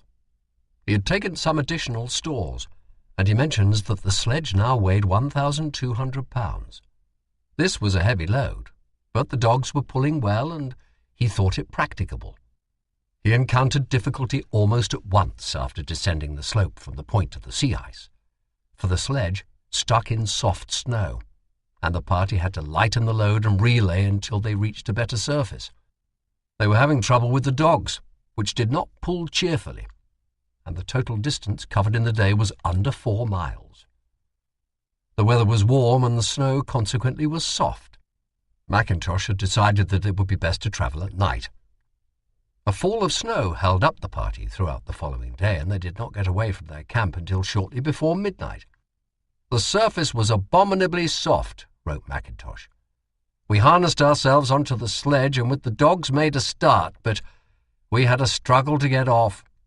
We had not gone very far when in deeper snow we stopped dead. Try as we would, no movement could be produced. Reluctantly we unloaded and began the tedious task of relaying. The work, in spite of the lighter load on the sledge, proved terrific for ourselves and for the dogs. We struggled for 4 hours, and then set camp to await the evening when the sun would not be so fierce, and the surface might be better. I must say I feel somewhat despondent, as we are not getting on as well as I expected, nor do we find it as easy as one would gather from reading." The two parties met again that day. Joyce also had been compelled to relay his load, and all hands laboured strenuously and advanced slowly. They reached the edge of the barrier on the night of January the 30th, and climbed an easy slope to the barrier surface about 30 feet above the sea ice. The dogs were showing signs of fatigue, and when Mackintosh camped at 6:30 a.m. on January the 31st, he reckoned that the distance covered in 12.5 hours had been about 2.5 miles. The men had killed a seal at the edge of the sea ice and placed the meat on a cairn for future use.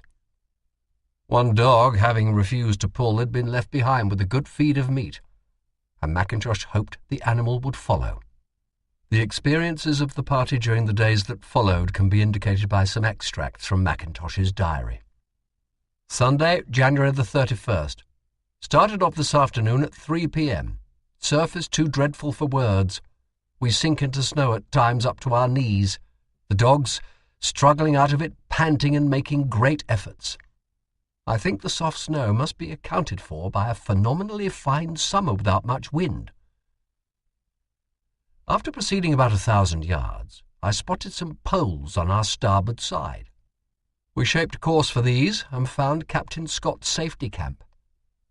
We unloaded a relay here and went back with empty sledge for the second relay. It took us 4 hours to do just this short distance. It is exasperating. After we had got the second load up, we had lunch. Then we dug round the poles while snow fell, and after getting down about 3 feet, we came across first a bag of oats, lower down 2 cases of dog biscuit, one with a complete week's ration, the other with seal meat. A good find. About 40 paces away we found a venester lid sticking out of the snow. Smith scraped round this with his ice axe and presently discovered one of the motor sledges Captain Scott used. Everything was just as it had been left, the petrol tank partly filled and apparently undeteriorated. We marked the spot with a pole. The snow clearing, we proceeded with a relay. We got only half a mile, still struggling in deep snow, and then went back for the second load. We can still see the cairn erected at the barrier edge and a black spot, which we take to be the dog. February the 1st. We turned out at 7:30 p.m. and after a meal broke camp. We made a relay of 2.5 miles. The sledge meter stopped during this relay. Perhaps that is the cause of our mileage not showing. We covered 7.5 miles in order to bring the load 2.5 miles. After lunch we decided, as the surface was getting better, to make a shot at travelling with the whole load. It was a back-breaking job. Wilde led the team, while Smith and I pulled in harness. The great trouble is to get the sledge started after the many unavoidable stops. We managed to cover 1 mile. This even is better than relaying. We then camped, the dogs being entirely done up, poor brutes. February the 2nd.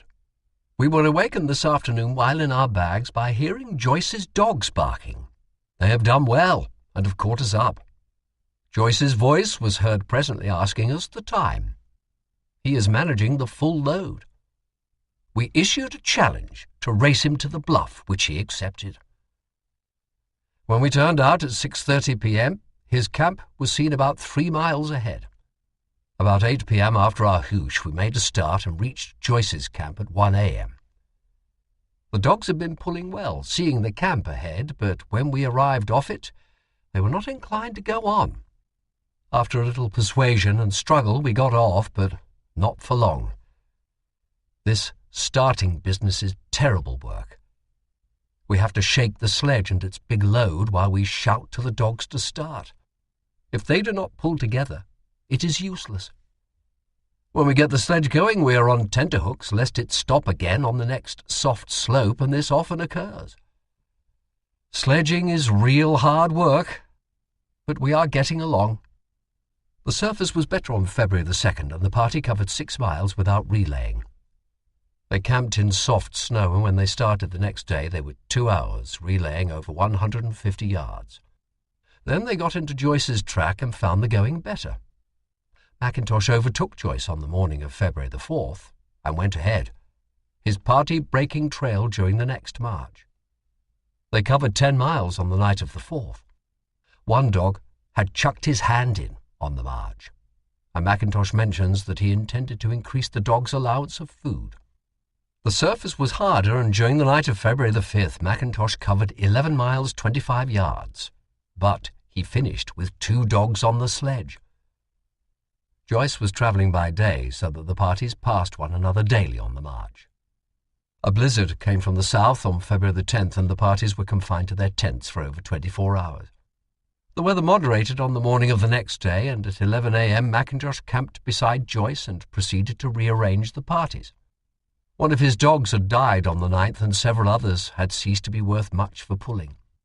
He had decided to take the best dogs from the 2 teams and continue the march with Joyce and Wild, while Smith, Jack and Gaze went back to Hut Point with the remaining dogs. This involved the adjustment of sledge loads in order that the proper supplies might be available for the depots. He had 8 dogs, and Smith had 5. A depot of oil and fuel was laid at this point, and marked by a cairn with a bamboo pole rising 10 feet above it. The change made for better progress. Smith turned back at once, and the other party went ahead fairly rapidly, the dogs being able to haul the sledge without much assistance from the men. The party built a cairn of snow after each hour's travelling to serve as guides to the depot and as marks for the return journey. Another blizzard held the men up on February the 13th, and they had an uncomfortable time in their sleeping bags owing to low temperature. During succeeding days, the party plodded forward. They were able to cover from 5 to 12 miles a day according to the surface and weather. They built the cairns regularly and checked their route by taking bearings of the mountains to the west. They were able to cover from 5 to 12 miles a day, the dogs pulling fairly well. They reached latitude 80 degrees south on the afternoon of February the 20th. Mackintosh had hoped to find a depot laid in that neighbourhood by Captain Scott, but no trace of it was to be seen. The surface had been very rough during the afternoon, and for that reason the depot to be laid there was named Rocky Mountain Depot. The stores were to be placed on a substantial cairn, and smaller cairns were to be built at right angles to the depot as a guide to the overland party. As soon as breakfast was over, wrote Mackintosh the next day, Joyce and Wild went off with a light sledge and the dogs to lay out the cairns and place flags to the eastward, building them at every mile. The outer cairn had a large flag and a note indicating the position of the depot. I remained behind to get angles and fix our position with the theodolite. The temperature was very low this morning, and handling the theodolite was not too warm a job for the fingers. My whiskers froze to the metal while I was taking a sight. After 5 hours, the others arrived back. They had covered 10 miles, 5 miles out and 5 miles back. During the afternoon, we finished the cairn, which we have built to a height of 8 feet. It is a solid square erection which ought to stand a good deal of weathering, and on top we have placed a bamboo pole with a flag, making the total height 25 feet. Building the cairn was a fine warming job, but the ice on our whiskers often took some 10 minutes thawing out. Tomorrow we hope to lay out the cairns to the westward, and then to shape our course for the bluff. The weather became bad again during the night. A blizzard kept the men in their sleeping bags on February the 21st, and it was not until the afternoon of the 23rd that Mackintosh and Joyce made an attempt to lay out the cairns to the west. They found that 2 of the dogs had died during the storm, leaving 7 dogs to haul the sledge. They marched a mile and a half to the westward and built a cairn, but the weather was very thick, and they did not think it wise to proceed farther. They could not see more than 100 yards, and the tent was soon out of sight. They returned to the camp and stayed there until the morning of February the 24th, when they started the return march, with snow still falling. "We did get off from our camp," says Mackintosh, "but had only proceeded about 400 yards when the fog came on so thick that we could scarcely see a yard ahead. So we had to pitch the tent again and are now sitting inside, hoping the weather will clear. We are going back with only 10 days' provisions, so it means pushing on for all we are worth. These stoppages are truly annoying. The poor dogs are feeling hungry. They eat their harness or any straps that may be about. We can give them nothing beyond their allowance of 3 biscuits each, as we are on bare rations ourselves. But I feel sure they require more than £1 a day. That is what they are getting now. After lunch we found it a little clearer, but a very bad light. We decided to push on. It is weird travelling in this light. There is no contrast or outline. The sky and the surface are one, and we cannot discern undulations which we encounter with disastrous results. We picked up the first of our outward cairns. This was most fortunate. After passing a second cairn, everything became blotted out, and so we were forced to camp, after covering 4 miles 703 yards. The dogs are feeling the pangs of hunger and devouring everything they see. They will eat anything except rope. If we had not wasted those 3 days, we might have been able to give them a good feed at the Bluff depot, but now that is impossible. It is snowing hard. The experiences of the next few days were unhappy. Another blizzard brought heavy snow and held the party up throughout the 25th and 26th. Outside is a scene of chaos. The snow, whirling along with the wind, obliterates everything. The dogs are completely buried, and only a mound with the skis sticking up indicates where the sledge is. We long to be off, but the howl of the wind shows how impossible it is. The sleeping bags are damp and sticky, so are our clothes. Fortunately, the temperature is fairly high, and they do not freeze. One of the dogs gave a bark, and Joyce went out to investigate. He found that Major, feeling hungry, had dragged his way to Joyce's ski and eaten off the leather binding. Another dog has eaten all his harness, canvas, rope, leather, brass, and rivets. I am afraid the dogs will not pull through. They all look too thin, and these blizzards do not improve matters. We have a week's provisions and 160 miles to travel. It appears that we will have to get another week's provisions from the depot, but don't wish it. We'll see what luck tomorrow. Of course, at Bluff we can replenish. We are now reduced to 1 meal in the 24 hours, wrote Mackintosh a day later. This going without food keeps us colder. It is a rotten, miserable time. It is bad enough having this wait, but we have also the wretched thought of having to use the provisions already depoted, for which we have had all this hard struggle. The weather cleared on the 27th. And in the afternoon Mackintosh and Joyce went back to the depot while Wilde remained behind to build a cairn and attempt to dry the sleeping bags in the sun. The stores left at the depot had been 2 1/4 tins of biscuit, 42 pounds to the tin, rations for 3 men for 3 weeks in bags, each intended to last 1 week, and 3 tins of oil. Mackintosh took one of the weekly bags from the depot and returned to the camp. The party resumed the homeward journey the next morning, and with a sail on the sledge to take advantage of the southerly breeze, covered 9.5 miles during the day. But the dogs had reached almost the limit of their endurance. 3 of them fell out, unable to work longer while on the march. That evening, for the first time since leaving the Aurora, the men saw the sun dip to the horizon in the south, a reminder that the Antarctic summer was nearing its close. The remaining 4 dogs collapsed on March the 2nd. After lunch we went off fairly well for half an hour. Then Nigger commenced to wobble about, his legs eventually giving under him. We took him out of his harness and let him travel along with us, but he has given us all he can, and now can only lie down. After Nigger, my friend Pompey collapsed. The drift, I think, accounts a good deal for this. Pompey has been splendid of late, pulling steadily and well. Then Scotty, the last dog but one, gave up. They are all lying down in our tracks. They have a painless death, for they curl up in the snow and fall into a sleep from which they will never wake. We are left with 1 dog, Pinky. He has not been one of the pullers, but he is not despised. We can afford to give him plenty of biscuit. We must nurse him and see if we cannot return with 1 dog at least. We are now pulling ourselves with the sail, the full oarcloth of the tent set, and Pinky giving a hand. At one stage a terrific gust came along and capsized the sledge. The sail was blown off the sledge, out of its guys, and we prepared to camp, but the wind fell again to a moderate breeze, so we repaired the sledge and proceeded. It is blowing hard this evening, cold too. Another wonderful sunset. Golden colours illuminate the sky. The moon casts beautiful rays in combination with the more vivid ones from the dipping sun. If all was as beautiful as the scene, we could consider ourselves in some paradise. But it is dark and cold in the tent, and I shiver in a frozen sleeping bag. The inside fur is a mass of ice congealed from my breath. One creeps into the bag, toggles up with half-frozen fingers, and hears the crackling of the ice. Presently drops of thawing ice are falling on one's head. Then comes a fit of shivers. You rub yourself and turn over to warm the side of the bag which has been uppermost. A puddle of water forms under the body.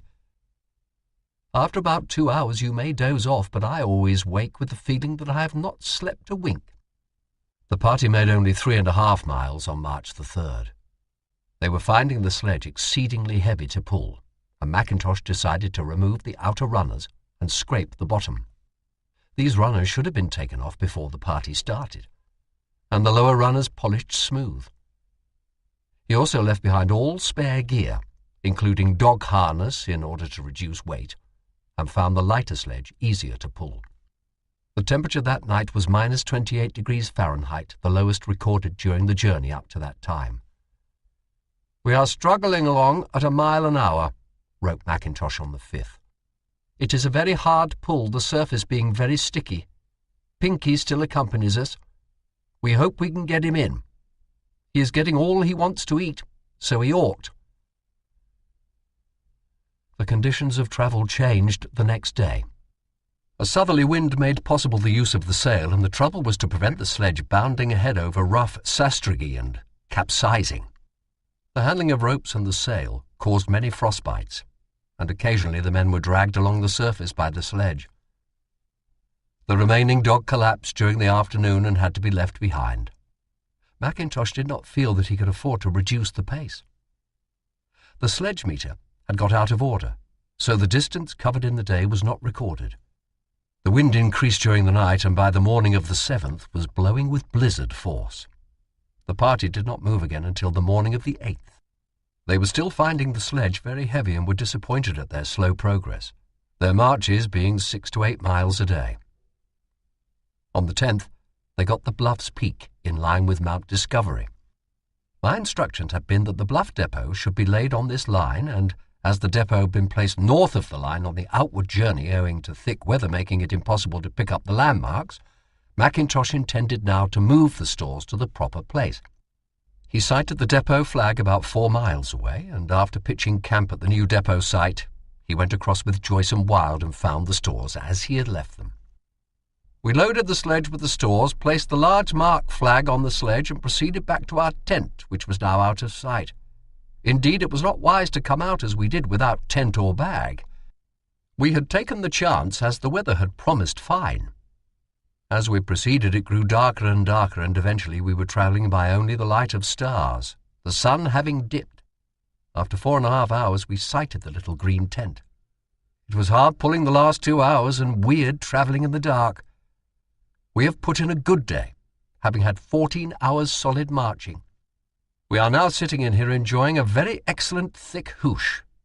A light has been improvised out of an old tin with methylated spirit. The party spent the next day in their sleeping bags while a blizzard raged outside.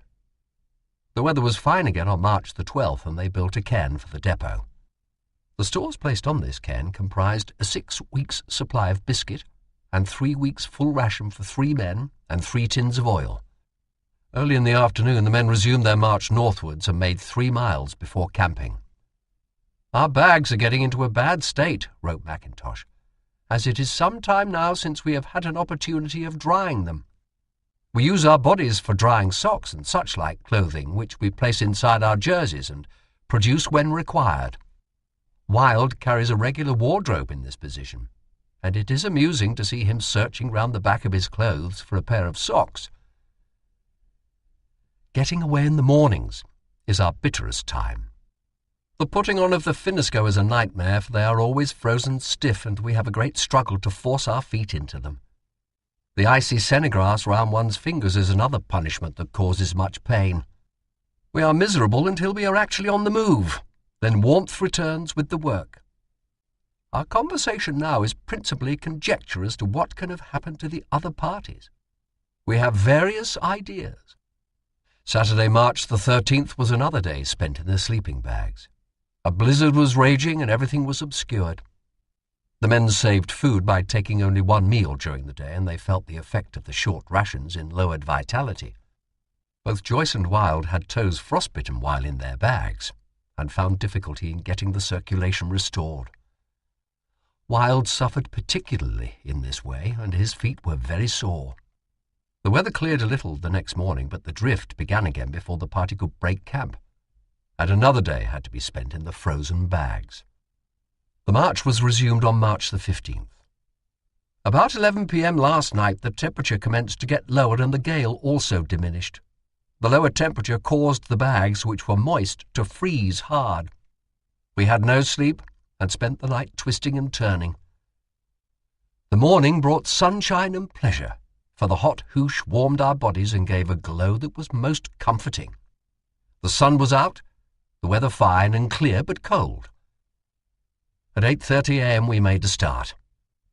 We take a long time putting on our finneskoe, although we get up earlier to allow for this. This morning we were over 4 hours getting away. We had a fine surface this morning for marching, but we did not make much headway. We did the usual 4 miles before lunch. The temperature was minus 23 degrees Fahrenheit. A mirage made the sastrugi appear to be dancing like some ice goblins. Joyce calls them dancing jimmies. After lunch we travelled well, but the distance for the day was only 7 miles 400 yards. We are blaming our sledge meter for the slow rate of progress. It is extraordinary that on the days when we consider we are making good speed, we do no more than on days when we have a tussle. March 15th. The air temperature this morning was minus 35 degrees Fahrenheit. Last night was one of the worst I have ever experienced. To cap everything, I developed toothache, presumably as a result of frostbitten cheek. I was in positive agony. I groaned and moaned, got the medicine chest, but could find nothing there to stop the pain. Joyce, who had wakened up, suggested methylated spirit. So I damped some cotton wool, then placed it in the tooth, with the result that I burnt the inside of my mouth. All this time my fingers being exposed, it must have been at least 50 degrees below zero, were continually having to be brought back. After putting on the methylated spirit, I went back to the bag, which of course was frozen stiff. I wriggled and moaned till morning brought relief by enabling me to turn out. Joyce and Wilde both had a bad night, their feet giving them trouble. My feet do not affect me so much as theirs. The skin has peeled off the inside of my mouth, exposing a raw sore as the result of the methylated spirit. My tooth is better, though. We have had to reduce our daily ration. Frostbites are frequent in consequence. The surface became very rough in the afternoon, and the light, too, was bad owing to cumulus clouds being massed over the sun. We are continually falling, for we are unable to distinguish the high and low parts of the sastrugi surface. We are travelling on our ski. We camped at 6 p.m. after travelling 6 miles, 100 yards. I am writing this sitting up in the bag. This is the first occasion I have been able to do thus for some time, for usually the cold has penetrated through everything should one have the bag open. The temperature is a little higher tonight, but still it is minus 21 degrees Fahrenheit, 53 degrees of frost. Our matches, among other things, are running short, and we have given up using any except for lighting the primus. The party found the light bad again the next day. After stumbling on ski among the sastrugi for 2 hours, the men discarded the ski and made better progress. But they still had many falls owing to the impossibility of distinguishing slopes and irregularities in the grey, shadowless surface of the snow. They made over 9.5 miles that day and managed to cover 10 miles on the following day, March the 18th, one of the best marches of the journey. I look forward to seeing the ship. All of us bear marks of our tramp. Wilde takes first place. His nose is a picture for Punch to be jealous of. His ears, too, are sore, and one big toe is a black sore. Joyce has a good nose and many minor sores. My jaw is swollen from the frostbite I got on the cheek, and I also have a bit of nose. We have discarded the ski which we hitherto used and travel in the finneskoe. This makes the sledge go better, but it is not so comfortable travelling as on ski. We encountered a very high, rough, sastrugi surface, most remarkably high, and had a cold breeze in our faces during the march. Our beards and moustaches are masses of ice. I will take care I am clean-shaven next time I come out. The frozen moustache makes the lobes of the nose freeze more easily than they would if there was no ice alongside them. I ask myself why on earth one comes to these parts of the earth. Here we are, frostbitten in the day, frozen at night. What a life! The temperature at 1 p.m. that day was minus 23 degrees Fahrenheit, i.e., 55 degrees of frost. The men camped abreast of Corner Camp, where they had been on February the 1st, on the evening of March the 19th.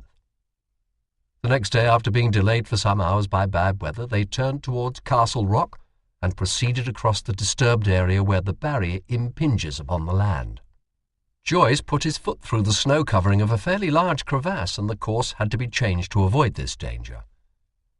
The march for the day was only 2 miles 900 yards. Mackintosh felt that the pace was too slow, but was unable to quicken it owing to the bad surfaces. The food had been cut down to close upon half rations, and at this reduced rate the supply still in hand would be finished in 2 days.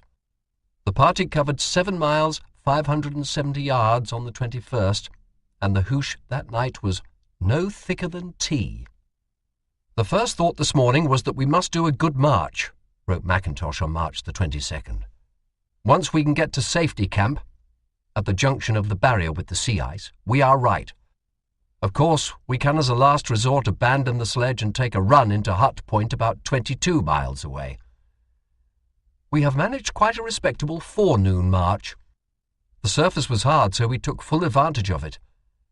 With our low food, the cold is penetrating. We had lunch at 1 p.m. and then had left over 1 meal at full rations and a small quantity of biscuits. The temperature at lunchtime was minus 6 degrees Fahrenheit. Erebus is emitting large volumes of smoke travelling in a southeasterly direction, and a red glare is also discernible. After lunch we again accomplished a good march, the wind favouring us for 2 hours. We are anxiously looking out for Safety Camp." The distance for the day was 8 miles 1,525 yards. March the 23rd, 1915. No sooner had we camped last night than a blizzard with drift came on and has continued ever since. This morning finds us prisoners. The drift is lashing into the sides of the tent and everything outside is obscured. This weather is rather alarming, for if it continues we are in a bad way. We have just made a meal of cocoa mixed with biscuit crumbs. This has warmed us up a little, but on empty stomachs the cold is penetrating. The weather cleared in the afternoon, but too late for the men to move that day. They made a start at 7 a.m. on the 24th after a meal of cocoa and biscuit crumbs. We have some biscuit crumbs in the bag, and that is all. Our start was made under most bitter circumstances, all of us being attacked by frostbites. It was an effort to bare hands for an instant. After much rubbing and bringing back of extremities, we started. Wild is a mass of bites, and we are all in a bad way. We plugged on, but warmth would not come into our bodies. We had been pulling about 2 hours when Joyce's smart eyes picked up a flag. We shoved on for all we were worth, and as we got closer, sure enough, the cases of provisions loomed up. Then what feeds we promised to give ourselves. It was not long before we were putting our gastronomic capabilities to the test. Pemmican was brought down from the depot with oatmeal to thicken it, as well as sugar. While Wilde was getting the primers lighted, he called out to us that he believed his ear had gone. This was the last piece of his face left whole. Nose, cheeks, and neck all having bites. I went into the tent and had a look. The ear was a pale green. I quickly put the palm of my hand to it and brought it round. Then his fingers went, and to stop this and bring back the circulation, he put them over the lighted primus, a terrible thing to do. As a result, he was in agony. His ear was brought round all right, and soon the hot hoosh sent warmth tingling through us. We felt like new beings. We simply ate till we were full, mug after mug. After we had been well satisfied, we replaced the cases we had pulled down from the depot and proceeded towards the gap. Just before leaving, Joyce discovered a note left by Spencer, Smith and Richards. This told us that both the other parties had returned to the hut and apparently all was well, so that is good. When we got to the barrier edge, we found the ice cliff onto the newly formed sea ice not safe enough to bear us. So we had to make a detour along the barrier edge and, if the sea ice was not negotiable, find a way up by Castle Rock.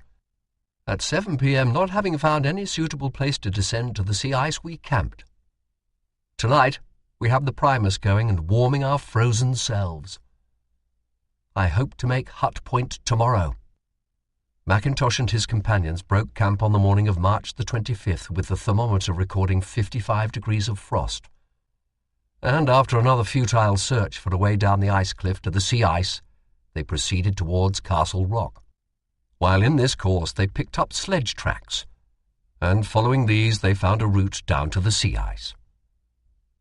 Mackintosh decided to depot the sledge on top of a well-marked undulation and proceed without gear. A short time later, the three men, after a scramble over the cliffs of Hut Point, reached the door of the hut. We shouted. No sound. Shouted again, and presently a dark object appeared. This turned out to be Cope, who was by himself. The other members of the party had gone out to fetch the gear off their sledge, which they also had left. Cope had been laid up, so did not go with them. We soon were telling each other's adventures, and we heard then how the ship had called here on March the 11th and picked up Spencer Smith, Richards, Ninnis, Hook and Gaze, the present members here being Cope, Hayward and Jack. A meal was soon prepared. We found here even a blubber fire, luxurious, but what a state of dirt and grease. However, warmth and food are at present our principal objects. While we were having our meal, Jack and Hayward appeared. Late in the evening we turned into dry bags. As there are only 3 bags here, we take it in turns to use them. Our party have the privilege. I got a letter here from Stenhouse giving a summary of his doings since we left him. The ship's party also have not had a rosy time. Mackintosh learned here that Spencer, Smith, Jack and Gaze, who had turned back on February the 10th, had reached Hut Point without difficulty. The third party, headed by Cope, had also been out on the barrier, but had not done much.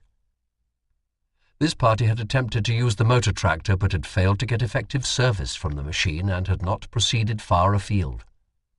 The motor was now lying at Hut Point. Spencer Smith's party and Cope's party had both returned to Hut Point before the end of February. The 6 men now at Hut Point were cut off from the winter quarters of the expedition at Cape Evans by the open water of McMurdo Sound. Mackintosh naturally was anxious to make the crossing and get in touch with the ship and the other members of the shore party. But he could not make a move until the sea ice became firm, and, as events occurred, he did not reach Cape Evans until the beginning of June. He went out with Cope and Hayward on March the 29th to get his sledge and brought it as far as Pram Point on the south side of Hut Point. He had to leave the sledge there, owing to the condition of the sea ice. He and his companions lived an uneventful life under primitive conditions at the hut. The weather was bad, and though the temperatures recorded were low, the young sea ice continually broke away. The blubber stove in use at the hut seemed to have produced soot and grease in the usual large quantities, and the men and their clothing suffered accordingly. The whites of their eyes contrasted vividly with the dense blackness of their skins. Wild and Joyce had a great deal of trouble with their frostbites. Joyce had both feet blistered, his knees were swollen, and his hands also were blistered. Jack devised some blubber lamps which produced an uncertain light and much additional smoke. Mackintosh records that the members of the party were contented enough but unspeakably dirty, and he writes longingly of baths and clean clothing. The store of seal blubber ran low early in April, and all hands kept a sharp lookout for seals. On April the 15th, several seals were seen and killed. The operations of killing and skinning made worse the greasy and blackened clothes of the men. It is to be regretted that though there was a good deal of literature available, especially on this particular district, the leaders of the various parties had not taken advantage of it, and so supplemented their knowledge. Joyce and Mackintosh, of course, had had previous Antarctic experience. But it was open to all to have carefully studied the detailed instructions published in the books of the 3 last expeditions in this quarter. Chapter 14. Wintering in McMurdo Sound.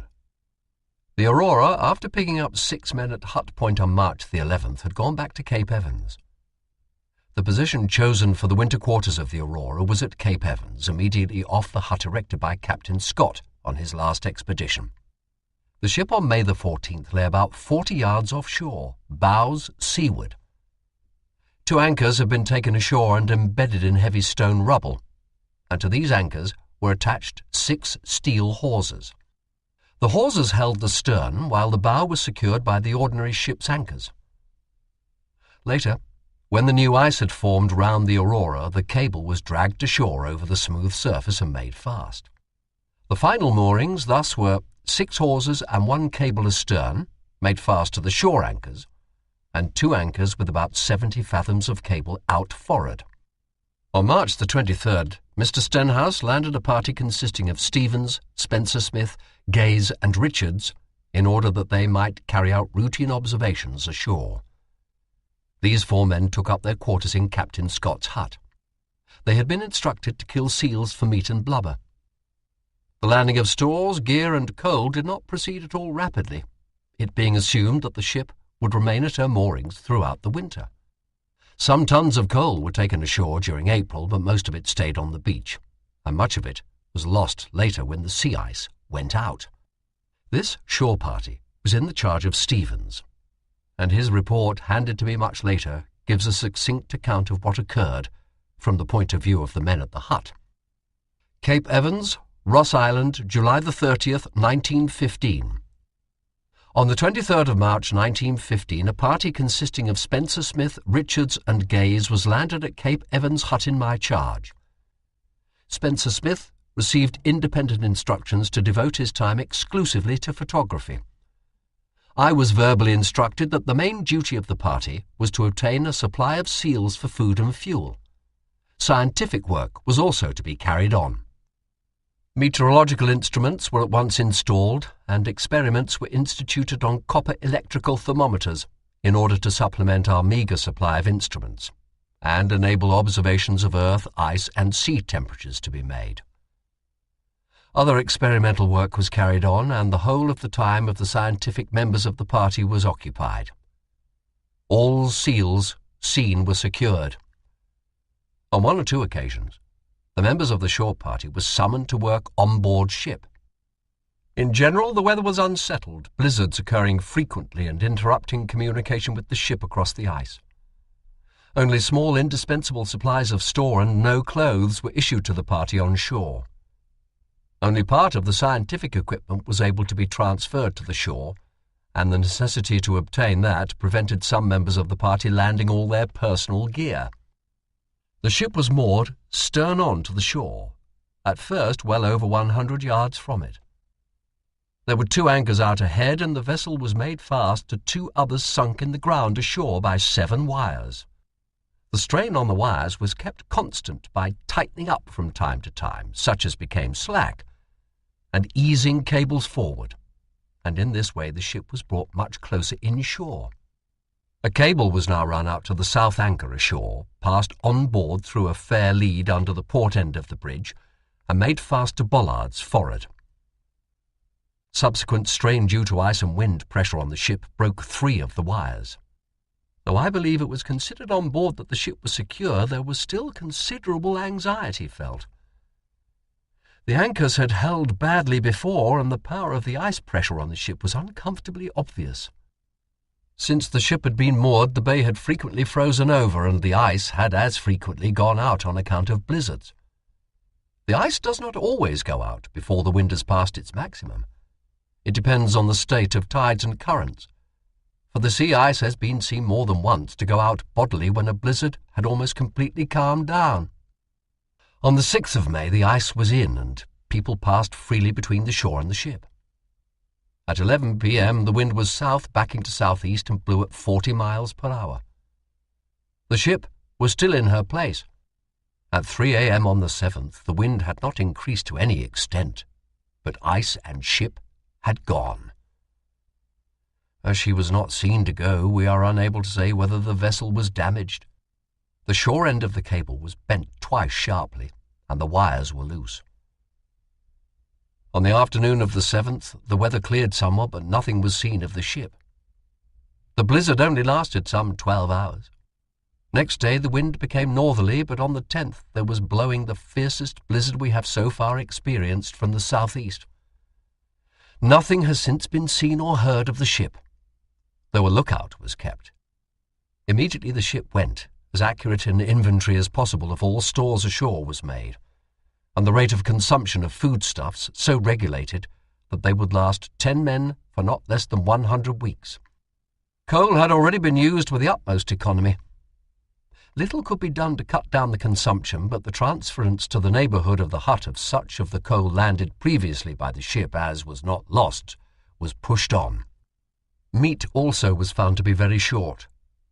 It was obvious that neither it nor coal could be made to last 2 years, but an evidently necessary step in the ensuing summer would be the ensuring of an adequate supply of meat and blubber, for obtaining which the winter presented little opportunity. Meat and coal were therefore used with this consideration in mind, as required, but as carefully as possible. A. Stevens. The men ashore did not at once abandon hope of the ship returning before the Sound froze firmly. New ice formed on the sea whenever the weather was calm, and it had been broken up and taken up many times by the blizzards. During the next few days eager eyes looked seaward through the dim twilight of noon. But the sea was covered with a dense black mist, and nothing was visible. A northerly wind sprang up on May the 8th and continued for a few hours, but it brought no sign of the ship. And when on May the 10th the most violent blizzard yet experienced by the party commenced, hope grew slender. The gale continued for 3 days, the wind attaining a velocity of 70 miles an hour. The snowdrift was very thick, and the temperature fell to -20 degrees Fahrenheit. The shore party took a gloomy view of the ship's chances of safety among the ice floes of the Ross Sea under such conditions. Stevens and his companions made a careful survey of their position and realized that they had serious difficulties to face. No general provisions and no clothing of the kind required for sledging had been landed from the ship. Much of the sledging gear was also aboard. Fortunately, the hut contained both food and clothing left there by Captain Scott's expedition. The men killed as many seals as possible and stored the meat and blubber. June the 2nd brought a welcome addition to the party in the form of the men who had been forced to remain at Hut Point until the sea ice became firm. Mackintosh and those with him had incurred some risk in making the crossing, since open water had been seen on their route by the Cape Evans party only a short time before. There were now 10 men at Cape Evans, namely Mackintosh, Spencer Smith, Joyce, Wild, Cope, Stevens, Hayward, Gaze, Jack, and Richards. The winter had closed down upon the Antarctic, and the party would not be able to make any move before the beginning of September. In the meantime, they overhauled the available stores and gear, made plans for the work of the forthcoming spring and summer, and lived the severe but not altogether unhappy life of the polar explorer in winter quarters. Mackintosh, writing on June the 5th, surveyed his position. The decision of Stenhouse to make this bay the wintering place of the ship was not reached without much thought and consideration of all eventualities. Stenhouse had already tried the Glacier Tongue and other places, but at each of them the ship had been in an exposed and dangerous position. When this bay was tried, the ship withstood several severe blizzards, in which the ice remained in on several occasions. When the ice did go out, the moorings held. The ship was moored bows north. She had both anchors down forward and 2 anchors buried astern, to which the stern moorings were attached with 7 lengths of wire. Taking all this into account, it was quite a fair judgment on his part to assume that the ship would be secure here. The blizzard that took the ship and the ice out of the bay was by no means as severe as others she had weathered. The accident proves again the uncertainty of conditions in these regions. I only pray and trust that the ship and those aboard are safe. I am sure they will have a thrilling story to tell when we see them. The Aurora could have found safe winter quarters farther up McMurdo Sound towards Hut Point, but would have run the risk of being frozen in over the following summer, and I had given instructions to Mackintosh before he went south that this danger must be avoided. Meanwhile, we are making all preparations here for a prolonged stay. The shortage of clothing is our principal hardship. The members of the party from Hut Point have the clothes we wore when we left the ship on January the 25th. We have been without a wash all that time, and I cannot imagine a dirtier set of people. We have been attempting to get a wash ever since we came back, but owing to the blow during the last 2 days, no opportunity has offered. All is working smoothly here, and everyone is taking the situation very philosophically. Stevens is in charge of the scientific staff, and is now the senior officer ashore. Joyce is in charge of the equipment and has undertaken to improvise clothes out of what canvas can be found here. Wilde is working with Joyce. He is a cheerful, willing soul. Nothing ever worries or upsets him, and he is ever singing or making some joke or performing some amusing prank. Richards has taken over the keeping of the meteorological log. He is a young Australian, a hard, conscientious worker, and I look forward to good results from his endeavours. Jack, another young Australian, is his assistant. Hayward is the handyman, being responsible for the supply of blubber. Gaze, another Australian, is working in conjunction with Hayward. Spencer Smith, the padre, is in charge of photography and, of course, assists in the general routine work. Cope is the medical officer. The routine here is as follows. 4 of us, myself, Stevens, Richards and Spencer Smith, have breakfast at 7 a.m. The others are called at 9 a.m. and their breakfast is served. Then the table is cleared, the floor is swept, and the ordinary work of the day is commenced. At 1 p.m. we have what we call a counter-lunch, that is, cold food and cocoa. We work from 2 p.m. till 5 p.m. After 5 p.m., people can do what they like. Dinner is at 7. The men play games, read, write up diaries. We turn in early since we have to economize fuel and light. Night watches are kept by the scientific men who have the privilege of turning in during the day. The day after my arrival here, I gave an outline of our situation and explained the necessity for economy in the use of fuel, light and stores in view of the possibility that we may have to stay here for 2 years. We are not going to commence work for the sledging operations until we know more definitely the fate of the Aurora. I dare not think any disaster has occurred. During the remaining days of June, the men washed and mended clothes, killed seals, made minor excursions in the neighbourhood of the hut, and discussed plans for the future. They had 6 dogs, 2 being bitches without experience of sledging. One of these bitches had given birth to a litter of pups, but she proved a poor mother, and the young ones died. The animals had plenty of seal meat and were tended carefully. Mackintosh called a meeting of all hands on June the 26th for the discussion of the plans he had made for the depot-laying expedition to be undertaken during the following spring and summer. I gave an outline of the position and invited discussion from the members. Several points were brought up. I had suggested that one of our party should remain behind for the purpose of keeping the meteorological records and laying in a supply of meat and blubber. This man would be able to hand my instructions to the ship and pilot a party to the bluff. It had been arranged that Richards should do this. Several objected on the ground that the whole complement would be necessary, and after the matter had been put to the vote, it was agreed that we should delay the decision until the parties had some practical work and we had seen how they fared. The shortage of clothing was discussed, and Joyce and Wilde have agreed to do their best in this matter. October sledging on the barrier was mentioned as being too early, but is to be given a trial. These were the most important points brought up, and it was mutually and unanimously agreed that we could do no more. I know we are doing our best. The party was anxious to visit Cape Royds, north of Cape Evans, but at the end of June open water remained right across the sound, and a crossing was impossible.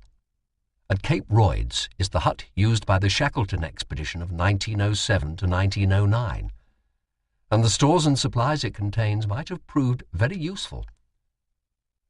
Joyce and Wilde made finnesko, fur boots, from spare sleeping bags. Mackintosh mentions that the necessity of economizing clothing and footgear prevented the men taking as much exercise as they would otherwise have done. A fair supply of canvas and leather had been found in the hut, and some men tried their hands at making shoes. Many seals had been killed and brought in, and the supply of meat and blubber was ample for present needs. During July, Mackintosh made several trips northwards on the sea ice, but found always that he could not get far. A crack stretched roughly from Inaccessible Island to the Barne Glacier, and the ice beyond looked weak and loose. The improving light told of the returning sun. Richards and Jack were weighing out stores in readiness for the sledging expeditions. Mackintosh, from the hill behind the hut, saw open water stretching westward from Inaccessible Island on August the 1st, and noted that probably McMurdo Sound was never completely frozen over.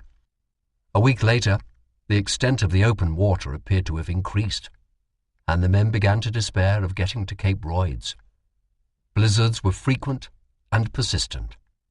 A few useful articles were found in the neighbourhood of the hut as the light improved, including some discarded socks and underwear left by members of the Scott expedition, and a case of candied peel, which was used for cakes. A small fire broke out in the hut on August the 12th. The acetylene gas lighting plant installed in the hut by Captain Scott had been rigged, and one day it developed a leak. A member of the party searched for the leak with a lighted candle, and the explosion that resulted fired some woodwork. Fortunately, the outbreak was extinguished quickly. The loss of the hut at this stage would have been a tragic incident. Mackintosh and Stevens paid a visit to Cape Royds on August the 13th. They had decided to attempt the journey over the Barne Glacier, and after crossing a crevassed area, they got to the slopes of Cape Barne, and thence down to the sea ice. They found this ice to be newly formed, but sufficiently strong for their purpose, and soon reached the Cape Royds hut. "The outer door of the hut we found to be off," wrote Mackintosh. "A little snow had drifted into the porch, but with a shovel which we found outside, this was soon cleared away. We then entered, and in the centre of the hut found a pile of snow and ice which had come through the open ventilator in the roof of the hut. We soon closed this. Stevens prepared a meal while I cleared the ice and snow away from the middle of the hut. After our meal, we commenced taking an inventory of the stores inside. Tobacco was our first thought. Of this we found 1 tin of Navy Cut and a box of cigars. Soap, too, which now ensures us a wash and clean clothes when we get back. We then began to look round for a sleeping bag.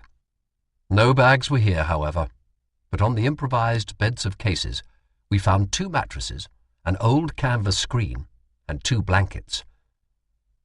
We took it in turns to turn in. Stevens started first while I kept the fire going. No coal or blubber was here, so we had to use wood, which, while keeping the person alongside it warm, did not raise the temperature of the hut over freezing point. Over the stove, in a conspicuous place, we found a notice by Scott's party that parties using the hut should leave the dishes clean. Mackintosh and Stevens stayed at the Cape Royds over the next day and made a thorough examination of the stores there. They found outside the hut a pile of cases containing meats, flour, dried vegetables and sundries, at least a year's supply for a party of 6. They found no new clothing, but made a collection of worn garments which could be mended and made serviceable. Carrying loads of their spoils, they set out for Cape Evans on the morning of August the 15th across the sea ice. Very weak ice barred the way, and they had to travel round the coast. They got back to Cape Evans in 2 hours. During their absence, Wilde and Gaze had climbed Inaccessible Island, Gaze having an ear badly frostbitten on the journey. The tobacco was divided among the members of the party. A blizzard was raging the next day, and Mackintosh congratulated himself on having chosen the time for his trip fortunately. The record of the remaining part of August is not eventful. All hands were making preparations for the sledging and were rejoicing in the increasing daylight. The party tried the special sledging ration prepared under my own direction, and all agreed it was excellent both in bulk and taste. 3 emperor penguins, The first seen since the landing were caught on August the 19th. By that time, the returning sun was touching with gold the peaks of the western mountains and throwing into bold relief the massive form of Erebus. The volcano was emitting a great deal of smoke, and the glow of its internal fires showed occasionally against the smoke clouds above the crater. Stevens, Spencer Smith and Cope went to Cape Royds on the 20th and were still there when the sun made its first appearance over Erebus on the 26th. Preceding days had been cloudy, and the sun, although above the horizon, had not been visible. "The morning broke clear and fine," wrote Mackintosh. "Over Erebus, the sun's rays peeped through the massed cumulus and produced the most gorgeous cloud effects. The light made us all blink, and at the same time caused the greatest exuberance of spirits. We felt like men released from prison. I stood outside the hut and looked at the truly wonderful scenery all round. The West Mountains were superb in their wild grandeur. The whole outline of peaks, some 80 or 90 distant, showed up, stenciled in delicate contrast to the skyline. The immense ice slopes shone white as alabaster against dark shadows. The sky to the west over the mountains was clear, except for low-lying banks at the foot of the slopes, round about Mount Discovery. To the south, hard streaks of stratus lay heaped up to 30 degrees above the horizon. Then Erebus commenced to emit volumes of smoke, which rose hundreds of feet and trailed away in a northwesterly direction. The southern slopes of Erebus were enveloped in a mass of cloud. The party from Cape Royds returned that afternoon, and there was disappointment at their report that no more tobacco had been found. The sledging of stores to Hut Point in preparation for the depot-laying journeys on the barrier was to begin on September the 1st. Mackintosh, before that date, had discussed plans fully with the members of his party. He considered that sufficient sledging provisions were available at Cape Evans, the supply landed from the ship being supplemented by the stores left by the Scott expedition of 1912-13 and the Shackleton expedition of 1907-09. The supply of clothing and tents was more difficult. Garments brought from the ship could be supplemented by old clothing found at Hut Point and Cape Evans. The Burberry windproof outer garments were old and in poor order for the start of a season's sledging. Old sleeping bags had been cut up to make finneskoe, fur boots, and mend other sleeping bags. 3 tents were available, 1 sound one landed from the Aurora, and 2 old ones left by Captain Scott. Mackintosh had enough sledges, but the experience of the first journey with the dogs had been unfortunate, and there were now only 4 useful dogs left. They did not make a full team and would have to be used merely as an auxiliary to man haulage. The scheme adopted by Mackintosh after discussion with the members of his party was that 9 men divided into 3 parties of 3 each should undertake the sledging. 1 man would be left at Cape Evans to continue the meteorological observations during the summer. The motor tractor, which had been left at Hut Point, was to be brought to Cape Evans and, if possible, put into working order. Mackintosh estimated that the provisions required for the consumption of the depot parties and for the depots to be placed southward to the foot of the Beardmore Glacier would amount to £4,000. The first depot was to be placed off Minna Bluff, and from there southward a depot was to be placed on each degree of latitude. The final depot would be made at the foot of the Beardmore Glacier. The initial task would be the haulage of stores from Cape Evans to Hut Point, a distance of 13 miles. All the sledging stores had to be taken across, and Mackintosh proposed to place additional supplies there in case a party returning late from the barrier had to spend winter months at Hut Point. The first party, consisting of Mackintosh, Richards and Spencer Smith, left Cape Evans on September the 1st with 600 pounds of stores on 1 sledge and had an uneventful journey to Hut Point. They pitched a tent halfway across the bay on the sea ice and left it there for the use of various parties during the month. At Hut Point they cleared the snow from the motor tractor and made some preliminary efforts to get it into working order. They returned to Cape Evans on the 3rd. The second trip to Hut Point was made by a party of 9 with 3 sledges. 2 sledges, man-hauled, were loaded with 1,278 pounds of stores, and a smaller sledge drawn by the dogs carried the sleeping bags. This party encountered a stiff southerly breeze with low temperature, and, as the men were still in rather soft condition, they suffered much from frostbites. Joyce and Gaze both had their heels badly blistered. Mackintosh's face suffered, and other men had fingers and ears bitten. When they returned, Gaze had to travel on a sledge, since he could not set foot to the ground. They tried to haul the motor to Cape Evans on this occasion, but left it for another time, after covering a mile or so. The motor was not working, and was heavy to pull. 8 men made the third journey to Hut Point, Gaze and Jack remaining behind. They took 660 pounds of oil and 630 pounds of stores. From Hut Point the next day, September the 14th, the party proceeded with loaded sledges to Safety Camp on the edge of the barrier. This camp would be the starting point for the march over the barrier to the Minna Bluff depot. They left the 2 sledges with 660 pounds of oil and 500 pounds of oatmeal, sugar and sundries at Safety Camp and returned to Hut Point. The dogs shared the work on this journey. The next day, Mackintosh and his companions took the motor to Cape Evans, hauling it with its grip wheels mounted on a sledge. After a pause due to bad weather, a party of 8 men took another load to Hut Point on September the 24th and on to Safety Camp the next day. They got back to Cape Evans on the 26th. Richards, meanwhile, had overhauled the motor and given it some trial runs on the sea ice. But he reported that the machine was not working satisfactorily, and Mackintosh decided not to persevere with it. "Everybody is up to his eyes in work," runs the last entry in the journal left by Mackintosh at Cape Evans. "All gear is being overhauled and personal clothing is having the last stitches. We have been improvising shoes to replace the finneskoe, of which we are badly short. Wild has made an excellent shoe out of an old horse rug he found here, and this is being copied by other men. I have made myself a pair of mitts out of an old sleeping bag. Last night I had a bath, the second since being here. I close this journal today, September the 30th, and am packing it with my papers here. Tomorrow we start for Hut Point.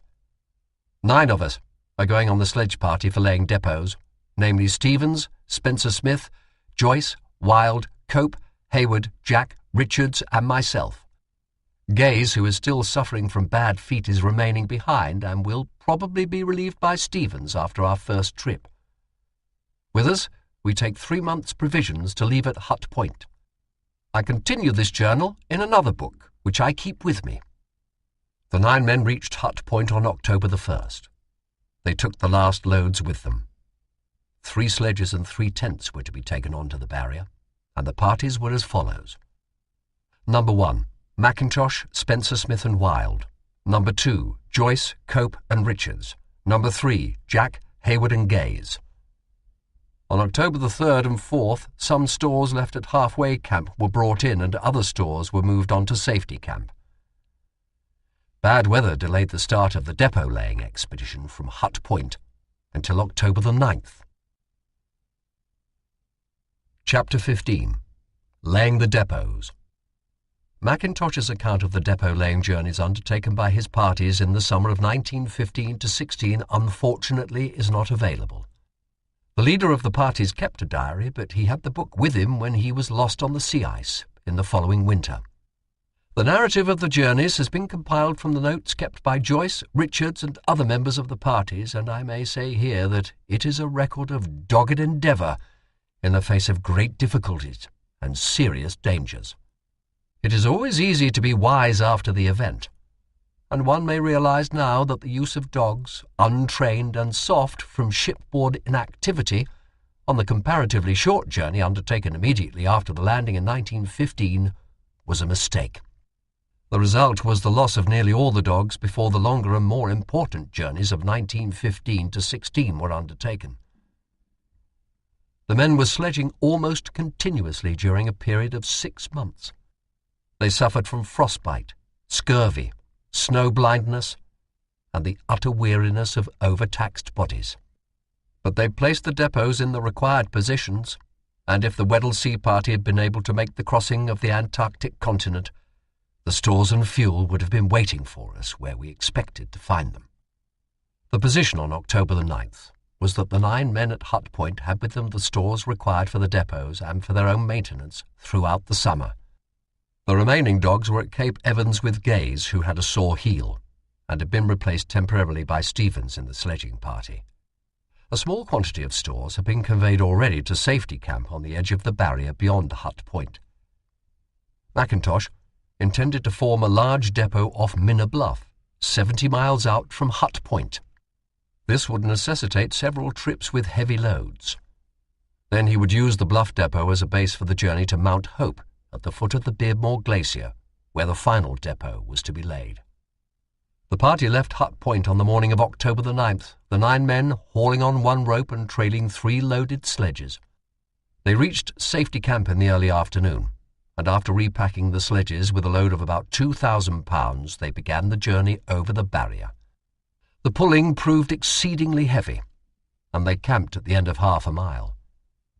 It was decided next day to separate the sledges, 3 men to haul each sledge. Mackintosh hoped that better progress could be made in this way. The distance for the day was only 4 miles, and the next day's journey was no better. Joyce mentions that he had never done harder pulling, the surface being soft and the load amounting to 220 pounds per man. The new arrangement was not a success, owing to differences in hauling capacity and inequalities in the loading of the sledges.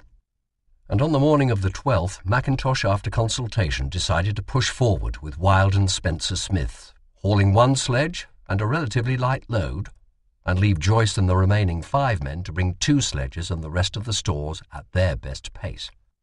This arrangement was maintained on the later journeys. The temperatures were falling below -30 degrees Fahrenheit at some hours, and as the men perspired freely while hauling their heavy loads in the sun, they suffered a great deal of discomfort in the damp and freezing clothes at night. Joyce cut down his load on the 13th by depoting some rations and spare clothing, and made better progress. He was building snow cairns as guideposts for use on the return journey. He mentions passing some large crevasses during succeeding days. Persistent headwinds with occasional drift made the conditions unpleasant and caused many frostbites. When the surface was hard and the pulling comparatively easy, the men slipped and fell continually, looking much like classical dancers. On the 20th, a northerly wind made possible the use of a sail, and Joyce's party made rapid progress. Jack sighted a bamboo pole during the afternoon, and Joyce found that marked a depot he had laid for my own farthest south party in 1908. He dug down in the hope of finding some stores, but the depot had been cleared. The party reached the Bluff depot on the evening of the 21st, and found that Mackintosh had been there on the 19th. Mackintosh had left 178 pounds of provisions, and Joyce left 1 sledge and 273 pounds of stores. The most interesting incident on the return journey was the discovery of a note left by Mr. Cherry Garrard for Captain Scott on March the 19th, 1912, only a few days before the latter perished at his camp, farther south. An upturned sledge at this point was found to mark a depot of dog biscuit and motor oil laid by one of Captain Scott's parties. Joyce reached Safety Camp on the afternoon of the 27th, and after dumping all spare gear, pushed on to Hut Point in a blizzard. The sledges nearly went over a big drop at the edge of the barrier, and a few moments later Stevens dropped down a crevasse to the length of his harness. "Had a tough job getting him up, as we had no alpine rope and had to use harness," wrote Joyce.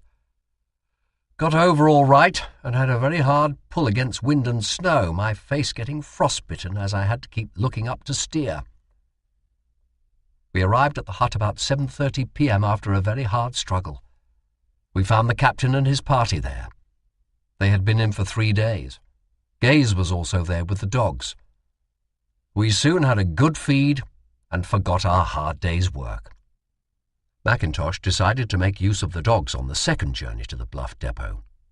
He thought that with the aid of the dogs, heavy loads might be hauled. This plan involved the dispatch of a party to Cape Evans to get dog pemmican. Mackintosh himself, with Wild and Spencer Smith, started south again on October the 29th. Their sledge overturned on the slope down to the sea ice, and the rim of their tent spread was broken. The damage did not appear serious, and the party soon disappeared round Cape Armitage. Joyce remained in charge at Hut Point with instructions to get dog food from Cape Evans and make a start south as soon as possible. He sent Stevens, Hayward and Cope to Cape Evans the next day and busied himself with the repair of sledging gear. Cope, Hayward and Gaze arrived back from Cape Evans on November the 1st, Stevens having stayed at the base. A blizzard delayed the start southward, and the party did not get away until November the 5th. The men pulled in harness with the 4 dogs, and as the surface was soft and the loads on the 2 sledges were heavy, the advance was slow. The party covered 5 miles 700 yards on the 6th, 4 miles 300 yards on the 7th, and 8 miles 1,800 yards on the 9th with the aid of a light northerly wind. They passed on the 9th a huge bergstrom, with a drop of about 70 feet from the flat surface of the barrier. Joyce thought that a big crevasse had caved in. "We took some photographs," wrote Joyce. "It is a really extraordinary fill-in of ice, with cliffs of blue ice about 70 feet high and heavily crevassed, with overhanging snow curtains. One could easily walk over the edge coming from the north in thick weather." Another bergstrom with crevassed ice around it was encountered on the 11th. Joyce reached the Bluff depot on the evening of the 14th and found that he could leave 624 pounds of provisions. Mackintosh had been there several days earlier and had left 188 pounds of stores. Joyce made Hut Point again on November the 20th after an adventurous day. The surface was good in the morning, and he pushed forward rapidly. About 10:30 a.m. the party encountered heavy pressure ice with crevasses and had many narrow escapes. After lunch we came on 4 crevasses quite suddenly. Jack fell through. We could not alter course, or else we should have been steering among them, so galloped right across. We were going so fast that the dogs that went through were jerked out. It came on very thick at 2 p.m. Every bit of land was obscured and it was hard to steer. Decided to make for Hut Point and arrived at 6:30 p.m. after doing 22 miles, a very good performance. I had a bad attack of snow blindness and had to use cocaine. Hayward also had a bad time. I was laid up and had to keep my eyes bandaged for 3 days. Hayward, too. The 2 men were about again on November the 24th, and the party started south on its 3rd journey to the Bluff on the 25th. Mackintosh was some distance ahead, but the 2 parties met on the 28th and had some discussion as to plans. Mackintosh was proceeding to the Bluff depot with the intention of taking a load of stores to the depot placed on latitude 80 degrees south in the first season's sledging. Joyce, after depositing his 3rd load at the Bluff, would return to Hut Point for a 4th and last load, and the parties would then join forces for the journey southward to Mount Hope. Joyce left 729 pounds at the Bluff depot on December the 2nd, reached Hut Point on December the 7th, and after allowing dogs and men a good rest, he moved southward again on December the 13th. This proved to be the worst journey the party had made. The men had much trouble with crevasses, and they were held up by blizzards on December the 16th, 18th, 19th, 22nd, 23rd, 26th, and 27th.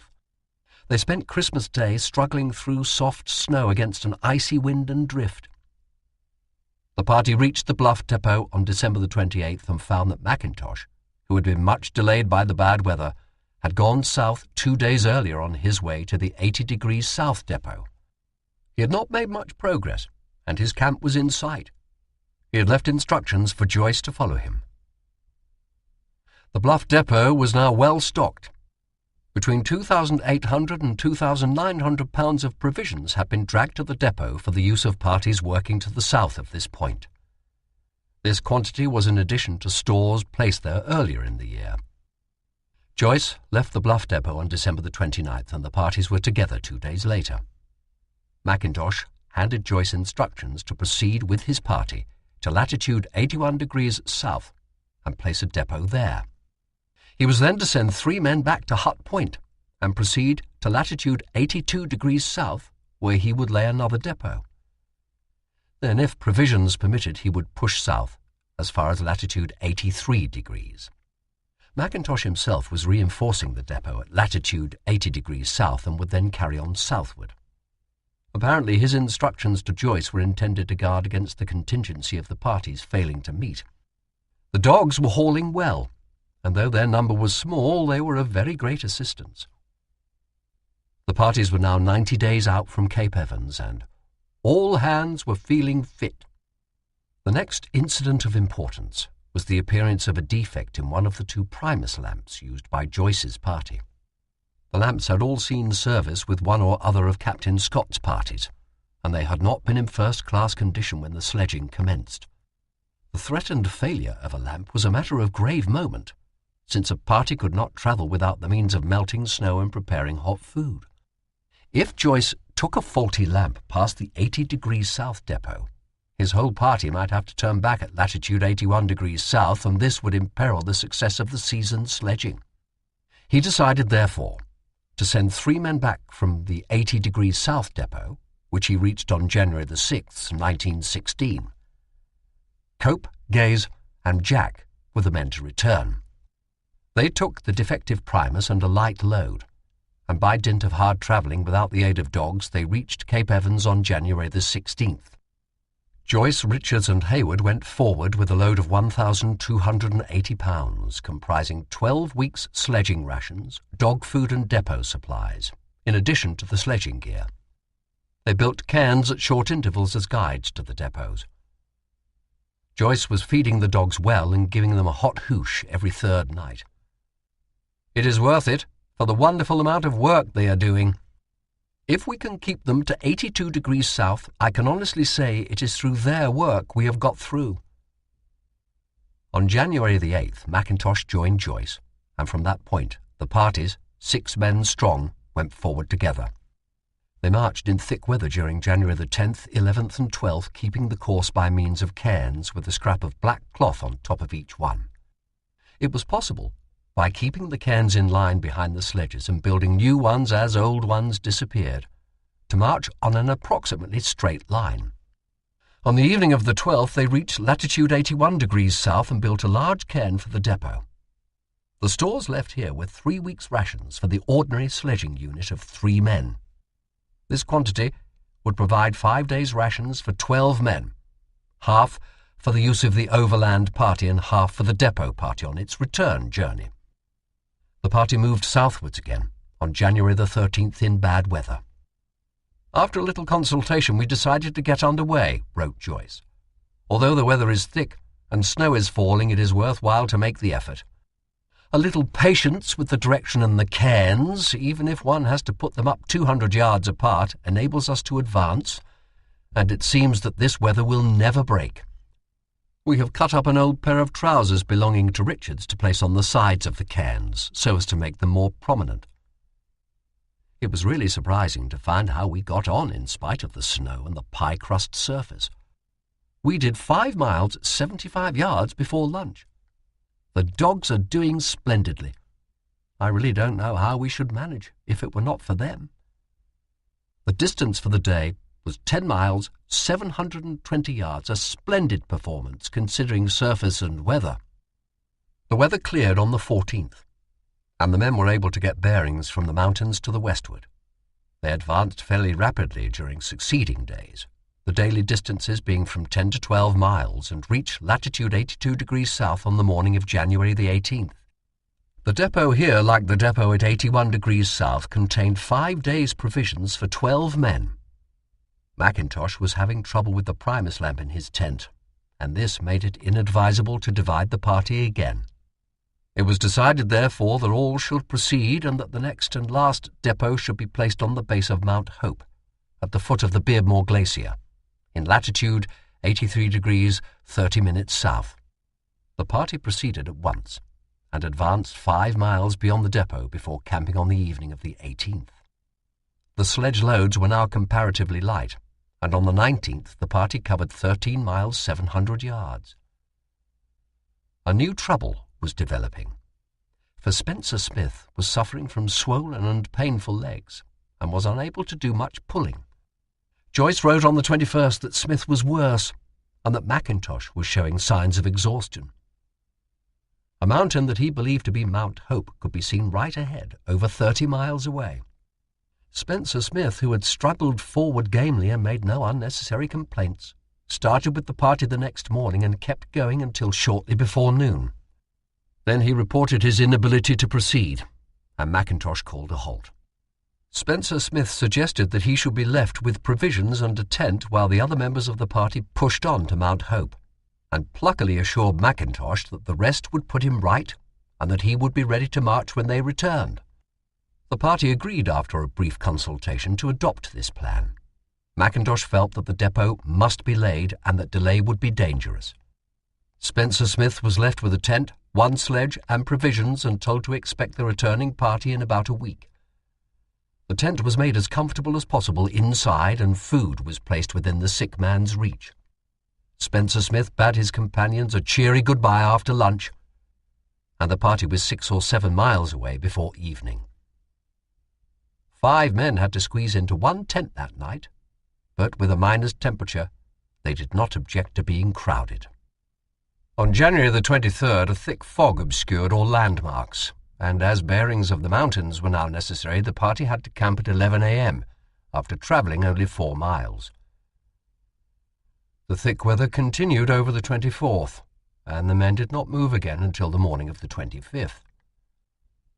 They did 17 3/4 miles that day and camped at 6 p.m. on the edge of the biggest ice pressure Joyce had ever seen. They were steering in towards the mountains and were encountering the tremendous congestion created by the flow of the Beardmore Glacier into the barrier ice. "We decided to keep the camp up," ran Joyce's account of the work done on January the 26th. "Skipper Richards and myself roped ourselves together, I taking the lead, to try and find a course through this pressure. We came across very wide crevasses, went down several, came on top of a very high ridge, and such a scene!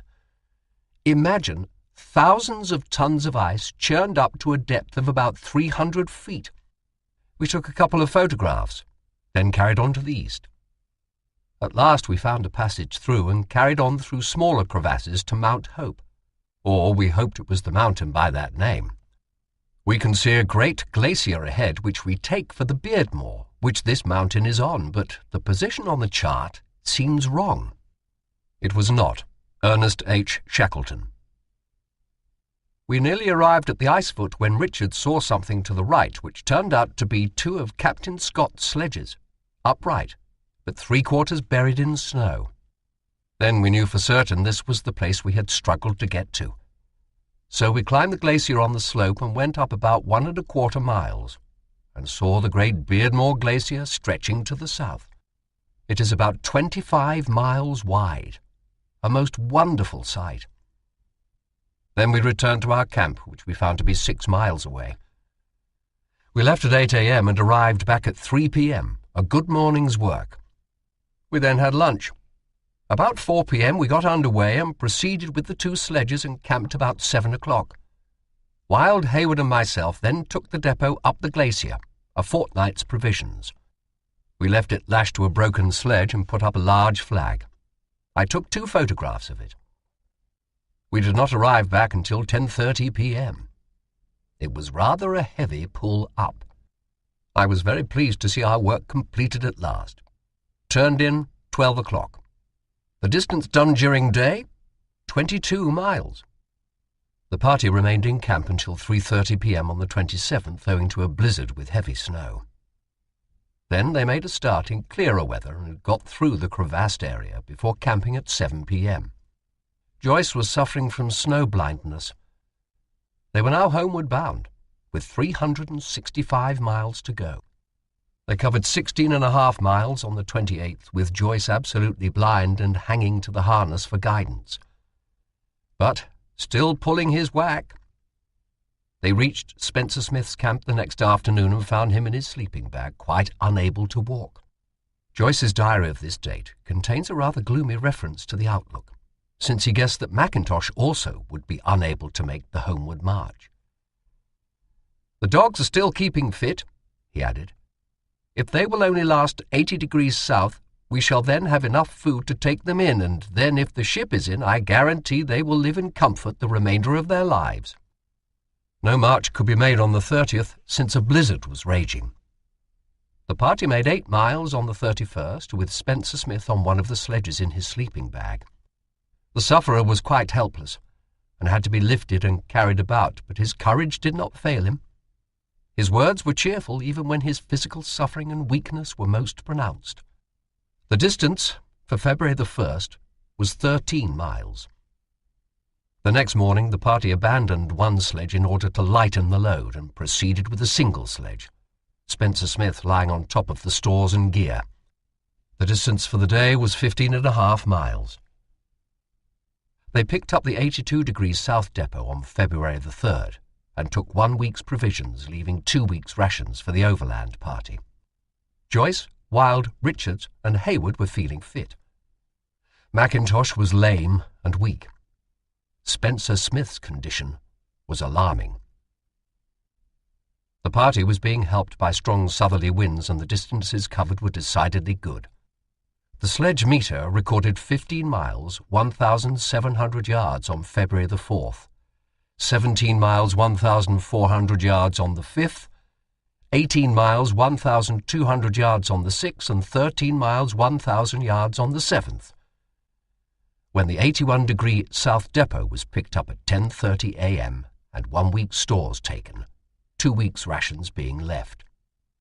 The march to the next depot at 80 degrees South was uneventful. The party made good marches in spite of bad surfaces and thick weather, and reached the depot late in the afternoon of February the 12th. The supply of stores at this depot was ample, and the men took a fortnight's rations, calculated on a 3-man basis, leaving nearly 4 weeks' rations. Spencer Smith seemed a little better, and all hands were cheered by the rapid advance. February the 14th, 15th, and 16th were bad days, the soft surface allowing the men to sink to their knees at times. The dogs had a rough time, and the daily distances fell to about 8 miles. Mackintosh's weakness was increasing. Then on the 18th, when the party was within 12 miles of the Bluff depot, a furious blizzard made travelling impossible. This blizzard raged for 5 days. Rations were reduced on the 2nd day, and the party went on half rations the 3rd day. "Still blizzarding," wrote Joyce on the 20th. "Things are serious, what with our patient and provisions running short. Dog provisions are nearly out, and we have to halve their rations.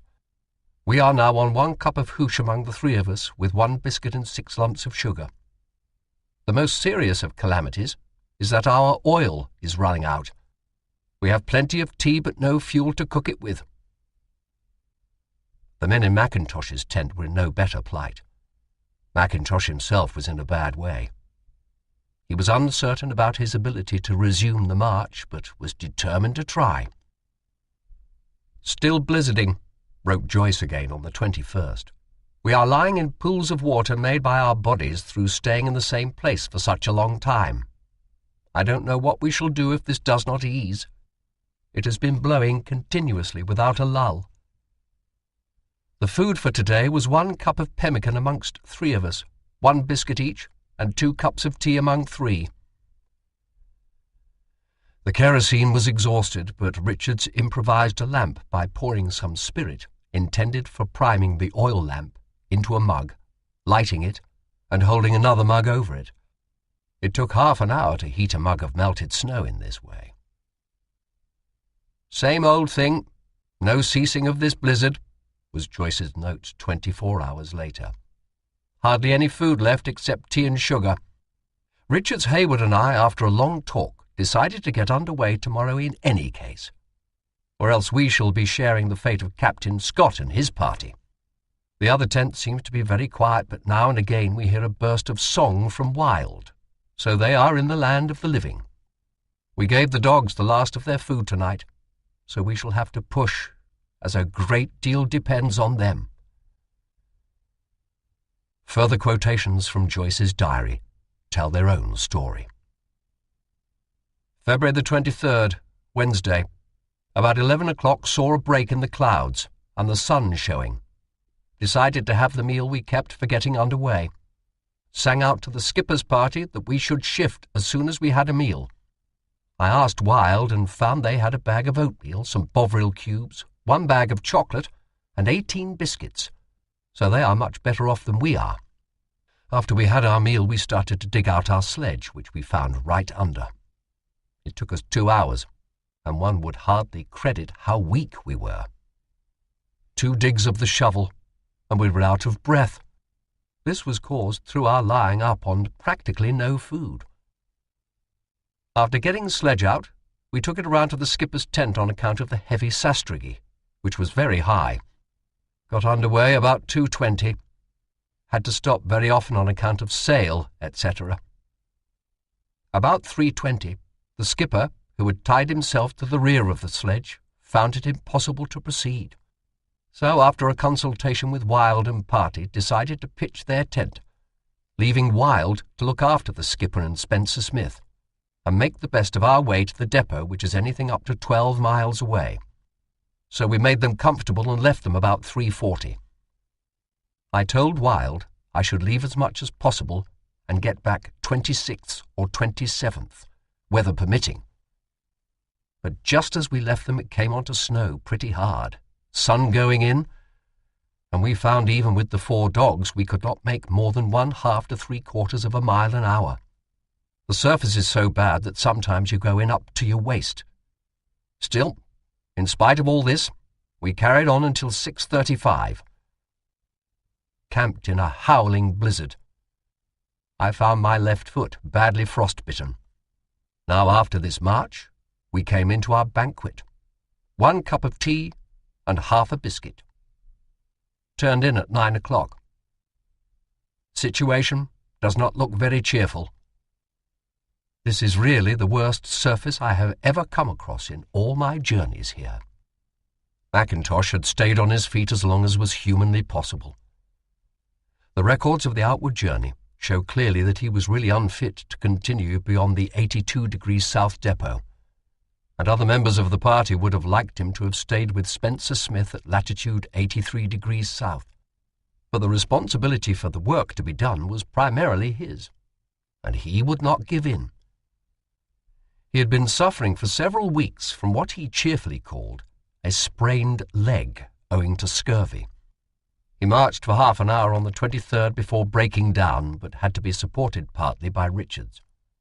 Spencer Smith was sinking.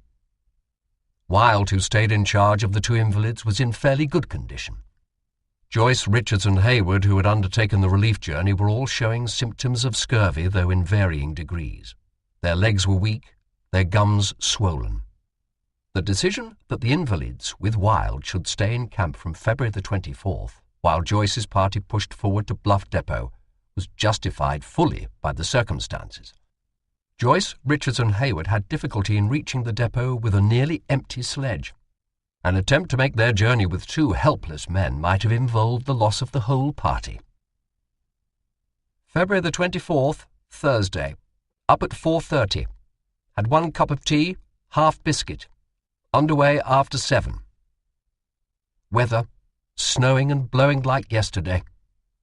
Richards, laying the cairns, had great trouble in getting the compass within 10 degrees on account of wind. During the forenoon, had to stop every 1/4 of an hour on account of our breath. Every time the sledge stuck adrift, she stuck in, although only 200 pounds. And in spite of 3 men and 4 dogs, we could only shift her with the 1, 2, 3, haul. I wonder if this weather will ever clear up. Camped in an exhausted condition about 12:10. Lunch, half cup of wheat tea and 1/4 biscuit, which took over half an hour to make. Richards and Hayward went out of tent to prepare for getting under way, but the force of wind and snow drove them back. The force of wind is about 70 to 80 miles per hour. We decided to get the sleeping bags in, which took some considerable time. The worst of camping is the poor dogs and our weak condition, which means we have to get out of our wet sleeping bags and have another half cup of tea without working for it.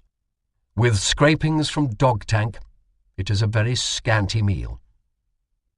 This is the second day the dogs have been without food, and if we cannot soon pick up depot and save the dogs, it will be almost impossible to drag our 2 invalids back, the 100 miles which we have to go.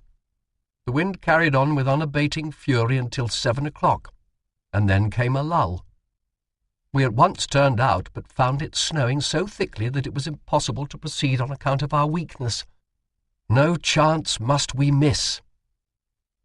Turned in again. Wind sprang up again with heavy drift, 8:30. In spite of everything, my tent mates are very cheerful and look on the bright side of everything. After a talk, we decided to wait and turned in. It is really wonderful what dreams we have, especially of food. Trusting in Providence for fine weather tomorrow. February the 25th, Friday. Turned out 4:45. Richards prepared our usual banquet, half cup of tea, quarter biscuit, which we relished. Underway at 7. Carried on, halting every 10 minutes or quarter of an hour. Weather snowing and blowing, same as yesterday. We are in a very weak state, but we cannot give in. We often talk about poor Captain Scott and the blizzard that finished him and party. If we had stayed in our tent another day, I don't think we should have got under way at all, and we would have shared the same fate. But if the worst comes, we have made up our minds to carry on and die in harness. If anyone were to see us on trek, they would be surprised. 3 men staggering on with 4 dogs, very weak, practically empty sledge with fair wind, and just crawling along. Our clothes are all worn out, finnesko and sleeping bags torn. Tent is our worst point, all torn in front, and we are afraid to camp on account of it, as it is too cold to mend it. We camped for our grand lunch at noon. After 5 hours struggling, I think we did about 3 miles.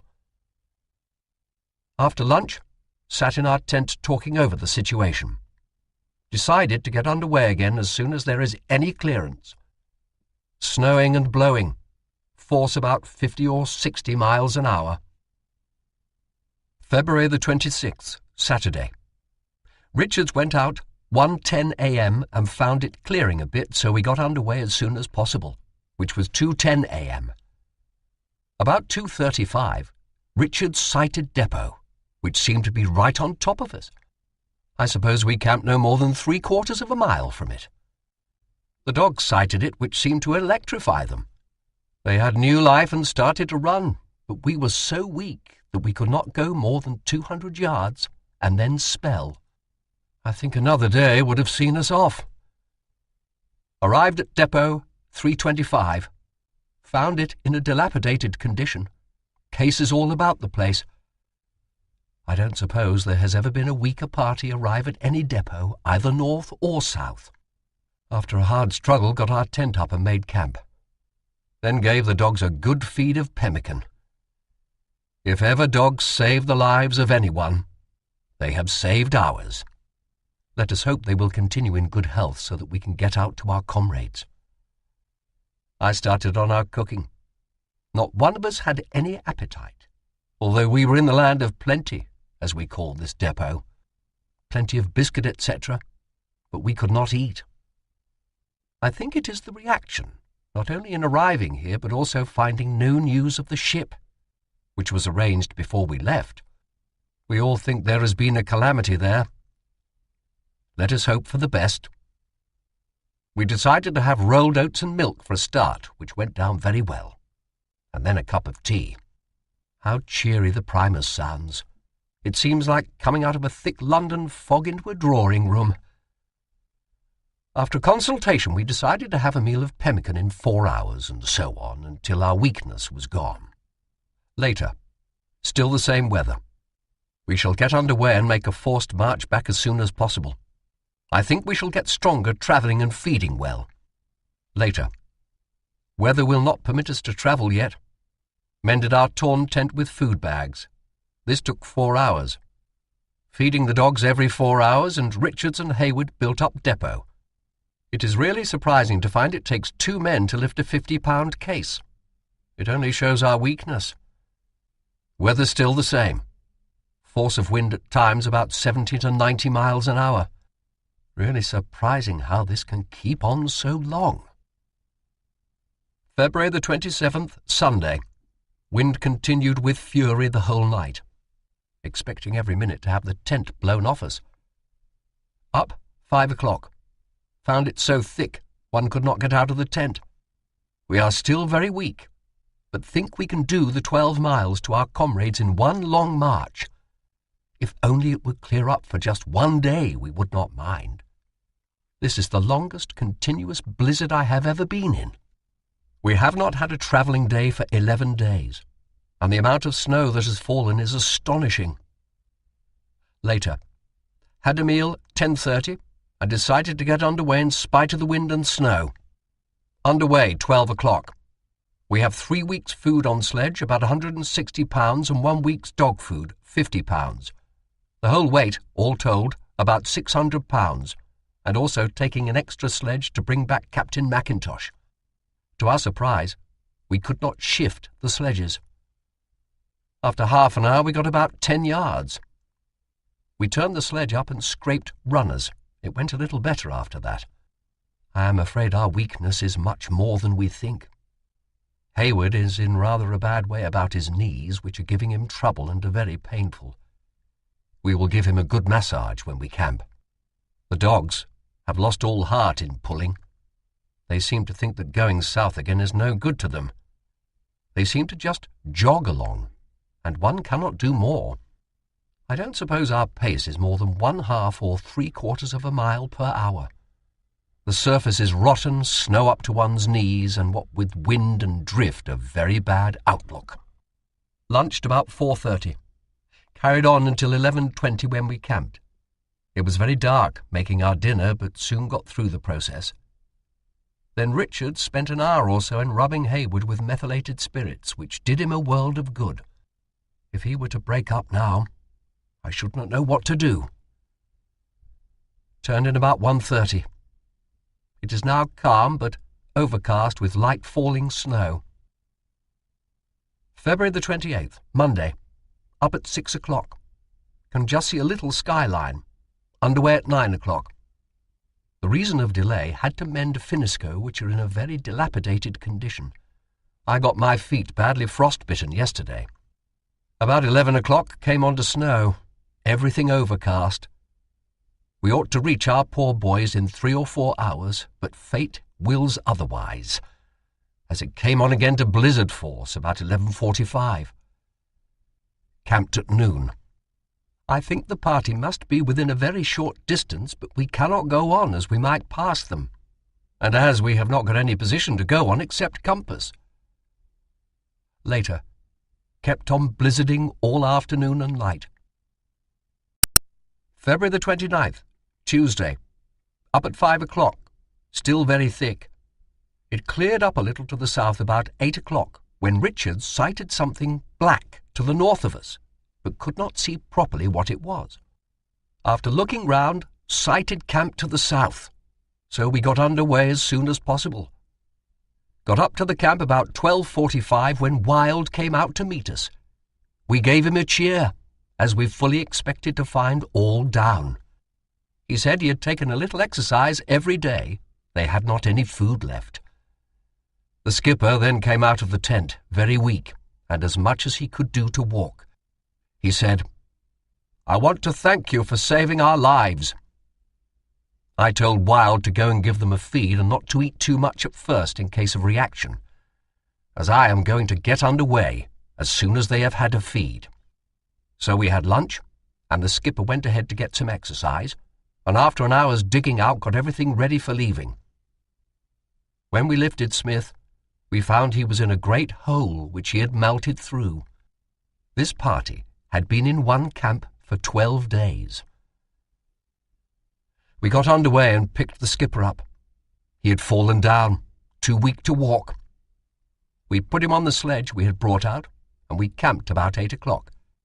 I think we did about 3 miles, rather good with 2 men on the sledges and Hayward in a very bad way. I don't think there has been a party either north or south, in such straits.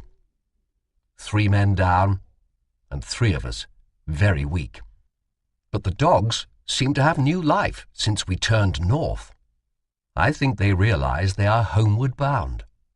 I am glad we kept them even when we were starving. I knew they would have to come in at the finish. We have now to look forward to southerly winds for help, which I think we shall get at this time of year.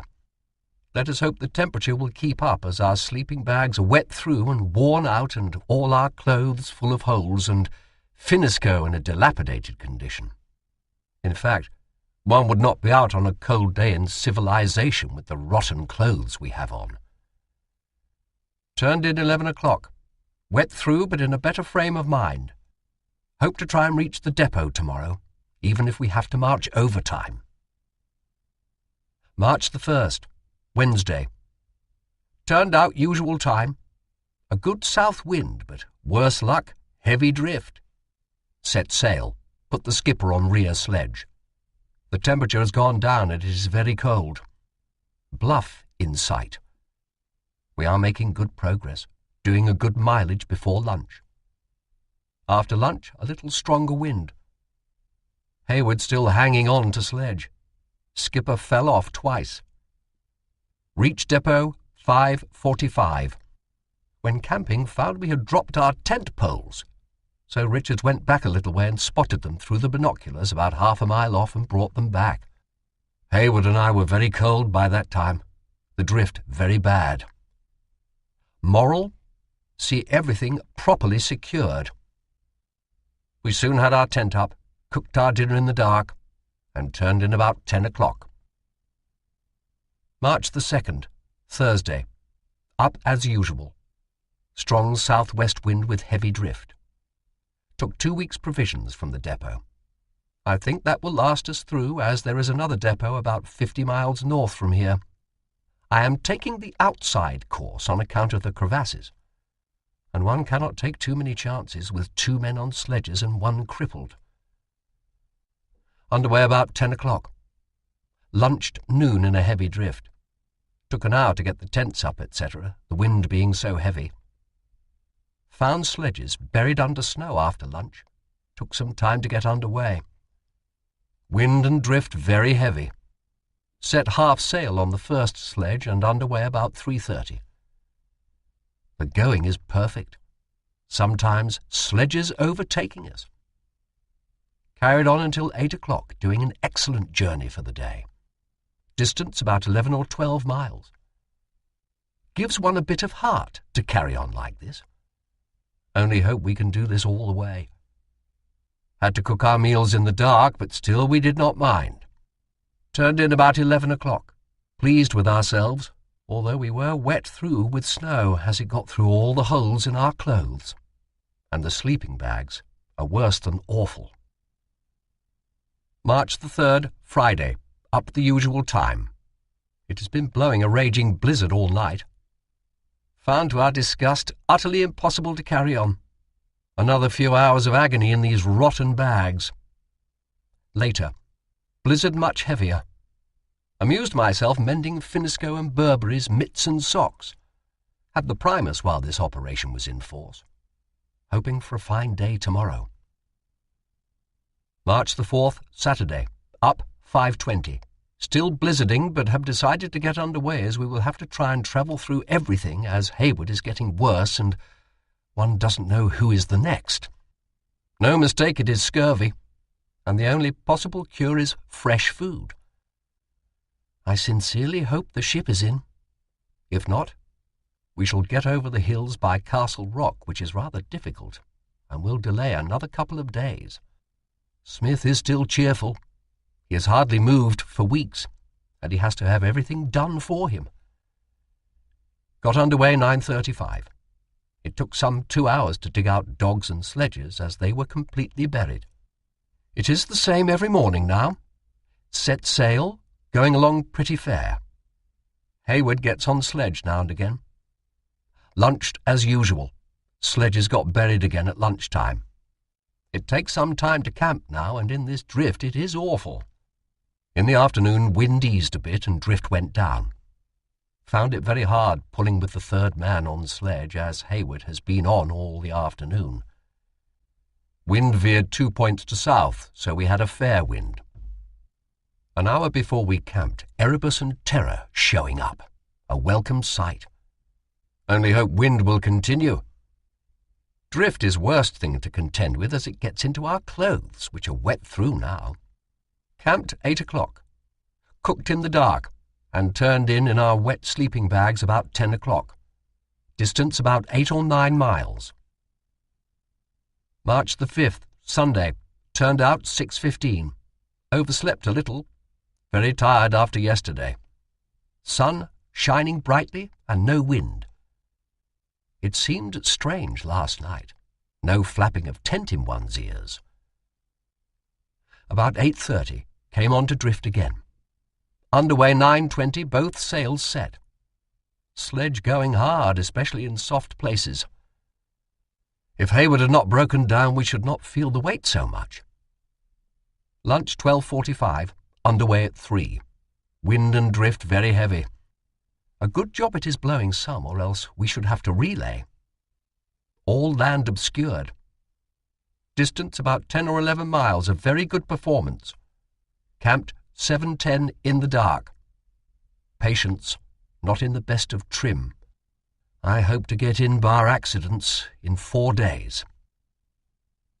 March the 6th, Monday. Underway 9:20. Picked up 32-mile depot 11 o'clock.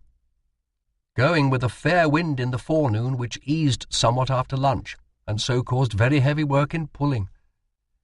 It seems to me we shall have to depot someone if the wind eases at all. Distance during the day, about 8 miles. March the 7th, Tuesday. Underway 9 o'clock. Although we turn out at 5, it seems a long time to get underway. There is double as much work to do now with our invalids. This is the calmest day we have had for weeks. The sun is shining and all land in sight. It is very hard going. Had a little breeze about 11 o'clock, set sail, but work still very, very heavy. Hayward and skipper going on ahead with sticks. Very slow pace, but it will buck them up and do them good. If one could only get some fresh food. About 11 o'clock decided to camp and overhaul sledges and depot all gear except what is actually required. Underway again at 2, but surface being so sticky did not make any difference.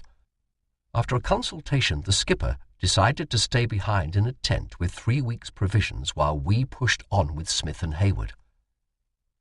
It seems hard, only about 30 miles away, and yet cannot get any assistance. Our gear is absolutely rotten. No sleep last night, shivering all night in wet bags. I wonder what will be the outcome of it all after our struggle. Trust in Providence. Distance, about 3.5 miles. March the 8th, Wednesday. Underway 9:20. Wished the skipper goodbye. Took Smith and Hayward on. Had a fair wind, going pretty good. Hope to arrive in Hut Point in 4 days. Lunched at number 2 depot. Distance about 4.5 miles. Underway as usual after lunch. Headwind, going very heavy. Carried on until 6:30, distance about 8 or 9 miles. March the 9th, Thursday. Had a very bad night. Cold, intense. Temperature down to minus 29 degrees all night. At 4 a.m., Spencer Smith called out that he was feeling queer. Wilde spoke to him. Then at 5:45, Richard suddenly said, "I think he is gone." Poor Smith. For 40 days in pain he had been dragged on the sledge, but never grumbled or complained. He had a strenuous time in his wet bag, and the jolting of the sledge on a very weak heart was not too good for him. Sometimes when we lifted him on the sledge he would nearly faint. But during the whole time he never complained. Wilde looked after him from the start. We buried him in his bag at 9 o'clock at the following position. Erebus, 184 degrees, Obbs Hill, 149 degrees. We made a cross of bamboos and built a mound and cairn with particulars. After that, got under way with Hayward on sledge. Found going very hard as we had a northerly wind in our faces with the temperature below 20 degrees. What with frostbites, etc., we are all suffering.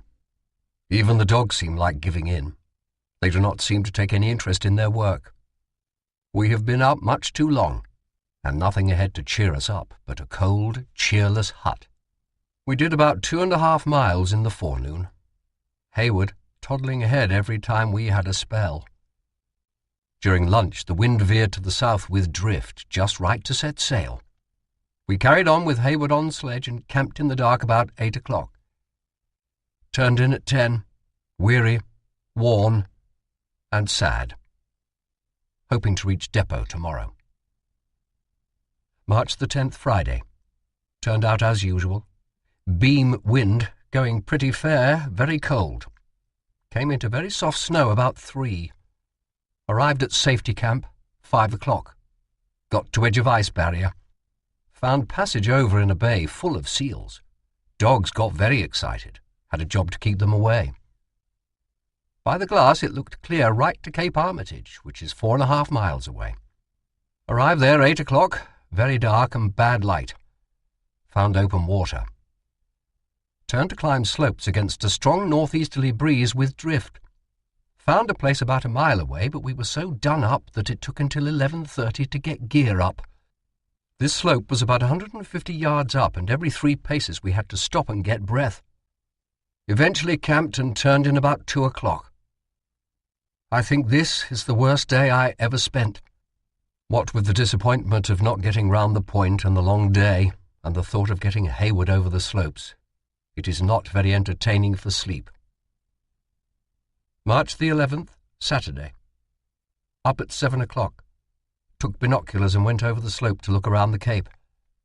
To my surprise, found the open water and pack at the cape only extended for about a mile. Came down and gave the boys the good news. I think it would take another 2 hard days to get over the hills, and we are too weak to do much of that, as I am afraid of another collapsing. Richards and Wild climbed up to look at the back of the bay and found the ice secure. Got under way, 10:30. Went round the cape and found ice. Very slushy, but continued on. No turning now. Got into hard ice shortly after, eventually arriving at Hut Point about 3 o'clock. It seems strange after our adventures to arrive back at the old hut. This place has been standing since we built it in 1901, and has been the starting point of a few expeditions since. When we were coming down the bay, I could fancy the discovery there when Scott arrived from his farthest south in 1902. The ship decorated rainbow fashion, and Lieutenant Armitage giving out the news that Captain Scott had got to 82 degrees 17 minutes south. We went wild that day. But now our homecoming is quite different. Hut half full of snow through a window being left open and drift getting in. But we soon got it shipshape and Hayward in. I had the fire going and plenty of vegetables on, as there was a fair supply of dried vegetables. Then after we had had a feed, Richards and Wild went down the bay and killed a couple of seals. I gave a good menu of seal meat at night, and we turned in about 11 o'clock full. Too full, in fact. As there is no news here of the ship, and we cannot see her, we surmise she has gone down with all hands. I cannot see there is any chance of her being afloat, or she would be here. I don't know how the skipper will take it. March the 12th, Sunday. Heard groans proceeding from the sleeping bags all night. All hands suffering from overeating. Hayward not very well. Turned out 8 o'clock. Good breakfast, porridge, seal, vegetables, and coffee. More like a banquet to us. After breakfast, Richards and Wild killed a couple of seals, whilst I made the hut a bit comfy. Hayward can hardly move. All of us in a very bad state, but we must keep up exercise. My ankles and knees badly swollen, gums prominent. Wild, very black around joints and gums very black. Richard's about the best off. After digging hut out, I prepared food which I think will keep the scurvy down. The dogs have lost their lassitude and are quite frisky, except Oscar, who is suffering from overfeeding. After a strenuous day's work, turned in 10 o'clock. March the 13th, Monday. Turned out 7 o'clock.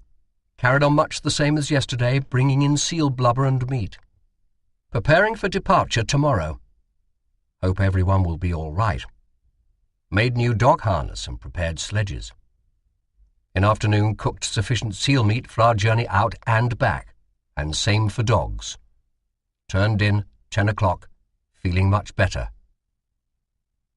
March the 14th, Tuesday. A beautiful day. Underway after lunch. One would think, looking at our party, that we were the most ragged lot one could meet in a day's march. All our clothes past mending, our faces as black as niggers, the sort of crowd one would run away from. Going pretty good. As soon as we rounded Cape Armitage, a dead headwind with a temperature of minus 18 degrees Fahrenheit. So we are not in for a pleasant time. Arrived at safety camp 6 o'clock. Turned in 8:30 after getting everything ready. March the 15th, Wednesday. Underway as usual. Nice calm day. Had a very cold night, temperature going down to minus 30 degrees Fahrenheit. Going along at a rattling good rate. In spite of our swollen limbs, we did about 15 miles. Very cold when we camped, temperature minus 20 degrees Fahrenheit. Turned in 9 o'clock. March the 16th, Thursday. Up before the sun, 4:45 a.m. Had a very cold night, not much sleep. Underway early. Going good. Passed Smith's grave, 10:45 a.m. and had lunch at depot. Saw Skipper's camp just after, and looking through glass, found him outside tent, much to the joy of all hands, as we expected him to be down. Picked him up 4:15 p.m. Broke the news of Smith's death, and no ship. I gave him the date of the 17th to look out for our returning, so he had a surprise. We struck his camp and went north for about a mile and camped. We gave the skipper a banquet of seal, vegetables, and blackcurrant jam, the feed of his life. He seems in a bad way. I hope to get him in 3 days, and I think fresh food will improve him. We turned in 8 o'clock. Distance done during day, 16 miles. March 17th, Friday. Up at 5 o'clock. Underway 8 a.m. Skipper feeling much better after feeding him up. Lunched a few yards past Smith's grave. Had a good afternoon, going fair. Distance about 16 miles. Very cold night. Temperature minus 30 degrees Fahrenheit. What with wet bags and clothes. Rotten. March the 18th, Saturday. Turned out 5 o'clock. Had rather a cold night. Temperature minus 29 degrees Fahrenheit. Surface very good. The skipper walked for a little way, which did him good. Lunched as usual. Pace good. After lunch, going good. Arrived at safety camp 4:10 p.m. To our delight, found the sea ice in the same condition, and arrived at Hut Point at 7 o'clock. Found Hayward still about same. Set to, made a good dinner, and all hands seem in the best of spirits. Now we have arrived and got the party in, it remains to themselves to get better. Plenty of exercise and fresh food ought to do miracles. We have been out 160 days and done a distance of 1,561 miles. A good record. I think the irony of fate was poor Smith going under a day before we got in. I think we shall all soon be well. Turned in 10:30 p.m. Before turning in, Skipper shook us by the hands with great emotion, thanking us for saving his life. Richards, summarizing the work of the parties, says that the journeys made between September the 1st and March the 18th, the period of 160 days, totaled 1,561 miles. The main journey, from Hut Point to Mount Hope and return, was 830 miles. The equipment, he adds, was old at the commencement of the season, and this told severely at the later stages of the journey. 3 Primus lamps gave out on the journeys, and the old tent brought back by one of the last parties showed rents several feet in length. This hampered the travelling in the long blizzards. Finneskoe were also in pieces at the end, and time had frequently to be lost through repairs to clothing becoming imperative.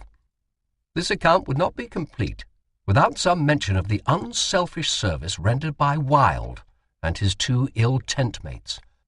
From the time he remained behind at the long blizzard till the death of Spencer Smith, he had 2 helpless men to attend to, and despite his own condition, he was ever ready, night or day, to minister to their wants. This, in a temperature of -30°F at times, was no light task. Without the aid of our 4 faithful friends, Oscar, Con, Gunner and Towser, the party could never have arrived back. These dogs from November the 5th accompanied the sledging parties, and although the pace was often very slow, they adapted themselves well to it. Their endurance was fine. For 3 whole days at one time, they had not a scrap of food, and this after a period on short rations. Though they were feeble towards the end of the trip, their condition usually was good, and those who returned with them will ever remember the remarkable service they rendered. The first indication of anything wrong with the general health of the party occurred at about latitude 82°30' south, when Spencer Smith complained of stiffness in the legs and discoloration. He attributed this to holes in his windproof clothing. At latitude 83° south, when he gave way, it was thought that the rest would do him good. About the end of January, Captain Mackintosh showed very serious signs of lameness. At this time his party had been absent from Hut Point, and consequently from fresh food, about 3 months. On the journey back, Spencer Smith gradually became weaker, and for some time before the end was in a very weak condition indeed. Captain Mackintosh, by great efforts, managed to keep his feet until the long blizzard was encountered. Here it was that Hayward was first found to be affected with the scurvy, his knees being stiff. In his case, the disease took him off his feet very suddenly, apparently causing the muscles of his legs to contract till they could be straightened hardly more than a right angle. He had slight touches in the joints of the arms. In the cases of Joyce, Wild and Richards, joints became stiff and black in the rear, but general weakness was the worst symptom experienced. Captain Mackintosh's legs looked the worst in the party. The 5 men who were now at Hut Point found quickly that some of the winter months must be spent there.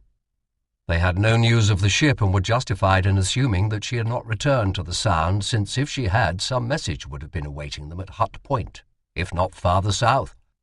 The sea ice had broken and gone north within a mile of the point, and the party must wait until the new ice became firm as far as Cape Evans. Plenty of seal meat was available, as well as dried vegetables, and the fresh food improved the condition of the patients very rapidly.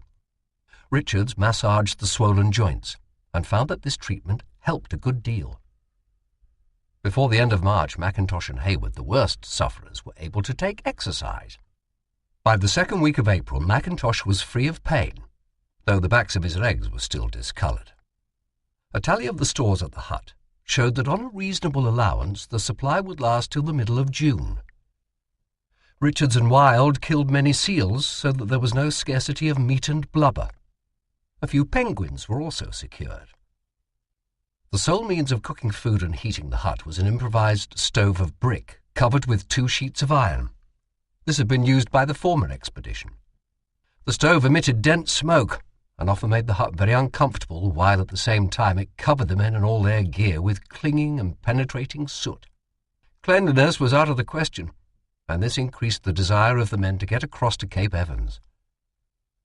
During April, the sea froze in calm weather, but winds took the ice out again. On April the 23rd, Joyce walked 4 miles to the north, partly on young ice 2 inches thick, and he thought then that the party might be able to reach Cape Evans within a few days. But a prolonged blizzard took the ice out right up to the point, so that the open water extended at the end of April right up to the foot of Viney's Hill. Then came a spell of calm weather, and during the first week of May the sea ice formed rapidly. The men made several short trips over it to the north. The sun had disappeared below the horizon in the middle of April and would not appear again for over 4 months. The disaster that followed is described by both Richards and Joyce. "And now a most regrettable incident occurred," wrote Richards.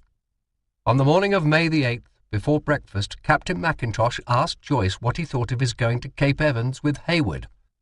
Captain Mackintosh considered the ice quite safe, and the fine morning no doubt tempted him to exchange the quarters at the hut for the greater comfort and better food at Cape Evans.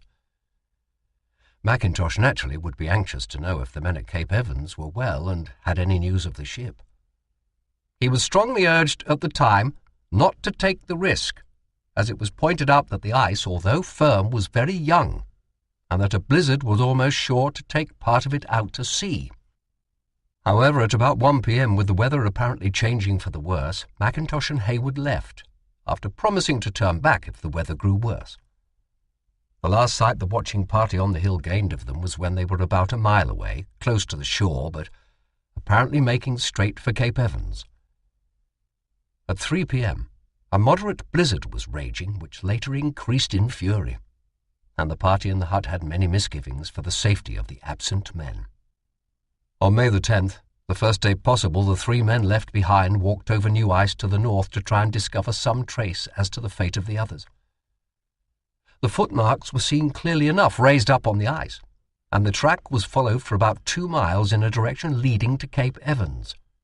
Here they ended abruptly, and in the dim light a wide stretch of water very lightly covered with ice was seen as far as the eye could reach. It was at once evident that part of the ice over which they had travelled had gone out to sea. The whole party had intended, if the weather had held good, to have attempted the passage across with the full moon about May the 16th. On the date on which Mackintosh and Hayward left, it was impossible that a sledge should travel the distance over the sea ice owing to the sticky nature of the surface. Hence their decision to go alone and leave the others to follow with the sledge and equipment when the surface should improve. That they had actually been lost was learned only on July the 15th, on which date the party from Hut Point arrived at Cape Evans. The entry in Joyce's diary shows that he had very strong forebodings of disaster when Mackintosh and Hayward left. He warned them not to go, as the ice was still thin and the weather was uncertain. Mackintosh seems to have believed that he and Hayward, travelling light, could get across to Cape Evans quickly before the weather broke, and if the blizzard had come 2 or 3 hours later, they probably would have been safe. The 2 men carried no sleeping bags, and only a small meal of chocolate and seal meat. The weather during June was persistently bad. No move had been possible on May the 16th, the sea ice being out, and Joyce decided to wait until the next full moon. When this came, the weather was boisterous, and so it was not until the full moon of July that the journey to Cape Evans was made. During June and July, seals got very scarce, and the supply of blubber ran short. Meals consisted of little but seal meat and porridge. The small stock of salt was exhausted, but the men procured 2.5 pounds by boiling down snow taken from the bottom layer next to the sea ice. The dogs recovered condition rapidly and did some hunting on their own account among the seals. The party started for Cape Evans on July the 15th. They had expected to take advantage of the full moon, but by a strange chance they had chosen the period of an eclipse, and the moon was shadowed most of the time they were crossing the sea ice. The ice was firm, and the 3 men reached Cape Evans without difficulty. They found Stevens, Cope, Gaze, and Jack at the Cape Evans hut, and learned that nothing had been seen of Captain Mackintosh and Hayward. The conclusion that these men had perished was accepted reluctantly. The party at the base consisted now of Stevens, Cope, Joyce, Richards, Gaze, Wild, and Jack. The men settled down now to wait for relief. When opportunity offered, Joyce led search parties to look for the bodies or any trace of the missing men, and he subsequently handed me the following report. I beg to report that the following steps were taken to try and discover the bodies of Captain Mackintosh and Mr. Hayward. After our parties returned to the hut at Cape Evans, July the 15th, 1916, it was learned that Captain Mackintosh and Mr. Hayward had not arrived, and being aware of the conditions under which they were last seen, all the members of the wintering party were absolutely convinced that these two men were totally lost and dead, that they could not have lived for more than a few hours at the outside in the blizzard that they had encountered, they being entirely unprovided with equipment of any sort. There was the barest chance that after the return of the sun some trace of their bodies might be found. So during the spring, that is August and September 1916, and in the summer, December and January 1916 to 17, the following searches were carried out. 1. Wilde and I thoroughly searched Inaccessible Island at the end of August 1916. 2. Various parties in September searched along the shore to the vicinity of Turk's Head. 3. In company with Messrs. Wilde and Gaze, I started from Hut Point, December the 31st, 1916, at 8 a.m., and a course was steered inshore as close as possible to the cliffs, in order to search for any possible means of ascent. At a distance of half a mile from Hut Point, we passed a snow slope which I had already ascended in June 1916. 3.5 miles farther on was another snow slope which ended in Blue Ice Glacier Slope, which we found impossible to climb, snow slope being formed by heavy winter snowfall. These were the only two places accessible. Distance on this day, 10 miles, 1,710 yards covered. On January the 1st, search was continued round the south side of Glacier Tongue from the base towards the seaward end. There was much heavy pressure. It was impossible to reach the summit owing to the wide crack. Distance covered, 4 miles, 100 yards. On January the 2nd, thick weather caused party to lay up. On the 3rd, Glacier was further examined and several slopes formed by snow led to top of Glacier, but crevasses between slope and the tongue prevented crossing. The party then proceeded round the tongue to Tent Island, which was also searched, a complete tour of the island being made. It was decided to make for Cape Evans, as thick weather was approaching. We arrived at 8 p.m., distance 8 miles, 490 yards. I remain, etc. Ernest E. Joyce. To Sir Ernest Shackleton, CVO. Commander, ITAE. In September, Richards was forced to lay up at the hut owing to a strained heart, due presumably to stress of work on the sledging journeys. Early in October, a party consisting of Joyce, Gaze and Wilde spent several days at Cape Royds, where they skinned specimens. They sledged stores back to Cape Evans in case it should be found necessary to remain there over another winter. In September, Joyce, Gaze and Wilde went out to Spencer Smith's grave with a wooden cross, which they erected firmly. Relief arrived on January the 10th, 1917. But it is necessary now to turn back to the events of May 1915, when the Aurora was driven from her moorings off Cape Evans. Chapter 16. The Aurora's Drift. After Mackintosh left the Aurora on January the 25th, 1915, Stenhouse kept the ship with difficulty off Tent Island. The ice anchors would not hold, owing to the continual breaking away of the pack, and he found it necessary much of the time to steam slow ahead against the floes. The third sledging party under Cope left the ship on the afternoon of the 31st with the motor tractor towing 2 sledges, and disappeared towards Hut Point. Cope's party returned to the ship on February the 2nd and left again on February the 5th, after a delay caused by the loose condition of the ice. 2 days later, after more trouble with drifting floes, Stenhouse proceeded to Cape Evans, where he took a line of soundings for the winter quarters. During the next month, the Aurora occupied various positions in the neighborhood of Cape Evans. No secure moorings were available. The ship had to keep clear of threatening floes, dodge growlers and drifting bergs, and find shelter from the blizzards. A sudden shift of wind on February the 24th, when the ship was sheltering in the lee of Glacier Tongue, caused her to be jammed hard against the low ice off the glacier, but no damage was done. Early in March, Stenhouse sent moorings ashore at Cape Evans, and on March the 11th he proceeded to Hut Point, where he dropped anchor in Discovery Bay. Here he landed stores, amounting to about 2 months' full rations for 12 men and embarked Spencer Smith, Stevens, Hook, Richards, Ninnis and Gaze with 2 dogs. He returned to Cape Evans that evening. We had a bad time when we were sculling about the Sound, first endeavouring to make Hut Point to land provisions and then looking for winter quarters in the neighbourhood of Glacier Tongue, wrote Stenhouse afterwards. The ice kept breaking away in small floes, and we were apparently no nearer to anywhere than when the sledges left. We were frustrated in every move. The ship broke away from the fast ice in blizzards, and then we went dodging about the Sound from the Ross Island side to the western pack, avoiding and clearing floes and growlers in heavy drift when we could see nothing, our compasses unreliable, and the ship short-handed.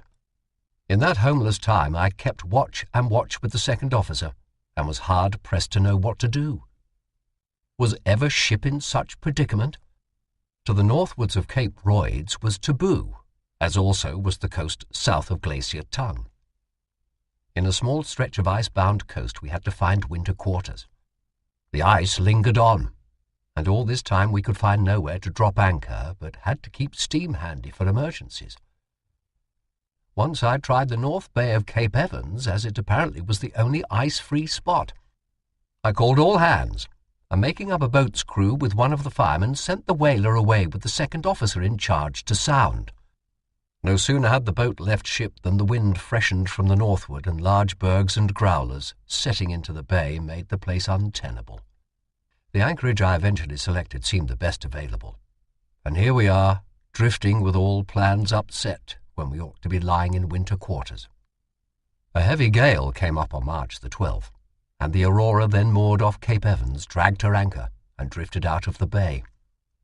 She went northward past Cape Barne and Cape Royds in a driving mist, with a heavy storm sea running. This gale was a particularly heavy one. The ship and gear were covered with ice owing to the freezing of spray, and Stenhouse had anxious hours amid the heavy, ice-encumbered waters before the gale moderated. The young ice, which was continually forming in the very low temperature, helped to reduce the sea as soon as the gale moderated, and the Aurora got back to Cape Evans on the evening of the 13th. Ice was forming in the bay, and on the morning of the 14th Stenhouse took the ship into position for winter moorings. He got 3 steel hawsers out, and made fast to the shore anchors. These hawsers were hove tight, and the Aurora rested then with her stern to the shore in 7 fathoms. 2 more wires were taken ashore the next day. Young ice was forming around the ship, and under the influence of wind and tide this ice began early to put severe strains upon the moorings. Stenhouse had the fires drawn and the boiler blown down on the 20th. And the engineer reported at that time that the bunkers contained still 118 tons of coal. The ice broke away between Cape Evans and Cape Barne on the 23rd, and pressure around the ship shattered the bay ice and placed heavy strains on the stern moorings. The young ice, about 4 inches thick, went out eventually and left a lead along the shore. The ship had set in towards the shore owing to the pressure, and the stern was now in 4.5 fathoms. Stenhouse tightened the moorings and ran out an extra wire to the shore anchor. The nature of the ice movements is illustrated by a few extracts from the log. March the 27th, 5 p.m. Ice broke away from shore and started to go out. 8 p.m. Light southerly airs. Fine. Ice setting out to northwest. Heavy pressure of ice on starboard side and great strain on moorings. 10 p.m. Ice clear of ship. March the 28th.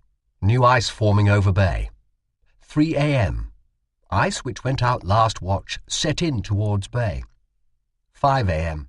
Ice coming in and overriding newly formed bay ice. Heavy pressure on port side of ship. Wires frozen into ice. 8 a.m.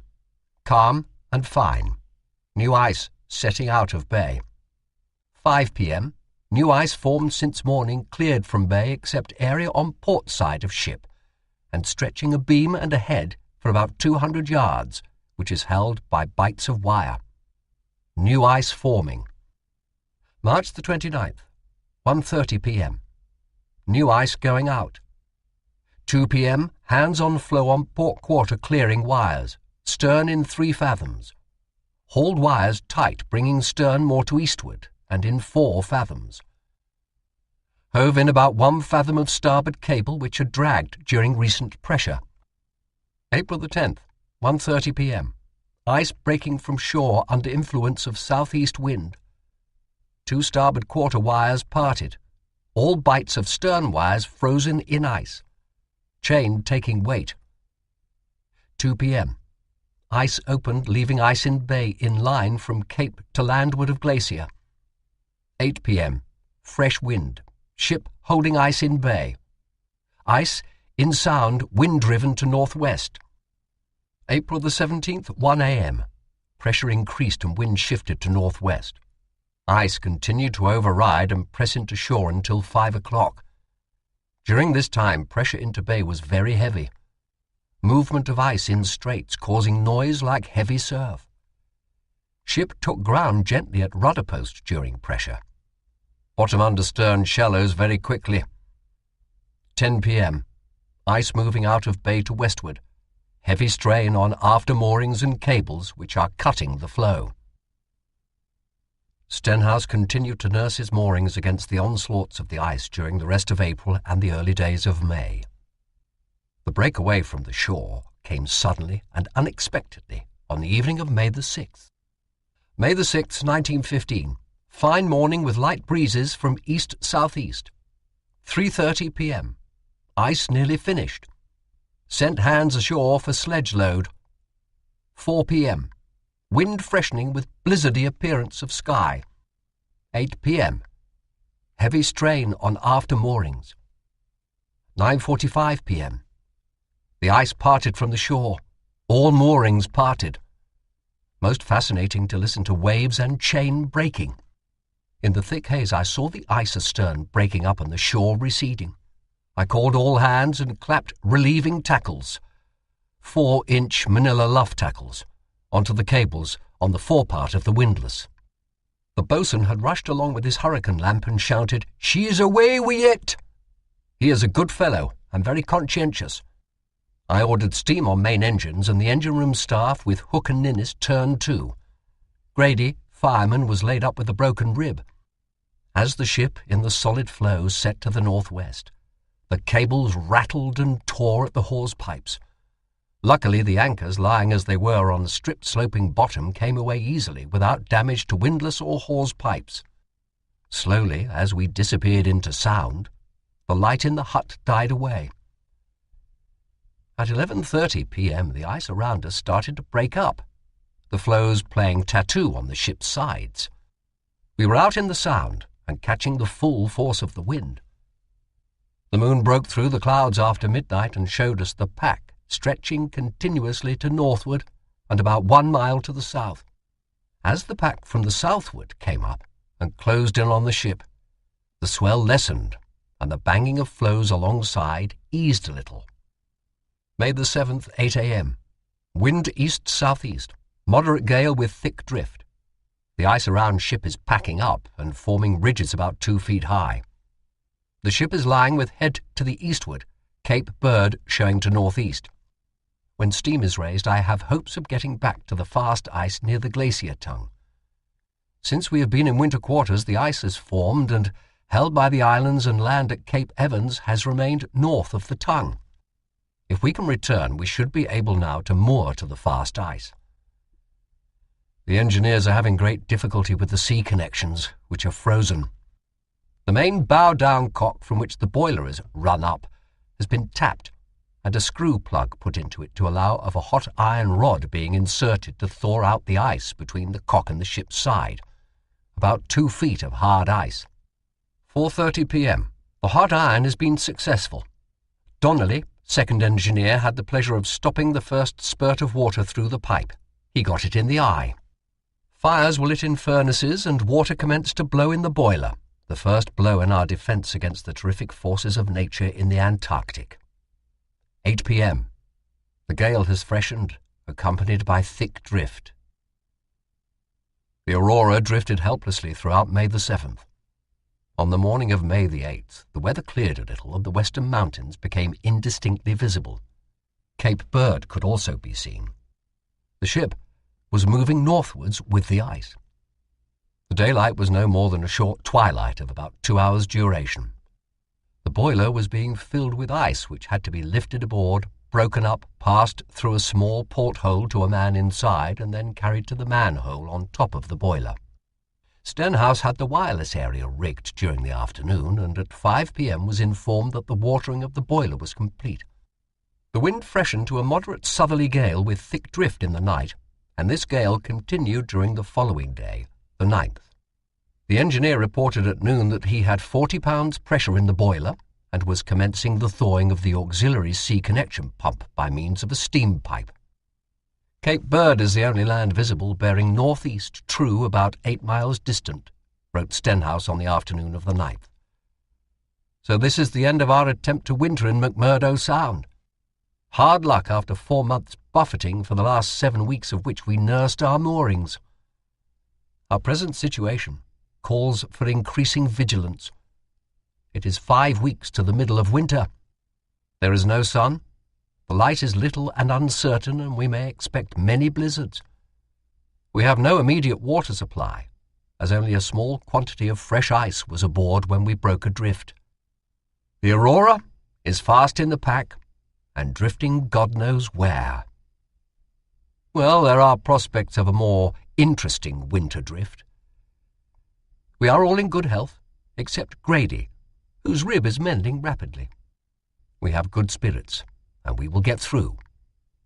But what of the poor beggars at Cape Evans, and the southern party? It is a dismal prospect for them. There are sufficient provisions at Cape Evans, Hut Point, and I suppose Cape Royds, but we have the remaining Burberrys, clothing, etc. for next year's sledging still on board. I see little prospect of getting back to Cape Evans or anywhere in the Sound. We are short of coal and held firmly in the ice. I hope she drifts quickly to the northeast. Then we can endeavour to push through the pack and make for New Zealand, coal, and return to the barrier eastward of Cape Crozier. This could be done, I think, in the early spring, September. We must get back to aid the depot laying next season. A violent blizzard raged on May the 10th and 11th. I never remember such wind force, said Stenhouse. It was difficult to get along the deck. The weather moderated on the 12th, and a survey of the ship's position was possible. We are lying in a field of ice with our anchors and 75 fathoms of cable on each hanging at the bows. The after moorings were frozen into the ice astern of us at Cape Evans. Previous to the date of our leaving our winter berth, 4 small wires had parted. When we broke away, the chain of 2 of the heavy 4-inch wires parted close to shore. The other wire went at the butts. The chain and 2 wires are still fast in the ice and will have to be dug out. This morning we cleared the ice around the cables, but had to abandon the heaving in as the steam froze in the return pipes from the windlass exhaust, and the joints had to be broken and the pipe thawed out. Hook was listening in from 8:30 p.m. to 12:30 a.m. for the Macquarie Island wireless station, 1,340 miles away, or the Bluff, New Zealand station, 1,860 miles away, but had no luck. The anchors were hove in by dint of much effort on the 13th and 14th, ice forming on the cable as it was hoisted through a hole cut in the floe. Both anchors had broken, so the Aurora had now 1 small kedge anchor left aboard.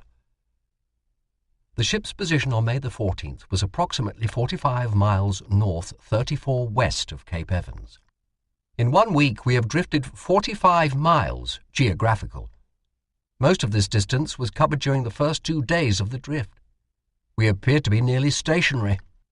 What movement there is in the ice seems to be to the northwest, towards the ice-bound coast. Hands who were after penguins yesterday reported much noise in the ice about 1 mile from the ship. I hope the floe around the ship is large enough to take its own pressure. We cannot expect much pressure from the south, as McMurdo Sound should soon be frozen over and the ice holding. Northeast winds would drive the pack in from the Ross Sea. I hope for the best. Plans for future development are ready, but probably will be checkmated again. I took the anchors aboard.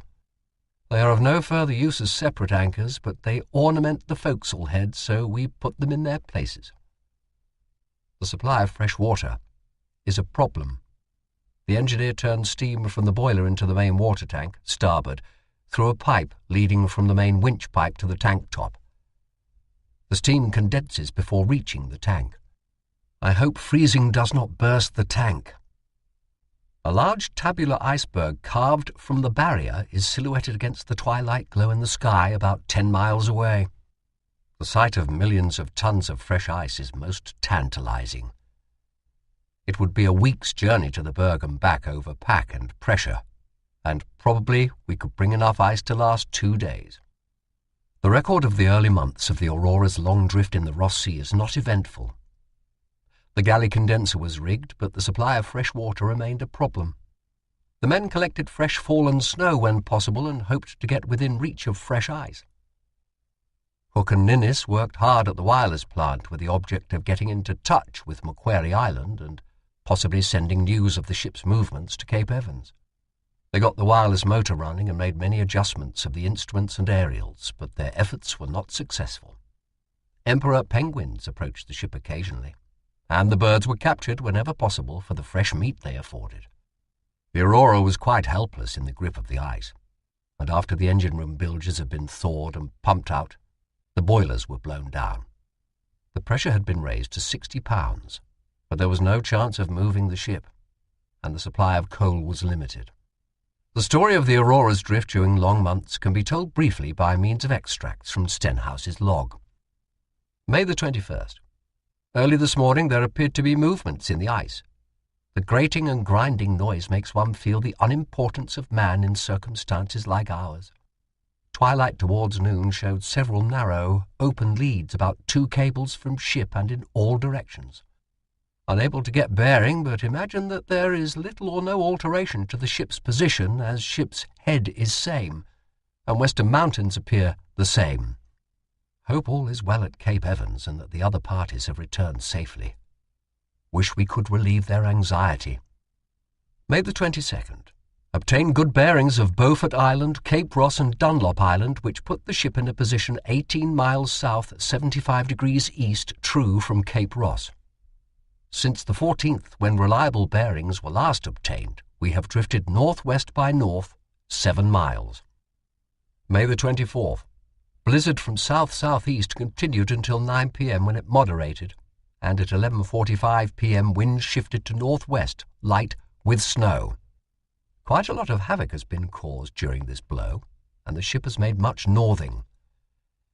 In the morning, the cracks south of the ship opened to about 3 feet. At 2 p.m., felt heavy shock and the ship heeled to port about 70 degrees. Found ice had cracked from port gangway to northwest and parted from ship from gangway along to stern. Crack extended from stern to southeast. 7:35 p.m. Ice cracked from port forechains in line parallel to previous crack. The ice broke again between the cracks and drifted to northwest for about 10 yards. The ice to southward then commenced to break up, causing heavy strain on ship and setting apparently north in large broken fields. Ship badly jammed in. 9:15 p.m.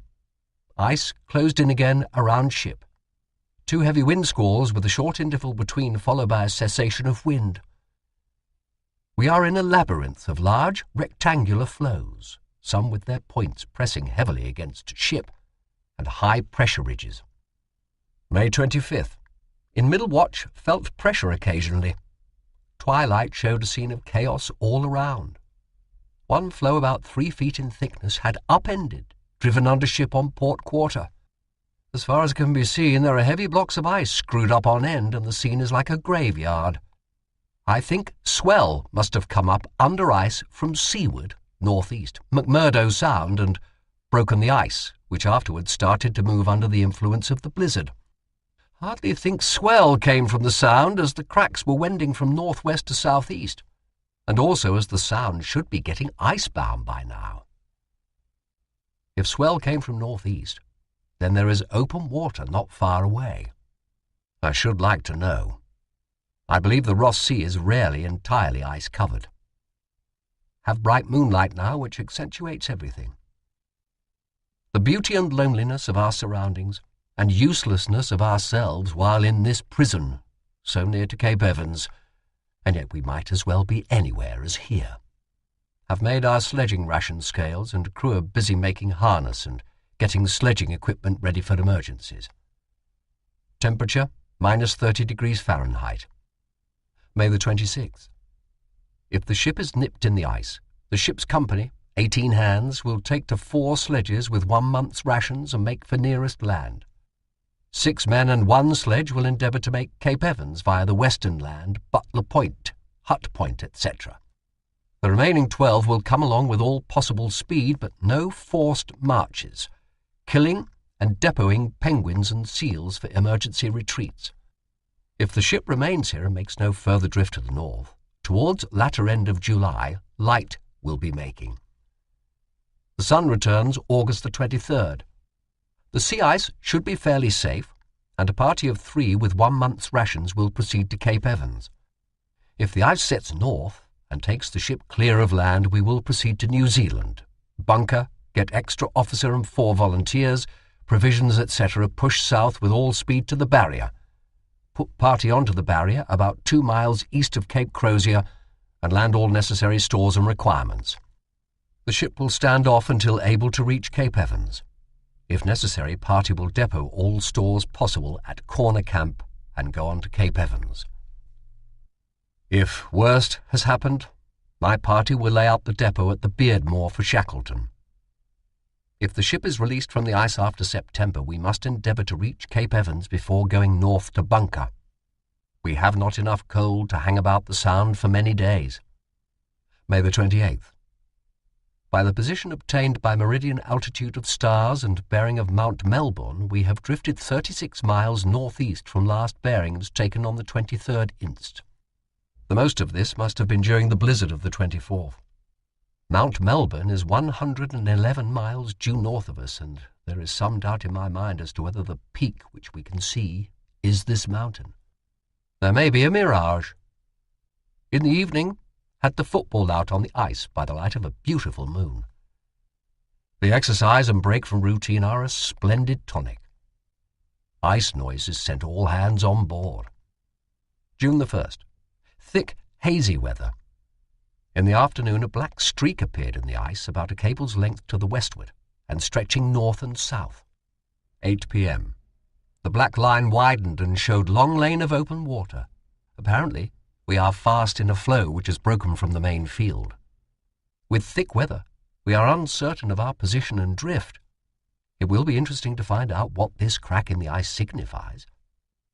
I am convinced that there is open water not far distant in the Ross Sea. Tonight, Hook is trying to call up Cape Evans. If the people at the hut have rigged the set which was left there, they will hear all well from the Aurora. I hope they have. The messages were not received. June the 8th. Made our latitude 75 degrees 59 minutes south by altitude of Sirius. This is a very monotonous life, but all hands appear to be happy and contented. Find that we are not too well off for meals, and will have to cut rations a little. Grady is taking exercise now and should soon be well again. He seems very anxious to get to work again, and is a good man. No wireless calls tonight, as there is a temporary breakdown. Condenser jar broken. There is a very faint display of aurora in northern sky. It comes and goes almost imperceptibly. A most fascinating sight. The temperature is -20 degrees Fahrenheit. 52 degrees of frost is much too cold to allow one to stand for long. June the 11th. Walked over to a very high-pressure ridge about a quarter of a mile north-northwest of the ship. In the dim light, walking over the ice is far from being monotonous, as it is almost impossible to see obstacles, such as small, snowed-up ridges, which makes us wary and cautious. A dip in the sea would be the grand finale, but there is little risk of this, as the water freezes as soon as a lane opens in the ice. The pressure ridge is about 15 to 20 feet high for several hundred feet, and the ice all about it is bent up in a most extraordinary manner. At 9 p.m., Hook called Cape Evans, all well Aurora, etc. 10 p.m. weather reports for 8 p.m. sent to Wellington, New Zealand and Melbourne via Macquarie Island. The dispatch of messages from the Aurora was continued, but it was learned afterwards that none of them had been received by any station. June the 13th. The temperature in the chart room ranges from 0 to a little above freezing point. This is a very disturbing factor in rates of the chronometers, 5 in number, 3 Greenwich Mean Time and 2 sidereal time, which are kept in cases in a padded box, each case covered by a piece of blanket and the box covered by a heavy coat. In any enclosed place where people pass their time, the niches and places where no heat penetrates are covered with frozen breath. There will be a big thaw-out when the temperature rises. June the 14th. Mount Melbourne is bearing north 14 degrees west true. Our approximate position is 40 miles east-northeast of Nordenskjold Ice Tongue. At 9 p.m., Hook called Cape Evans and sent weather reports to Wellington and Melbourne via Macquarie Island. Hook and Ninnis on several evenings at about 11 o'clock have heard what happened to be faint messages, but unreadable. He sent word to Macquarie Island of this in hopes that they would hear and increase the power. June the 20th. During this last blow with its accompanying drift snow, there has been much leakage of current from the aerial during the sending of reports. This is apparently due to induction caused by the snow accumulating on the insulators aloft, and thus rendering them useless, and probably to increased inductive force of the current in a body of snowdrift. Hook appears to be somewhat downhearted over it, and after discussing the matter, gave me a written report on the non-success, up to the present time, of his endeavours to establish communication. He thinks that the proximity of the magnetic pole and aurora australis might affect things. The radiation is good and sufficient for normal conditions. His suggestion to lead the down lead wires out to the ahead and astern would increase scope, but I cannot countenance it owing to unsettled state of ice and our too lofty poles. June the 21st, blowing gale from southwest throughout day, but for short spell of westerly breeze about 5 p.m. Light drift at frequent intervals, very hazy and consequently no land in sight during short twilight. Very hard up for mitts and clothing. What little we have on board I have put to one side for the people at the hut. Have given Thompson instructions to turn crew to making pair mitts and helmet out of Jaeger fleece for all hands forward. With strict economy, we should make things spin out. Cannot help worrying over our people at the hut. Although worrying does no good, one cannot do otherwise in this present impotent state. 11 p.m. Wind howling and whistling through rigging. Outside in glare of moon, flying drift and expanse of ice field.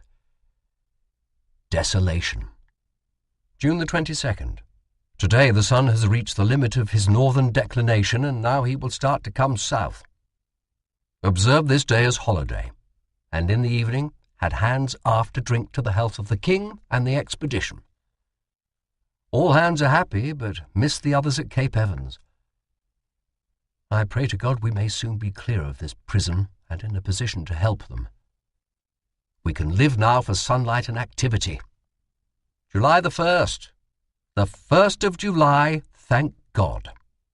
The days pass quickly. Through all my waking hours, one long thought of the people at Cape Evans, but one must appear to be happy and take interest in the small happenings of shipboard. July the 3rd. Rather hazy with very little light. Moderate west-northwest to southwest winds until noon, when wind veered to south and freshened. No apparent change in ship's position. The berg is on the same bearing, 1 point on the port quarter, and apparently the same distance off. Mount Melbourne was hidden behind a bank of clouds. This is our only landmark now, as Franklin Island is towered in perpetual gloom. Although we have had the berg in sight during all the time of our drift from the entrance to McMurdo Sound, we have not yet seen it in a favourable light, and were it not for its movement, we might mistake it for a tabular island. It will be interesting to view our companion in the returning light. unless we are too close to it. July the 5th. Dull grey day during twilight, with light, variable westerly breezes. All around hangs a heavy curtain of haze, and although very light snow is falling, overhead is black and clear with stars shining. As soon as the faint noon light fades away, the heavy low haze intensifies the darkness and makes one thankful that one has a good firm berth in the ice. I don't care to contemplate the scene if the ice should break up at the present time. July the 6th. Last night I thought I saw open water in the shape of a long black lane to the southward of the ship and extending in an easterly and westerly direction, but owing to the haze and light snow I could not be sure. This morning the lane was distinctly visible and appeared to be 200 or 300 yards wide and 2 miles long. At 6 p.m. loud pressure noises would be heard from the direction of the open lane and continued throughout the night. Shortly after 8 o'clock, the grinding and hissing spread to our starboard bow, west-southwest, and the vibration caused by the pressure could be felt intermittently on board the ship. The incessant grinding and grating of the ship to the southward, with seething noises as of water rushing under the ship's bottom and ominous sounds, kept me on the qui-vive all night, and the prospect of a break-up of the ice would have racked my nerves had I not had them numbed by previous experiences. July the 9th. At noon the sky to the northward had cleared sufficiently to allow of seeing Mount Melbourne, which appears now as a low peak to the northwest. Ship's position is 28 miles north-northeast of Franklin Island. On the port bow and ahead of the ship there are some enormous pressure ridges. They seem to be the results of the recent and present ice movements. Pressure heard from the southward all day. July the 13th. At 5 p.m. very heavy pressure was heard on the port beam and bow, south and very close to the ship. This occurred again at irregular intervals. Quite close to the ship the ice could be seen bending upwards, and occasional jars were felt on board. I am inclined to think that we have set into a cul-de-sac, and that we will now experience the full force of pressure from the south. We have prepared for the worst, and can only hope for the best. A release from the ice with a seaworthy vessel under us. July the 18th. This has been a day of events. About 8 a.m. the horizon to the north became clear, and as the light grew the more westerly land showed up. This is the first clear day that we have had since the 9th of the month, and we have set a considerable distance to the northeast in the meantime. By meridian altitudes of stars and bearings of the land, which proved to be Coulman Islands, Mount Murchison and Mount Melbourne, our position shows 78 miles, geographical, northeast by north of Franklin Island. During the last 3 days we have drifted 40 miles, geographical, so there has been ample reason for all the grinding and growling of pressure lately. The ship endured some severe squeezes this day. July the 20th. Shortly before breakfast the raucous voice of the Emperor Penguin was heard, and afterwards 2 were seen some distance from the ship. The nearest mainland, in vicinity of Cape Washington, is 90 miles distant, as also is Coulman Island. Franklin Island is 80 miles southeast by south, and the pack is in motion. This is the Emperor's hatching season, and here we meet them out in the cheerless desert of ice. 10:45 p.m. Heavy pressure around ship. Lanes opened and ship worked astern about 20 feet. The wires in the ice took the strain. Lashings at mizzen chains carried away fair lead bollard on port side of forecastle head. July the 21st, 1 a.m. Lanes open to about 40 feet wide. Ship in open pool about 100 feet wide. Heavy pressure in vicinity of ship. Called all hands and cut wires at the forecastle head. These wires had remained frozen in the ice after the ship broke away from her moorings, and they had served a useful purpose at some times by checking ice movements close to the ship. 2 a.m. Ship swung athwart lane as the ice opened and the floes on the port side pressed her stern round. 11:30 a.m. Pack of killer whales came up in the lane around the ship. Some broke soft ice, about 1 inch thick, and pushed their heads through, rising to 5 or 6 feet perpendicularly out of the water. They were apparently having a look round. It is strange to see killers in this immense field of ice. Open water must be near, I think. 5:15 p.m. New ice of lanes cracked and opened. Floes on port side pushed stern on to ice of floe. Floes then closed in and nipped the ship fore and aft. The rudder was bent over to starboard and smashed. The solid oak and iron went like matchwood. 8 p.m. Moderate south-southwest gale with drift. Much straining of timbers with pressure. 10 p.m. Extra hard nip fore and aft. Ship visibly hogged. Heavy pressure. July the 22nd. Ship in bad position in newly frozen lane, with bow and stern jammed against heavy floes. Heavy strain with much creaking and groaning.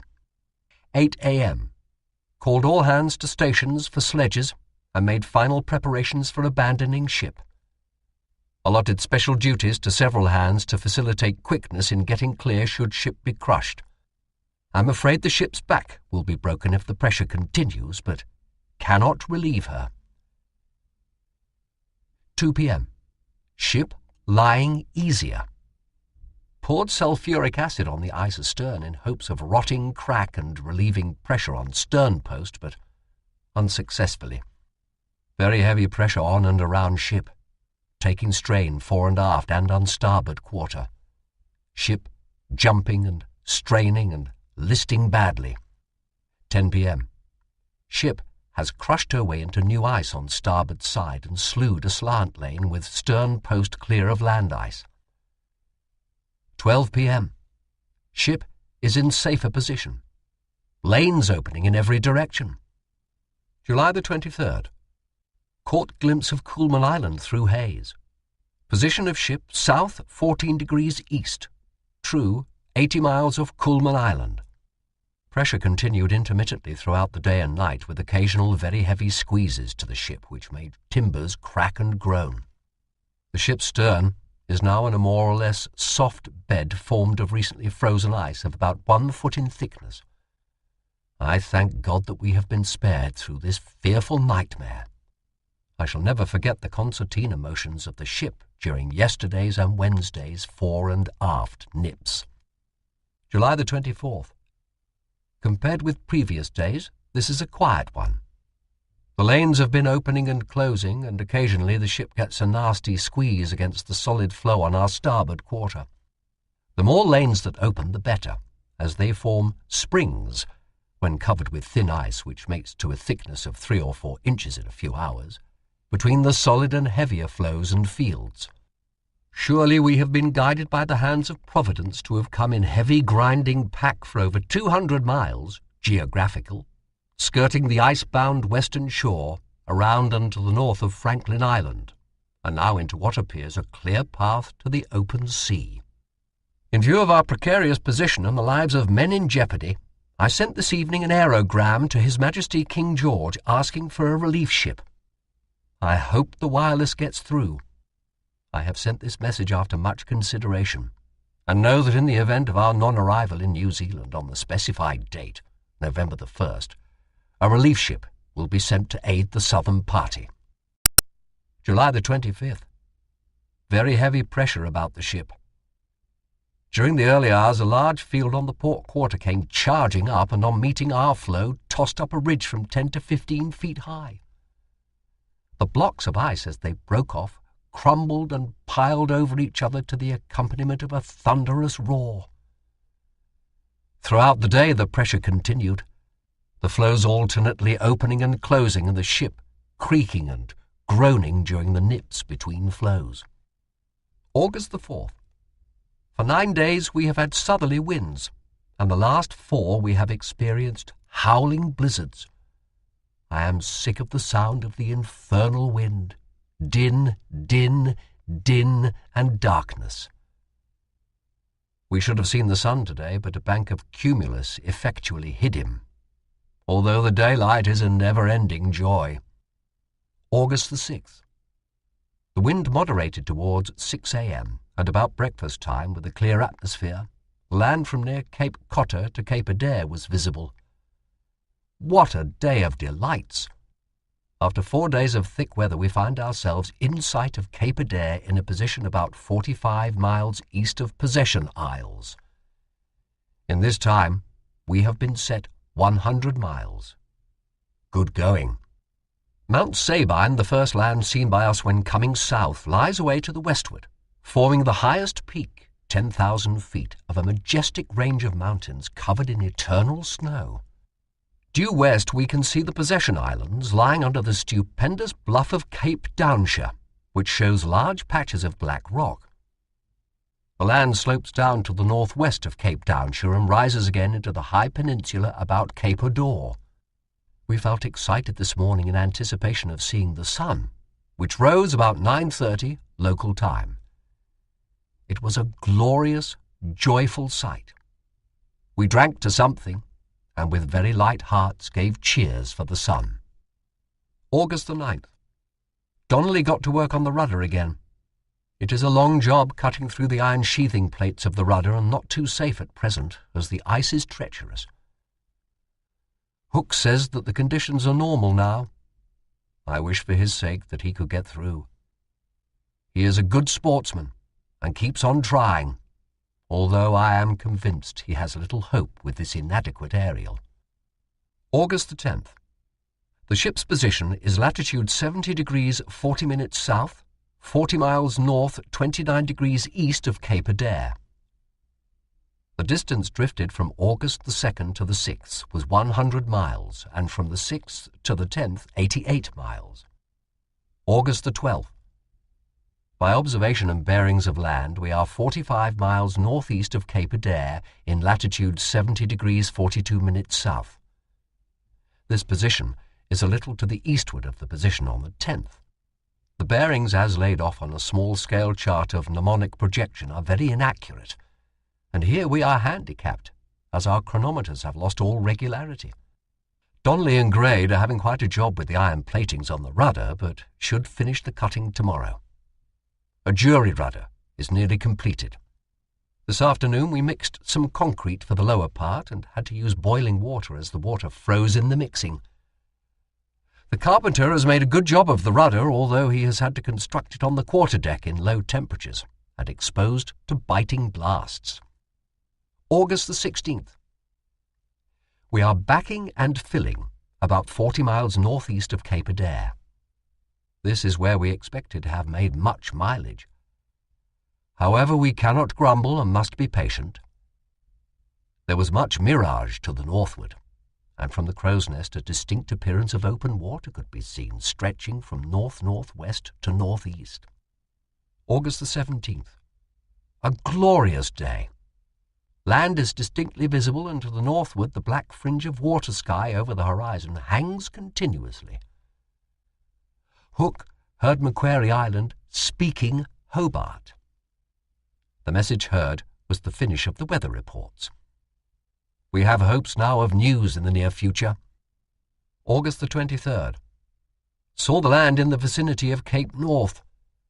To the south-southwest, the white cliffs and peaks of the inland ranges were very distinct, and away in the distance to the southwest could be seen a low stretch of undulating land. At times Mount Sabine was visible through the gloom. The latitude is 69 degrees 44.5 minutes south. We are 58 miles north, 40 miles east of Cape North. August the 24th. We lifted the rudder out of the ice and placed it clear of the stern athwart the fore and aft line of the ship. We had quite a job with it. Weight 4.5 tons, using treble and double-sheaved blocks purchase, but with the endless chain tackle from the engine room and plenty of beef and leverage, we dragged it clear. All the pintles are gone at the fore part of the rudder. It is a clean break and bears witness to the terrific force exerted on the ship during the nip. I am glad to see the rudder upon the ice and clear of the propeller. The blade itself, which is solid oak and sheathed on two sides and after part halfway down with 3/4-inch iron plating, is undamaged, save for the broken pintles. The twisted portion is in the rudder trunk. August the 25th, 11 p.m. Hook has just been in with the good tidings that he has heard Macquarie and the Bluff, New Zealand, sending their weather reports and exchanging signals. Can this mean that they have heard our recent signals and are trying to get us now? Our motor has been out of order. August the 26th. The carpenter has finished the jury rudder and is now at work on the lower end of the rudder truck where the rudder burst into the stern timbers. We are lucky in having this opportunity to repair these minor damages, which might prove serious in a seaway. August the 31st, 6:30 a.m. Very loud pressure noises to the southeast. I went aloft after breakfast and had the pleasure of seeing many open lanes in all directions. The lanes of yesterday are frozen over, showing what little chance there is of a general and continued break-up of the ice until the temperature rises. Land was visible, but far too distant for even approximate bearings. The berg still hangs to the northwest of the ship. We seem to have pivoted outwards from the land. We cannot get out of this too quickly, and although everyone has plenty of work and is cheerful, the uselessness of the ship in her present position palls. September the 5th. The mizzen wireless mast came down in a raging blizzard today. In the forenoon I managed to crawl to windward on the top of the bridge house and under the lee of the chart house watched the mast bending over with the wind and swaying like the branch of a tree. But after the aerial had stood throughout the winter, I hardly thought the mast would carry away. Luckily, as it is dangerous to life to be on deck in this weather, food is brought from the galleon relays through blinding drift and over big heaps of snow. No one was about when the mast carried away. September the 8th. This is dull, miserable weather. Blow, snow, and calm for an hour or two. Sometimes it blows in this neighbourhood without snow, and sometimes with. This seems to be the only difference.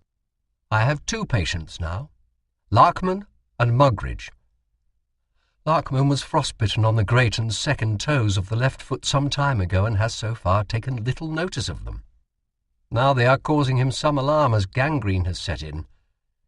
Mugridge is suffering from an intermittent rash with red inflamed skin and large, short-lived blisters. I don't know what the deuce it is, but the nearest description to it in a materia medica, etc., is pemphigus.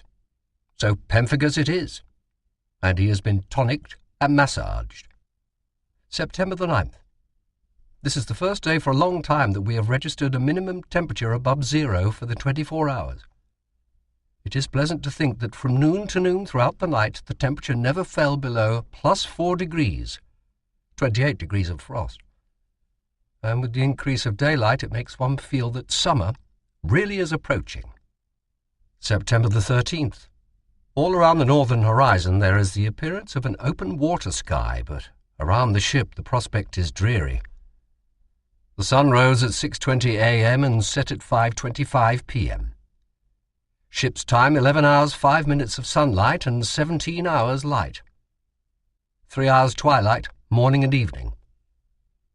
The carpenter is dismantling the taffrail to facilitate the landing and, if necessary, the boarding of the jury rudder, and will construct a temporary removable rail. September the 16th. There has been much mirage all around the horizon, and to the eastward through south to southwest, heavy frost smoke has been rising. Over the northern horizon a low bank of white fog hangs as though over the sea. I do not like these continued low temperatures. I am beginning to have doubts as to our release until the sun starts to rot the ice. September the 17th. This is the anniversary of our departure from London. There are only 4 of the original 11 on board, Larkman, Ninnis, Morga, and I. Much has happened since Friday, September the 18th, 1914, and I can recall the scene as we passed down the Thames with submarine and cruisers, in commission and bent on business, crossing our course. I can also remember the regret at leaving it all, and the constant fed-upness. September the 21st. The sun is making rapid progress south, and we have had today over 17 hours light and 12 hours sunlight. Oh, for a release! The monotony and worry of our helpless position is deadly. I suppose Shackleton and his party will have started depot laying now and will be full of hopes for the future.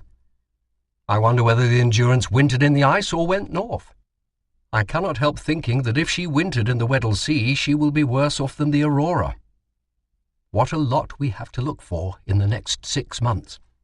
News of Shackleton and the Endurance, the party at Cape Evans, and the war. September the 22nd. Latitude 69 degrees 12 minutes south, longitude 165 degrees 00 minutes east. Sturge Island, Balleny Group, is bearing north, true, 90 miles distant.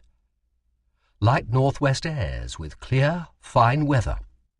Sighted Sturge Island in the morning, bearing due north of us and appearing like a faint, low shadow on the horizon.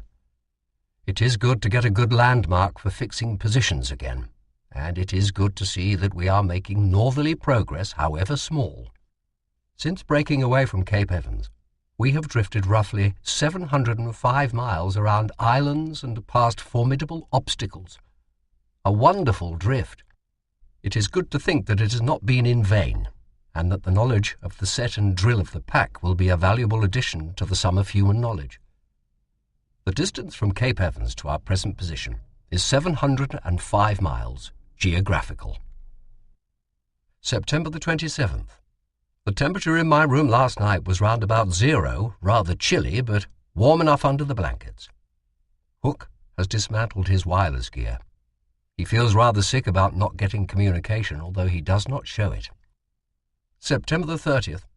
Ninnis has been busy now for the week on the construction of a new tractor. He is building the body and will assemble the motor in the fore-tween decks, where it can be lashed securely when we are released from the ice. I can see leads of open water from the masthead, but we are still held firmly. How long? October the 7th. As time wears on, the possibility of getting back to the barrier to land a party deserves consideration. If we do not get clear until late in the season, we will have to turn south first. Although we have no anchors and little moorings, no rudder, and a short supply of coal. To leave a party on the barrier would make us very short-handed.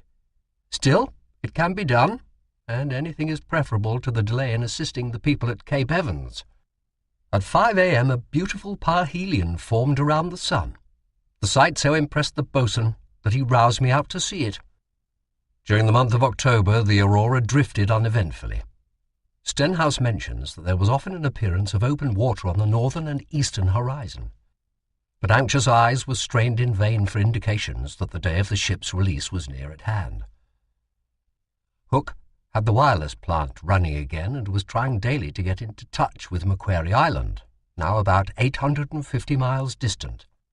The request for a relief ship was to be renewed if communication could be established, for by this time, if all had gone well with the Endurance, the overland party from the Weddell Sea would have been starting. There was considerable movement of the ice towards the end of the month, lanes opening and closing, but the floe, some acres in area into which the Aurora was frozen, remained firm until the early days of November. The cracks appeared close to the ship, due apparently to heavy drift causing the floe to sink. The temperatures were higher now, under the influence of the sun, and the ice was softer. Thawing was causing discomfort in the quarters aboard. The position on November the 12th was reckoned to be at latitude 66 degrees 49 minutes south, longitude 155 degrees 17 minutes 45 seconds east. Stenhouse made a sounding on November the 17th, in latitude 66 degrees 40 minutes south, longitude 154 degrees 45 minutes east, and found bottom at 194 fathoms. The bottom sample was mud and a few small stones. The sounding line showed a fairly strong undercurrent to the northwest. We panned out some of the mud, says Stenhouse, and in the remaining grit found several specks of gold. 2 days later, the trend of the current was southeasterly. There was a pronounced thaw on the 22nd. The cabins were in a dripping state, and recently fallen snow was running off the ship in little streams. All hands were delighted, for the present discomfort offered promise of an early break-up of the pack. November the 23rd. At 3 a.m., Young Island Balleny Group was seen bearing north 54 degrees east, true. The island, which showed up clearly on the horizon under a heavy stratus-covered sky, appeared to be very far distant. By latitude at noon, we are in 66 degrees 26 minutes south. As this is the charted latitude of Peak Foreman, Young Island, the bearing does not agree. Land was seen at 8 a.m., bearing south 60 degrees west, true. This, which would appear to be Cape Hudson, loomed up through the mists in the form of a high, bold headland with low undulating land stretching away to the south-southeast and to the westward of it. The appearance of this headland has been foretold for the last 2 days by masses of black fog, but it seems strange that land so high should not have been seen before, as there is little change in the atmospheric conditions. November the 24th. Overcast and hazy during forenoon. Cloudy, clear and fine in afternoon and evening. Not a vestige of land can be seen, so Cape Hudson is really Cape Flyaway. This is most weird. All hands saw the headland to the southwest, and some of us sketched it.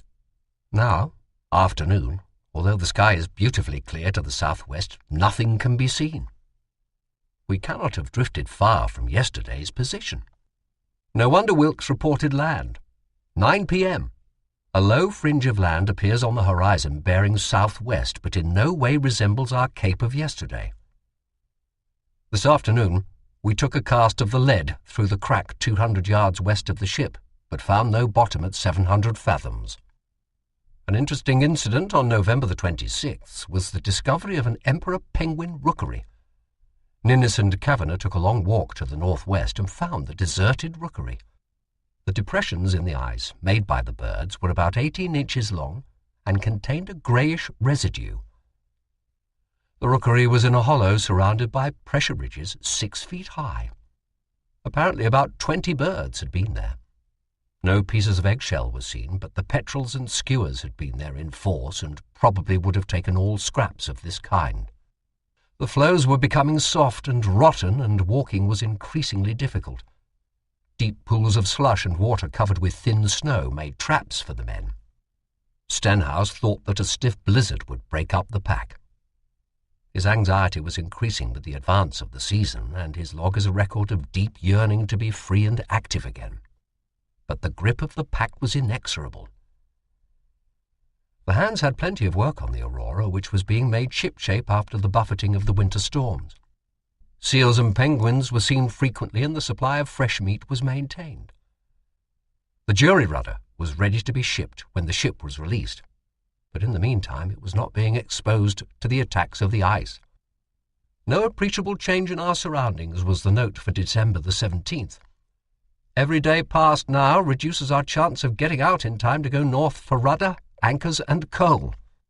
If we break out before January the 15th, we might get north to New Zealand and down to Cape Evans again in time to pick up the parties.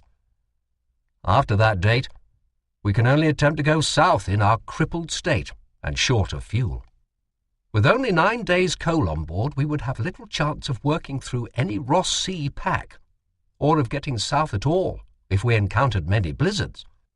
Still, there is a sporting chance, and luck may be with us. Shackleton may be past the pole now. I wish our wireless calls had got through. Christmas Day, with its special dinner and mild festivities, came and passed, and still the ice remained firm. The men were finding some interest in watching the molting of emperor penguins, who were stationed at various points in the neighbourhood of the ship. They had taken station to leeward of hummocks and appeared to move only when the wind changed or the snow around them had become foul. They covered but a few yards on these journeys, and even then stumbled in their weakness. One emperor was brought on board alive, and the crew were greatly amused to see the bird balancing himself on heels and tail with upturned toes, the position adopted when the egg is resting on the feet during the incubation period. The threat of a stiff blow aroused hopes of release several times, but the blizzard, probably the first Antarctic blizzard that was ever longed for, did not arrive. New Year's Day found Stenhouse and other men just recovering from an attack of snow blindness contracted by making an excursion across the floes without snow goggles. At the end of the first week in January, the ship was in latitude 65 degrees 45 minutes south. The pack was well broken a mile from the ship, and the ice was rolling fast. Under the bows and stern, the pools were growing and stretching away in long lanes to the west. A seal came up to blow under the stern on the 6th, proving that there was an opening in the sunken ice there. Stenhouse was economizing in food. No breakfast was served on the ship, and seal or penguin meat was used for at least one of the 2 meals later in the day.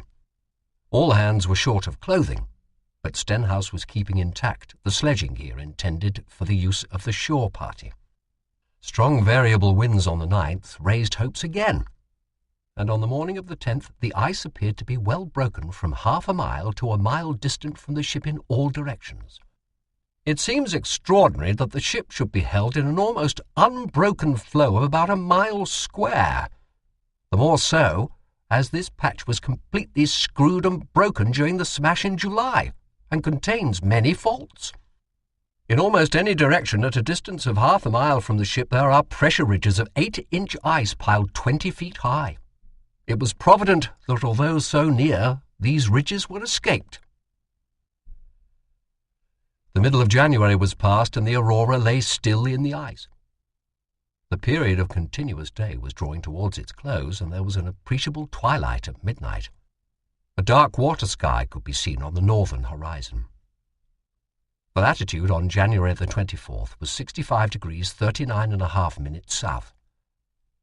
Towards the end of the month, Stenhouse ordered a thorough overhaul of the stores and general preparations for a move. The supply of flour and butter was ample.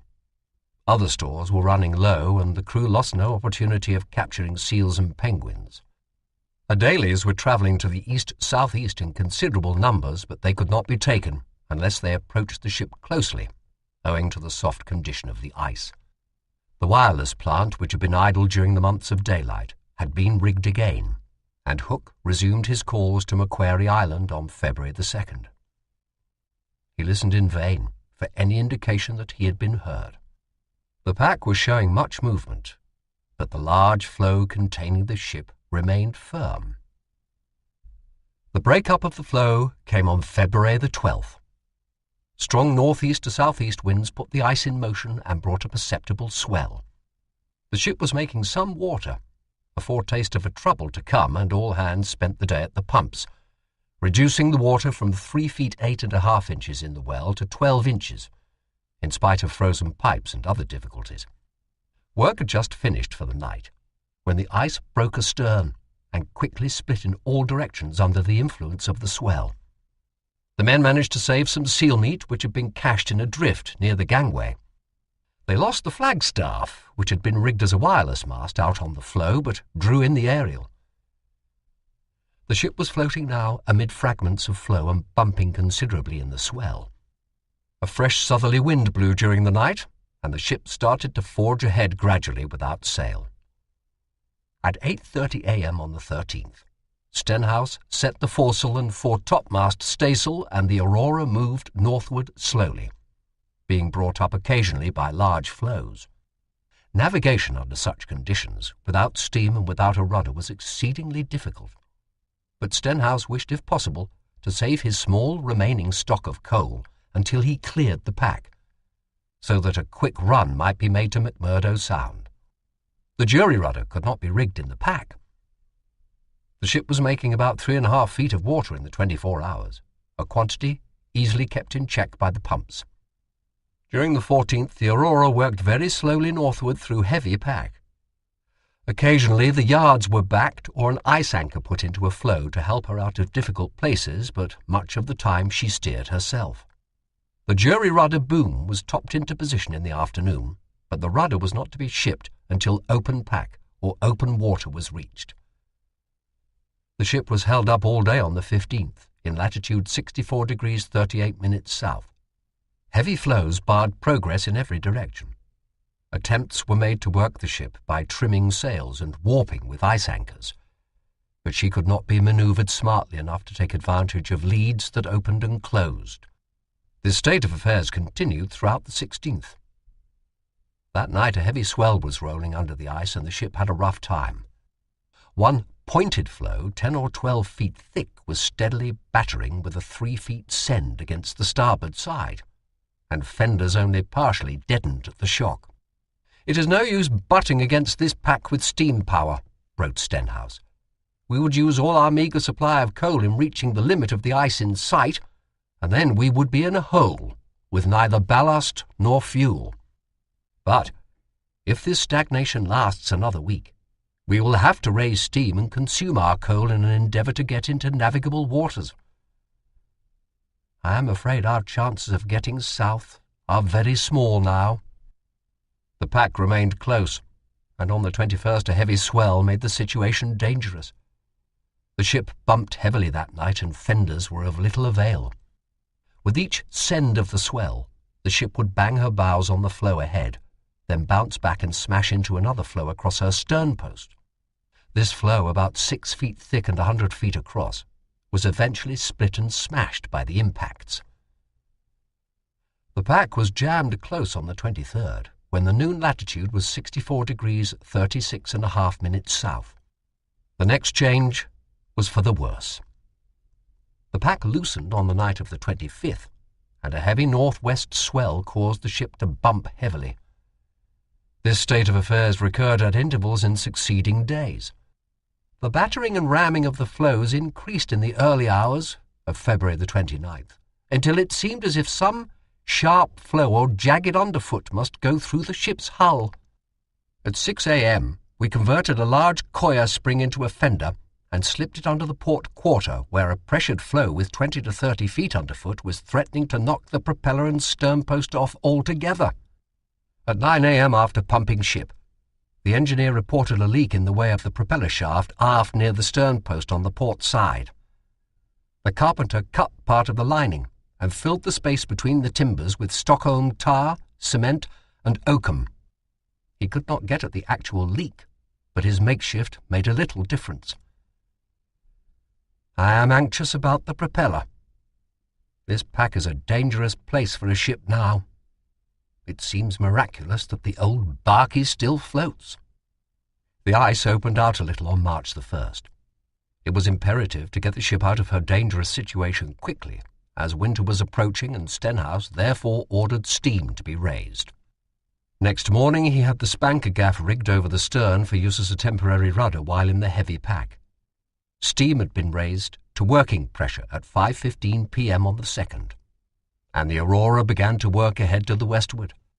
Progress was very slow owing to heavy floes and deep underfoots, which necessitated frequent stoppages of the engines. Open water was in sight to the north and northwest the next morning, after a restless night spent among the rocking floes. But progress was very slow.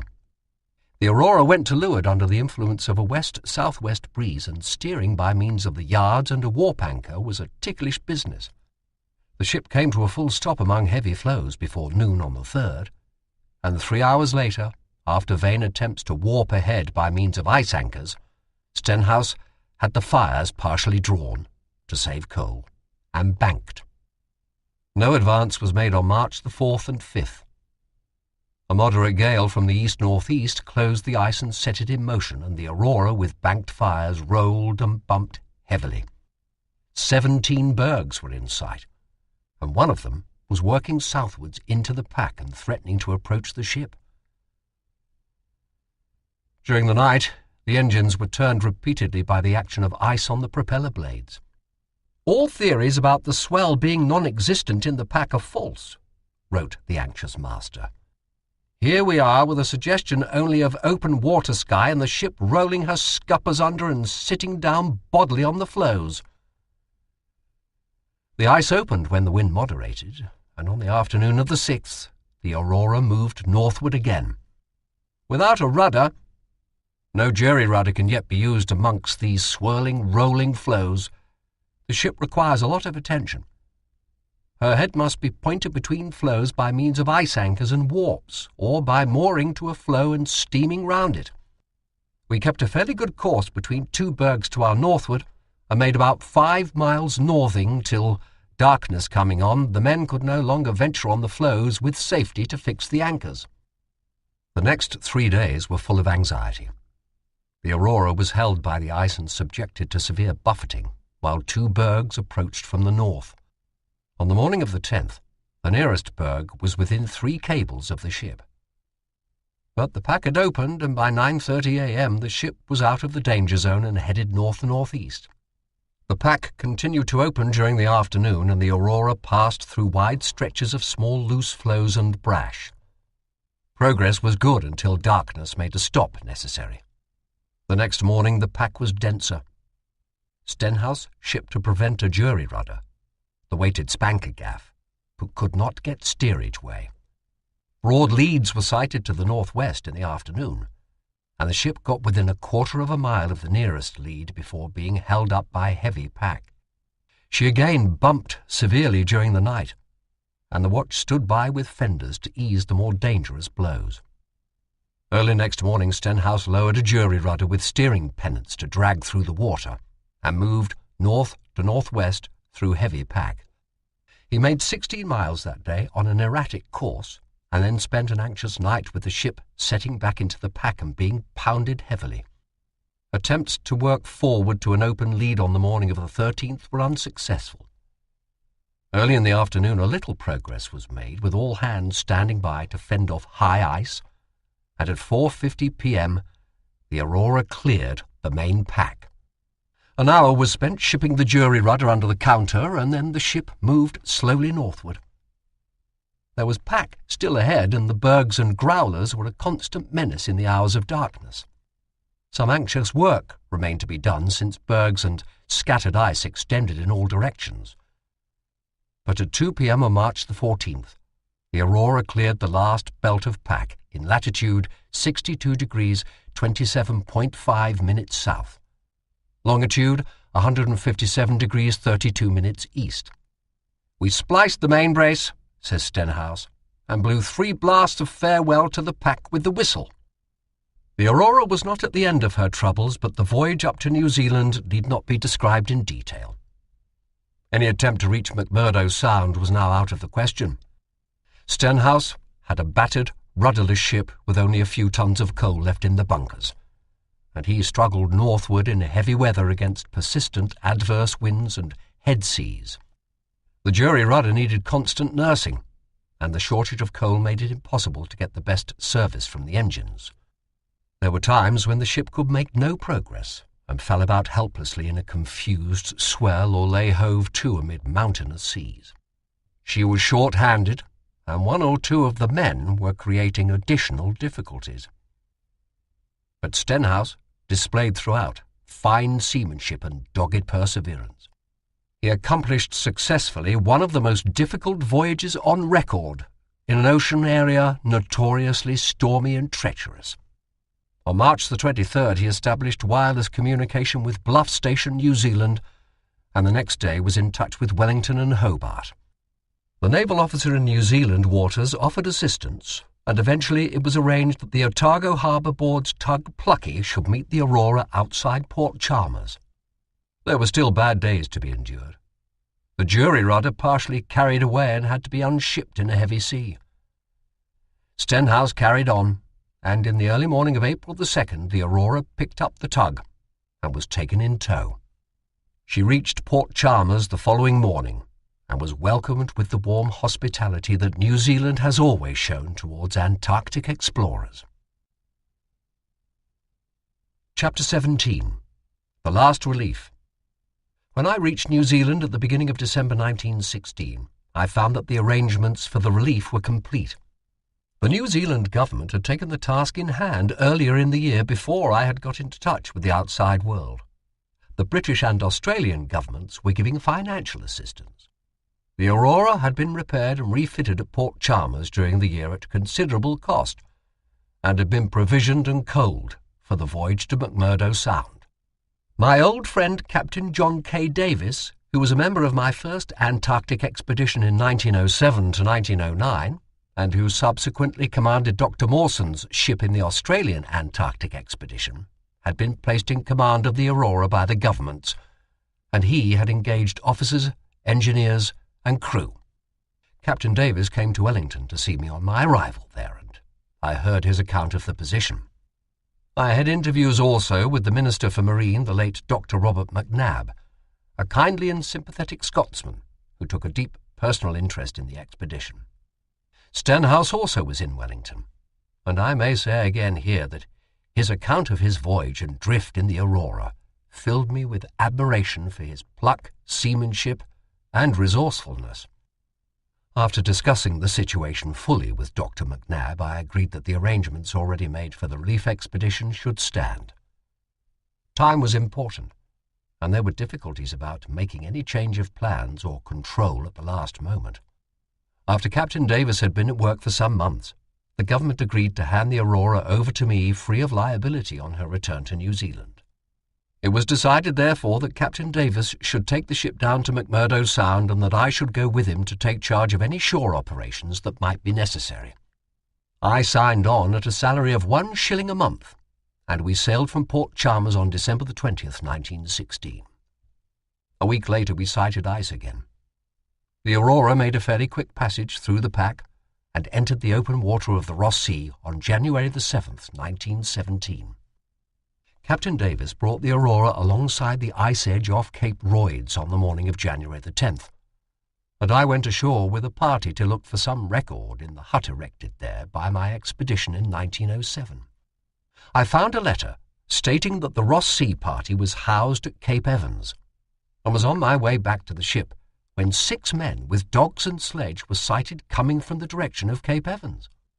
At 1 p.m. this party arrived on board, and we learned that of the 10 members of the expedition left behind when the Aurora broke away on May the 6th, 1915, 7 had survived, namely A. Stevens, E. Joyce, H. E. Wild, J. L. Cope, R. W. Richards, A. K. Jack, I. O. Gaze. These 7 men were all well, though they showed traces of the ordeal through which they had passed. They told us of the deaths of Mackintosh, Spencer Smith, and Hayward, and of their own anxious wait for relief. All that remained to be done was to make a final search for the bodies of Mackintosh and Hayward. There was no possibility of either man being alive. They had been without equipment when the blizzard broke the ice they were crossing. It would have been impossible for them to have survived more than a few days, and 8 months had now elapsed without news of them. Joyce had already searched south of Glacier Tongue. I considered that further search should be made in 2 directions: the area north of Glacier Tongue and the old depot off Butler Point, and I made a report to Captain Davis to this effect. On January the 12th, the ship reached a point 5.5 miles east of Butler Point. I took a party across rubbly and waterlogged ice to within 30 yards of the Piedmont ice, but owing to high cliffs and loose, slushy ice, could not make a landing. The land ice had broken away at the point cut by the cross-bearings of the depot, but was visible in the form of 2 large bergs grounded to the north of Cape Bernacchi. There was no sign of the depot or of any person having visited the vicinity. We returned to the ship and proceeded across the Sound to Cape Bernacchi. The next day I took a party ashore with the object of searching the area north of Glacier Tongue, including Razorback Island, for traces of the 2 missing men. We reached the Cape Evans hut at 1:30 p.m., and Joyce and I left at 3 p.m. for the Razorbacks. We conducted a search round both islands, returning to the hut at 7 p.m. The search had been fruitless. On the 14th, I started with Joyce to search the north side of Glacier Tongue, but the surface drift with wind from southeast decided me not to continue, as the ice was moving rapidly at the end of Cape Evans and the pool between the hut and Inaccessible Island was growing larger. The wind increased in the afternoon. The next day a southeast blizzard was blowing with drift half up the islands. I considered it unsafe to sledge that day, especially as the ice was breaking away from the south side of Cape Evans into the pool. We spent the day putting the hut in order. We got up at 3 a.m. on the 16th. The weather was fine and calm. I started at 4:20 with Joyce to the south at the greatest possible speed. We reached Glacier Tongue about 1.5 miles from the seaward end. Wherever there were not precipitous cliffs, there was an even snow slope to the top. From the top, we searched with glasses. There was nothing to be seen but blue ice, crevassed, showing no protuberances. We came down and, half running, half walking, worked about 3 miles towards the root of the glacier. But I could see there was not the slightest chance of finding any remains owing to the enormous snowdrifts wherever the cliffs were accessible. The base of the steep cliffs had drifts 10 to 15 feet high. We arrived back at the hut at 9:40 and left almost immediately for the ship. I considered that all places likely to hold the bodies of Mackintosh and Hayward had now been searched. There was no doubt to my mind that they met their deaths on the breaking of the thin ice when the blizzard arose on May the 8th, 1916. During my absence from the hut, Wild and Jack had erected a cross to the memory of the 3 men who had lost their lives in the service of the expedition. Captain Davis took the ship northward on January the 17th. The ice conditions were unfavourable and pack barred the way. We stood over to the western coast towards Dunlop Island and followed it to Granite Harbour. No mark or depot of any kind was seen. The Aurora reached the main pack about 60 miles from Cape Adair on January the 22nd. The ice was closed ahead and Davis went south in open water to wait for better conditions. A northwest gale on January the 28th enabled the ship to pass between the pack and the land off Cape Adair, and we crossed the Antarctic Circle on the last day of the month. On February the 4th, Davis sent a formal report to the New Zealand government by wireless, and on February the 9th, the Aurora was berthed at Wellington. We were welcomed like returned brothers by the New Zealand people. Chapter 18. The Final Phase. The foregoing chapters of this book represent the general narrative of our expedition. That we failed in accomplishing the object we set out for was due, I venture to assert, not to any neglect or lack of organization, but to the overwhelming natural obstacles, especially the unprecedentedly severe summer conditions on the Weddell seaside. But though the expedition was a failure in one respect, I think it was successful in many others. A large amount of important scientific work was carried out. The meteorological observations in particular have an economic bearing. The hydrographical work in the Weddell Sea has done much to clear up the mystery of this, the least known of all the seas. I have appended a short scientific memorandum to this volume, but the more detailed scientific results must wait until a more suitable time arrives, when more stable conditions prevail. Then results will be worked out. To the credit side of the expedition, one can safely say that the comradeship and resource of the members of the expedition was worthy of the highest traditions of polar service. And it was a privilege to me to have had under my command men who, through dark days and the stress and strain of continuous danger, kept up their spirits and carried out their work regardless of themselves and heedless of the limelight. The same energy and endurance that they showed in the Antarctic they brought to the greater war in the Old World. And having followed our fortunes in the South, you may be interested to know that practically every member of the expedition was employed in one or other branches of the active fighting forces during the war. Several are still abroad, and for this very reason it has been impossible for me to obtain certain details for this book.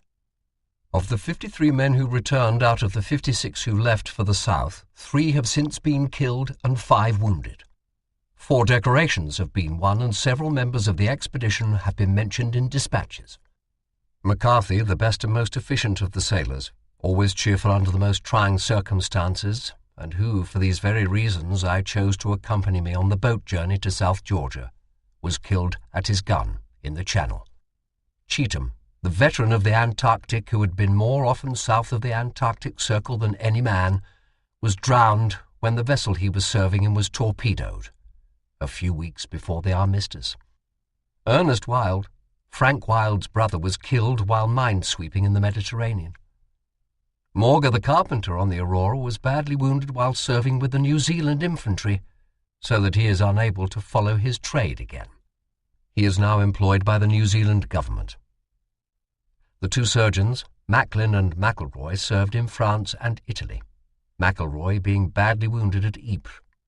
Frank Wild, in view of his unique experience of ice and ice conditions, was at once sent to the North Russian front, where his zeal and ability won him the highest praise. Macklin served first with the Yorks and later transferred as medical officer to the tanks, where he did much good work. Going to the Italian front with his battalion, he won the Military Cross for bravery in tending wounded under fire. James joined the Royal Engineers sound-ranging section, and after much frontline work was given charge of a sound-ranging school to teach other officers this latest and most scientific addition to the art of war.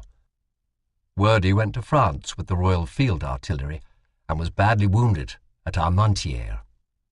Hussey was in France for 18 months with the Royal Garrison Artillery, serving in every big battle from Dixmude to Saint-Quentin. Worsley, known to his intimates as Depth Charge Bill, owing to his success with that particular method of destroying German submarines, has the Distinguished Service Order and 3 submarines to his credit. Stenhouse, who commanded the Aurora after Mackintosh landed, was with Worsley as his second-in-command when one of the German submarines was rammed and sunk, and received the DSC for his share in the fight. He was afterwards given command of a mystery ship and fought several actions with enemy submarines. Clark served on a minesweeper. Greenstreet was employed with the barges on the Tigris. Rickenson was commissioned as engineer lieutenant. R.N. Carr returned to the merchant service as an engineer. Most of the crew of the Endurance served on minesweepers. Of the Ross Sea Party, Mackintosh, Hayward and Spencer Smith died for their country as surely as any who gave up their lives on the fields of France and Flanders. Hook, the wireless operator, now navigates an airship. Nearly all of the crew of the Aurora joined the New Zealand Field Forces and saw active service in one or other of the many theatres of war. Several have been wounded, but it has been impossible to obtain details. On my return, after the rescue of the survivors of the Ross Sea Party, I offered my services to the government and was sent on a mission to South America. When this was concluded, I was commissioned as major and went to North Russia in charge of Arctic equipment and transport, having with me Worsley, Stenhouse, Hussey, Macklin and Brocklehurst, who was to have come south with us, but who, as a regular officer, rejoined his unit on the outbreak of war. He has been wounded 3 times and was in the retreat from Mons. Worsley was sent across to the Archangel front, where he did excellent work, and the others served with me on the Murmansk front.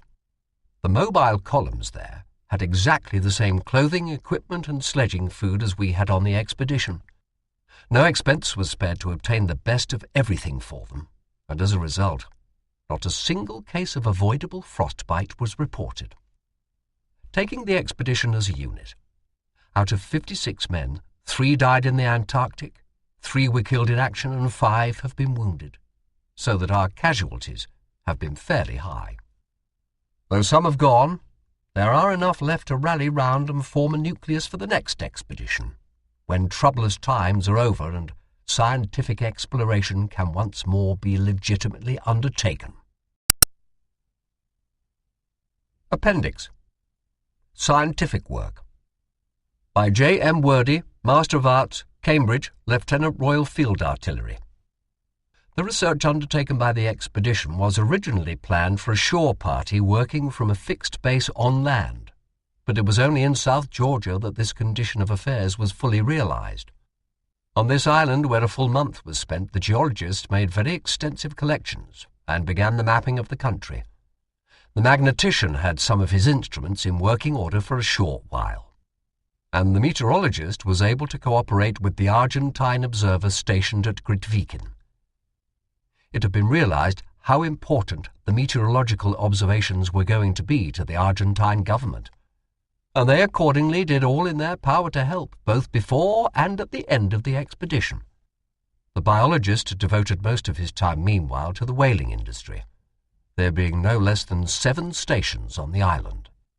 He also made collections of the neritic fauna and, accompanied by the photographer, studied the bird life and the habits of the sea elephants along the coast.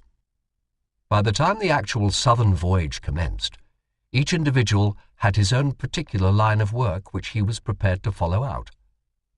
The biologist at first confined himself to collecting the plankton, and a start was made in securing water samples for temperature and salinity. In this, from the beginning, he had help of the geologist, who also gave instructions for the taking of a line of soundings under the charge of the ship's officers. This period of the southward voyage was a very busy time so far as the scientists were concerned, for, besides their own particular work, they took the full share of looking after the dogs and working the ship watch by watch. At the same time, moreover, the biologist had to try and avoid being too lavish with his preserving material at the expense of the shore station collections, which were yet to make. When it was finally known that the ship had no longer any chance of getting free of the ice in the 1914-1915 season, a radical change was made in the arrangements. The scientists were freed as far as possible from ship's duties and were thus able to devote themselves almost entirely to their own particular spheres. The meteorological investigations took on a more definite shape.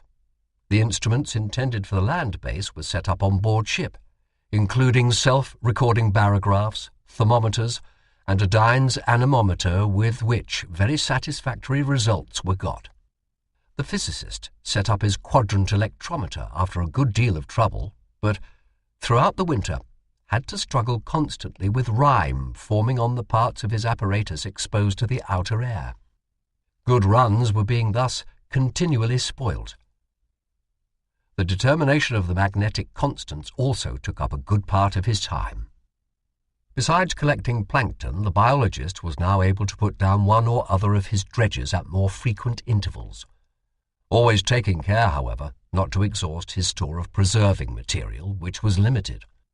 The taking of water samples was established on a better system, so that the series should be about equally spaced out over the ship's course.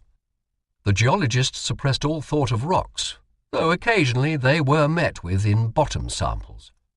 His work became almost entirely oceanographical and included a study of the sea ice, of the physiography of the sea floor as shown by daily soundings, and of the bottom deposits. Besides this, he helped the biologist in the temperature and salinity observations.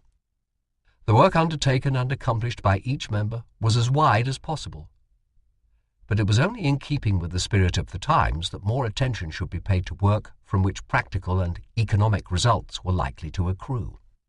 The meteorologist had always in view the effect of Antarctic climate on the other southern continents. The geologist looked on ice from a seaman's point of view, and the biologist not unwillingly put whales in the forefront of his program. The accounts which follow on these very practical points show how closely scientific work in the Antarctica is in touch with and helps on the economic development of the inhabited lands to the north. Meteorology. By L.D.A. Hussey, Bachelor of Science, London, Captain, Royal Garrison Artillery. The meteorological results of the expedition, when properly worked out and correlated with those from other stations in the southern hemisphere, will be extremely valuable, both for their bearing on the science of meteorology in general and for their practical and economic applications. South America is perhaps more intimately concerned than any other country, but Australia, New Zealand and South Africa are all affected by the weather conditions of the Antarctic. Researches are now being carried on which tend to show that the meteorology of the two hemispheres is more interdependent than was hitherto believed, so that a meteorological disturbance in one part of the world makes its presence felt more or less remotely, perhaps, all over the world. It is evident, therefore, that a complete knowledge of the weather conditions in any part of the world, which it is understood carries with it the ability to make correct forecasts, can never be obtained unless the weather conditions in every other part are known. This makes the need for purely scientific polar expeditions so imperative, since our present knowledge of Arctic and Antarctic meteorology is very meagre, and, to a certain extent, unsystematic. What is wanted is a chain of observing stations, well equipped with instruments and trained observers, stretching across the Antarctic continent. A series of exploring ships could supplement these observations with others made by them while cruising in the Antarctic seas. It would pay to do this, even for the benefit accruing to farmers, sailors, and others who are so dependent on the weather. As an instance of the value of a knowledge of Antarctic weather conditions, it may be mentioned that, as the result of observations and researches carried out at the South Orkneys, a group of sub-Antarctic islands at the entrance to the Weddell Sea, it has been found that a cold winter in that sea is a sure precursor of a drought over the maize and cereal-bearing area of Argentina 3.5 years later. To the farmers, the value of this knowledge so far in advance is enormous. And since England has some £300 million invested in Argentine interests, Antarctic expeditions have proved and will prove their worth even from a purely commercial point of view. I have given just this one instance to satisfy those who question the utility of polar expeditions, but many more could be cited. As soon as it was apparent that no landing could be made and that we should have to spend a winter in the ship drifting round with the pack, instruments were set up and observations taken just as if we had been ashore. A meteorological screen or box was erected on a platform over the stern, right away from the living quarters, and in it were placed the maximum and minimum thermometers, the recording barograph and thermograph, an instrument which writes every variation of the temperature and pressure on a sheet of paper on a revolving drum, and the standard thermometer, a very carefully manufactured thermometer with all its errors determined and tabulated. The other thermometers were all checked from this one. On top of the screen, a Robinson's anemometer was screwed. This consisted of an upright rod to the top of which were pivoted 4 arms free to revolve in a plane at right angles to it. At the end of these arms, hemispherical cups were screwed. These were caught by the wind, and the arms revolved at a speed varying with the force of the wind. The speed of the wind could be read off on a dial below the arms. In addition, there was an instrument called a Dines anemometer which supplied interesting tracings of the force, duration, and direction of the wind. There was an added advantage in the fact that the drum on which these results were recorded was comfortably housed down below, so that one could sit in a comparatively warm room and follow all the varying phases of the blizzard which was raging without. The barometer used was of the Q standard pattern. When the ship was crushed, all the monthly records were saved, but the detailed tracings which had been packed up in the hold were lost. Though interesting, they were not really essential. Continuous observations were made during the long drift on the floe, and while on Elephant Island the temperature was taken at midday each day, as long as the thermometers lasted. The mortality amongst these instruments, especially those which were tied to string and swung round, was very high. A few extracts from the observations taken during 1915, the series for that year being practically complete, may be of interest. January was dull and overcast, only 7% of the observations recording a clear blue sky, 71% being completely overcast. The percentage of clear sky increased steadily up till June and July, these months showing respectively 42% and 45.7%. In August, 40% of the observations were clear sky, while September showed a sudden drop to 27%. October weather was much the same, and November was practically overcast the whole time, clear sky showing at only 8% of the observations. In December, the sky was completely overcast for nearly 90% of the time. Temperatures on the whole were fairly high, though a sudden unexpected drop in February after a series of heavy northeasterly gales caused the ship to be frozen in and effectually put an end to any hopes of landing that year. The lowest temperature experienced was in July, when minus 35 degrees Fahrenheit, i.e. 67 degrees below freezing, was reached. Fortunately, as the sea was one mass of consolidated pack, the air was dry, and many days of fine, bright sunshine occurred. Later on, as the pack drifted northwards and broke up, wide lanes of water were formed, causing fogs and mist and dull, overcast weather generally. In short, it may be said that in the Weddell Sea the best weather comes in winter. Unfortunately, during that season the sun also disappears, so that one cannot enjoy it as much as one would like. As a rule, too, southerly winds brought fine, clear weather with marked fall in temperature, and those from the north were accompanied by mist, fog, and overcast skies with comparatively high temperatures. In the Antarctic, a temperature of 30 degrees, i.e. 2 degrees below freezing, is considered unbearably hot. The greatest difficulty that was experienced was due to the accumulation of rime on the instruments. In low temperatures, everything became covered with ice crystals deposited from the air, which eventually grew into huge blocks.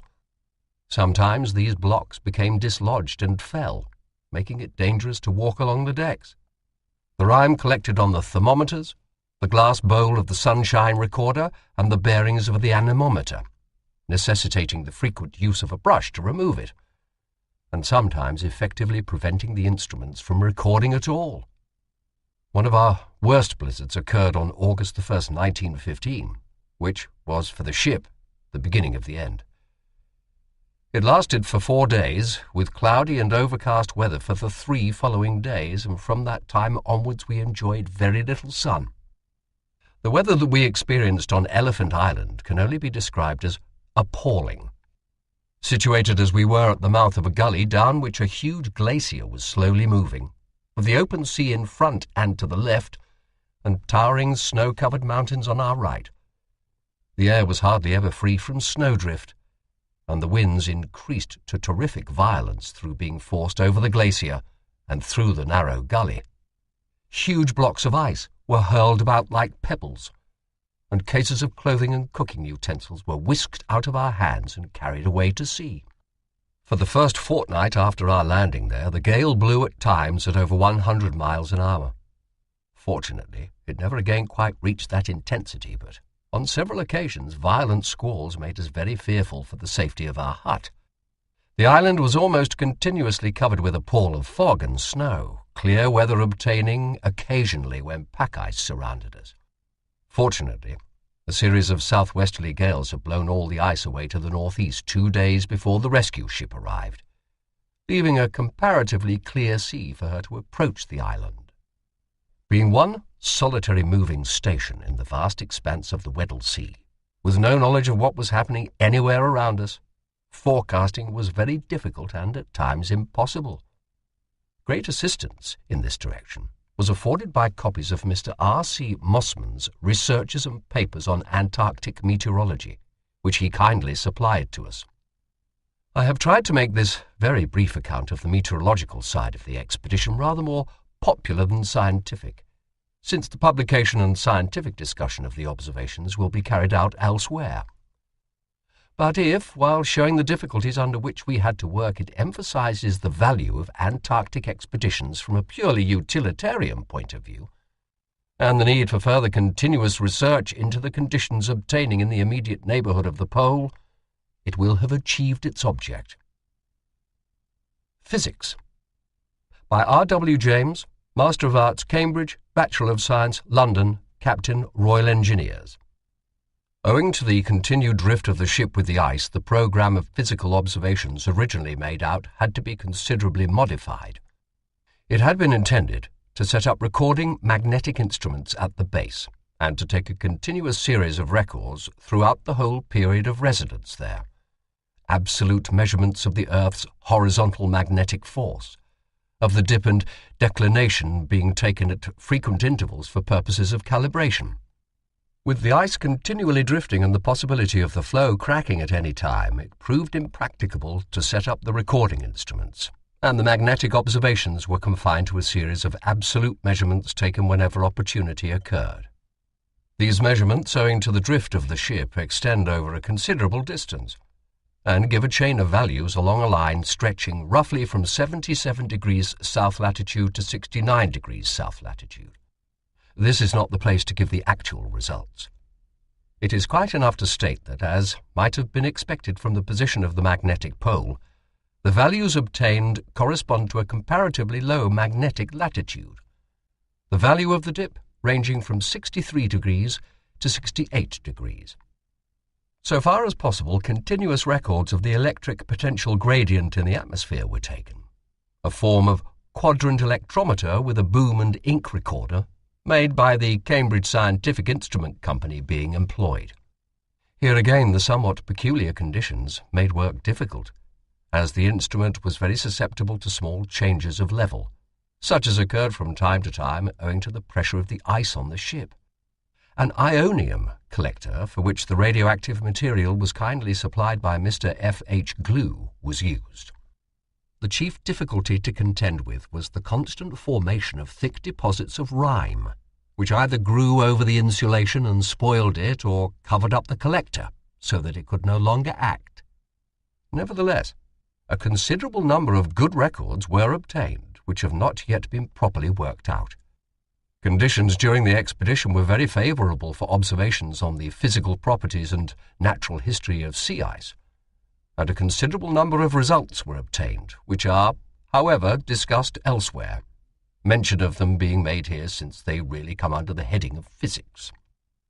In addition to these main lines of work, many observations of a miscellaneous character were made, including those on the occurrence and nature of parhelia, or mock suns, which were very common and generally finely developed, and observations of the auroral displays, which were few and rather poor owing to the comparatively low magnetic latitude. Since most of the observations made are of little value without knowledge of the place where they were made, and since a very complete set of soundings were also taken, the daily determination of the ship's position was a matter of some importance. The drift of the ship throws considerable light on at least one geographical problem, that of the existence of Morel Land. The remainder of this appendix will therefore be devoted to a discussion of the methods used to determine the positions of the ship from day to day.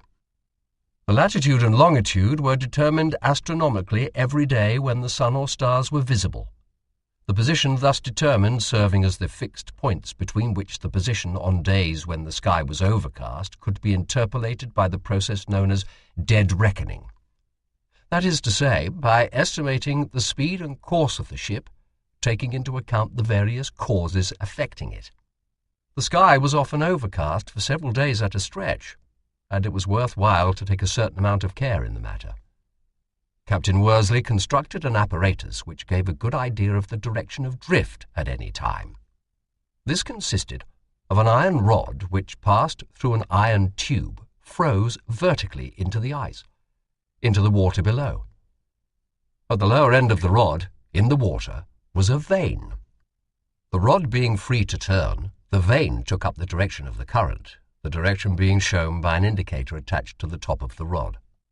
The direction shown depended, of course, on the drift of the ice relative to the water, and it did not take into account any actual current which may have been carrying the ice with it, but the true current seems never to have been large, and the direction of the vane probably gave fairly accurately the direction of the drift of the ice.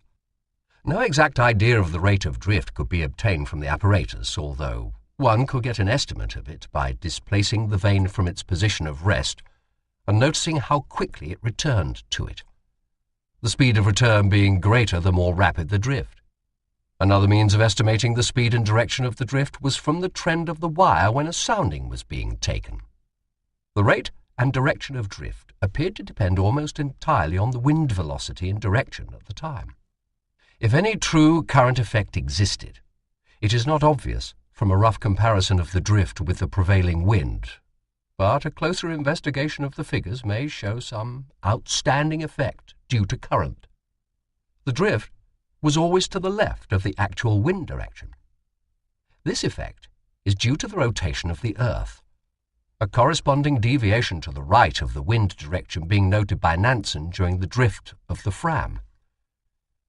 A change in the direction of the wind was often preceded by some hours by a change in the reading of the drift vane.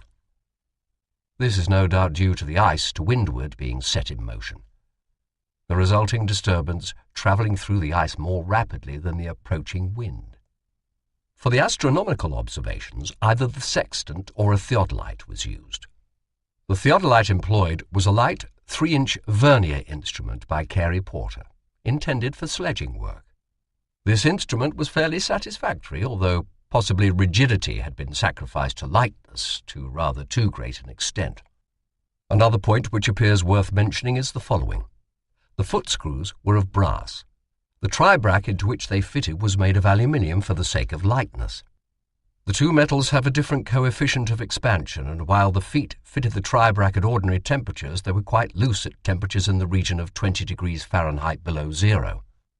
In any instrument designed for use at low temperatures, care should be taken that parts which have to fit together are made of the same material. For determining the position in drifting pack ice, the theodolite proved to be a more generally useful instrument than the sextant. The ice flows are quite steady in really thick pack ice, and the theodolite can be set up and levelled as well as on dry land. The observations, both for latitude and longitude, consist in measuring altitude of the sun or of a star.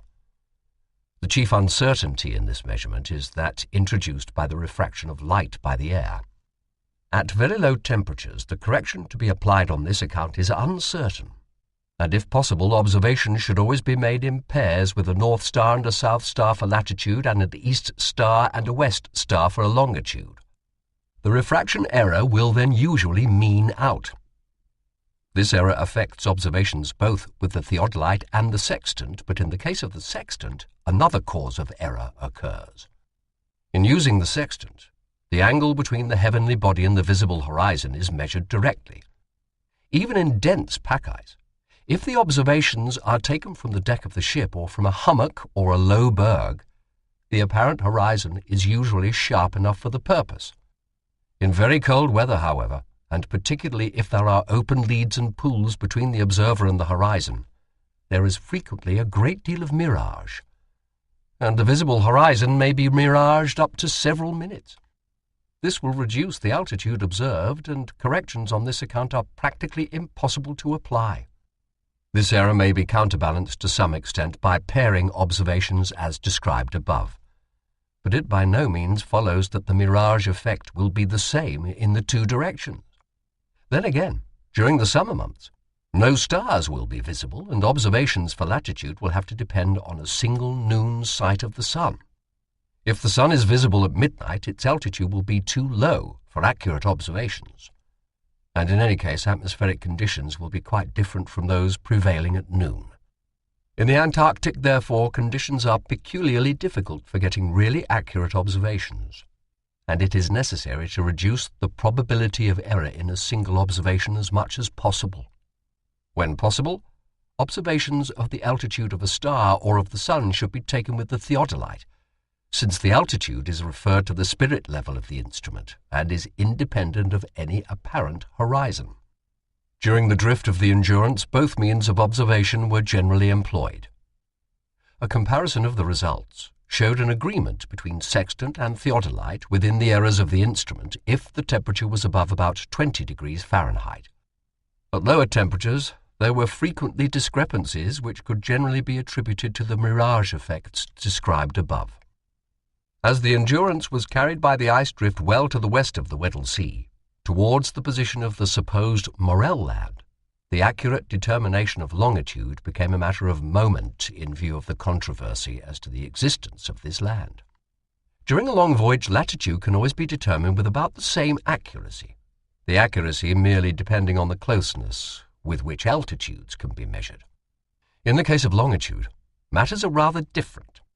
The usual method employed consists in the determination of the local time by astronomical observations, and the comparison of this time with Greenwich time, as shown by the ship's chronometer, an accurate knowledge of the errors and rate of the chronometer being required. During the voyage of the Endurance, about 15 months elapsed, during which no check on the chronometers could be obtained by the observations of known land, and had no other check been applied, there would have been the probability of large errors in the longitudes. For the purpose of checking the chronometers, a number of observations of occultations were observed during the winter of 1915. An occultation is really the eclipse of a star by the moon. A number of such eclipses occur monthly and are tabulated in the Nautical Almanac. From the data given there, it is possible to compute the Greenwich time at which the phenomenon ought to occur for an observer situated at any place on the earth, provided his position is known within a few miles, which will always be the case. The time of disappearance of the star by the chronometer to be corrected is noted. The actual Greenwich time of the occurrence is calculated, and the error of the chronometer is thus determined. With ordinary care, the chronometer error can be determined in this way to within a few seconds, which is accurate enough for purposes of navigation. The principal difficulties of this method lie in the fact that comparatively few occultations occur, and those which do occur are usually of stars of the 5th magnitude or lower. In the Antarctic, conditions for observing occultation are rather favourable during the winter, since 5th magnitude stars can be seen with a small telescope at any time during the 24 hours if the sky is clear, and the moon is also often above the horizon for a large fraction of the time. In the summer, however, the method is quite impossible, since for some months stars are not to be seen. No chronometer check could be applied until June 1915. On June the 24th, a series of 4 occultations were observed, and the results of the observations showed an error in longitude of a whole degree. In July, August, and September, further occultations were observed, and a fairly reliable rate was worked out for the chronometers and watches. After the crushing of the ship on October the 27th, 1915, no further occultations were observed, but the calculated rates for the watches were employed, and the longitude deduced using these rates on March the 23rd, 1916 was only about 10 minutes of arc in error, judging by the observations of Joinville Land made on that day. It is thus fairly certain that no large error can have been made in the determination of the position of the Endurance at any time during the drift, and her course can be taken as known with greater certainty than is usually the case in a voyage of such length. South Atlantic Whales and Whaling, by Robert S. Clark, Master of Arts, Bachelor of Science, Lieutenant, Royal Navy Volunteer Reserve. Modern whaling methods were introduced into sub-Antarctic seas in 1904, and operations commenced in the following year at South Georgia. So successful was the initial venture that several companies were floated, and the fishing area was extended to the South Shetlands, the South Orkneys, and as far as 67 degrees south along the western coast of Graham Land. This area lies within the dependencies of the Falkland Islands and is under the control of the British government, and its geographical position offers exceptional opportunities for the successful prosecution of the industry by providing a sufficient number of safe anchorages and widely separated islands, where shore stations have been established. The dependencies of the Falkland Islands lie roughly within latitude 50 degrees and 65 degrees south and longitude 25 degrees and 70 degrees west, and include the Falkland Islands, South Georgia, South Sandwich, South Orkney, and South Shetland Islands, and part of Graham Land. The industry is prosperous, and the products always find a ready market. In this sub-Antarctic area alone, the resulting products more than doubled the world's supply. The total value of the Falkland Island dependencies in 1913 amounted to £1,252,432. In 1914, to £1,300,978. In 1915, to £1,333,401, and in 1916 to £1,774,570. This has resulted chiefly from the marketing of whale oil and the byproduct guano, and represents for each total a season's capture of several thousand whales. In 1916, the number of whales captured in this area was 11,860, which included 6,000 for South Georgia alone. Whale oil, which is now the product of most economic value in the whaling industry, is produced in 4 grades, some companies adding a 5th. These are numbers 0, 1, 2, 3, 4, which in 1913 sold at £24, £22, £20 and £18 respectively per ton, net weight, barrels included. There are 6 barrels to a ton. The 1919 prices have increased to £72 10 shillings per ton, barrels included, less 2.5%. £68 per ton, barrels included, less 2.5%. £65 per ton, barrels included, less 2.5%. £63 per ton, barrels included, less 2.5%. Whale oil can be readily transformed into glycerine. It is used in the manufacture of soap, and quite recently, both in this country and in Norway, it has been refined by means of a simple hardening process into a highly palatable and nutritious margarine. Wartime conditions emphasized the importance of the whale oil, and fortunately the supply was fairly constant for the production of the enormous quantities of glycerin required by the country in the manufacture of explosives.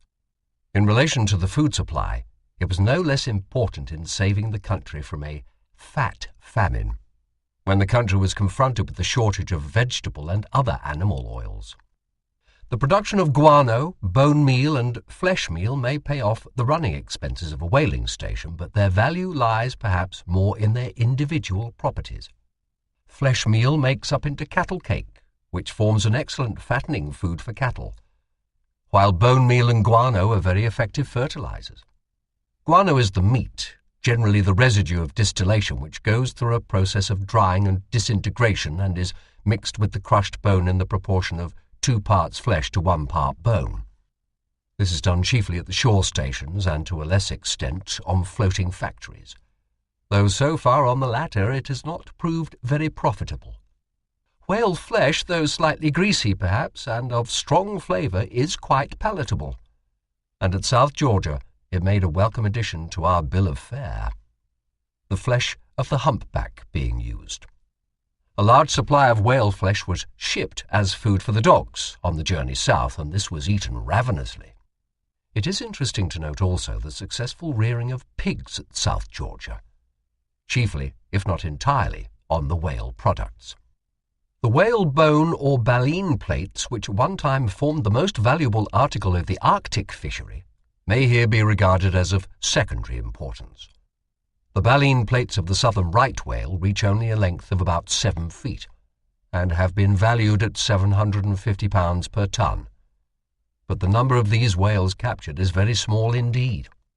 In the case of the other whalebone whales, the baleen plates are much smaller and of inferior quality. The baleen of the sei whale probably excepted, and this only makes about £85 per ton. Sperm whales have been taken at South Georgia and the South Shetlands, but never in any quantity, being more numerous in warmer areas. The products and their value are too well known to be repeated. The Endurance reached South Georgia on November 5, 1914, and anchored in King Edward Cove, Cumberland Bay off Grytviken, the shore station of the Argentina Pesca Company. During the month's stay at the island, a considerable amount of time was devoted to a study of the whales and the whaling industry, in the intervals of the general routine of expedition work, and simultaneously with other studies on the general life of this interesting sub-Antarctic island. Visits were made to 6 of the 7 existing stations. Observations were made on the whales landed, and useful insight was gathered as to the general working of the industry. From South Georgia, the track of the Endurance lay in a direct line to the South Sandwich Group between Saunders and Candlemas Islands. Then southeasterly and southerly courses were steered to the Coates Land barrier, along which we steamed for a few hundred miles until forced westward, where we were unfortunately held up in about latitude 76 degrees 34 minutes south and longitude 37 degrees 30 minutes west on January the 19th, 1915 by enormous masses of heavy pack ice. The ship drifted to latitude 76 degrees 59 minutes south, longitude 37 degrees 47 minutes west on March the 19th, 1915, and then west and north until crushed in latitude 69 degrees 5 minutes south and longitude 51 degrees 30 minutes west on October the 26th, 1915. We continued drifting gradually north afloat on ice floes past Graham Land and Joinville Island, and finally took to the boats on April the 9th, 1916, and reached Elephant Island on April the 15th. The Falkland Island dependencies were thus practically circumnavigated, and it may be interesting to compare the records of whales seen in the region outside and to the south of this area with the records and the percentage of each species captured in the intensive fishing area.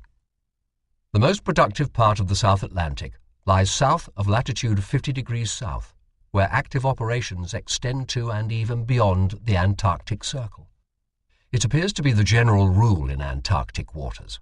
The whales are more numerous the closer the association with ice conditions, and there seems to be reasonable grounds for supposing that this may explain the comparatively few whales sighted by expeditions which have explored the more northerly and more open seas, while the whalers themselves have even asserted that their poor seasons have nearly always coincided with the absence of ice, or with poor ice conditions.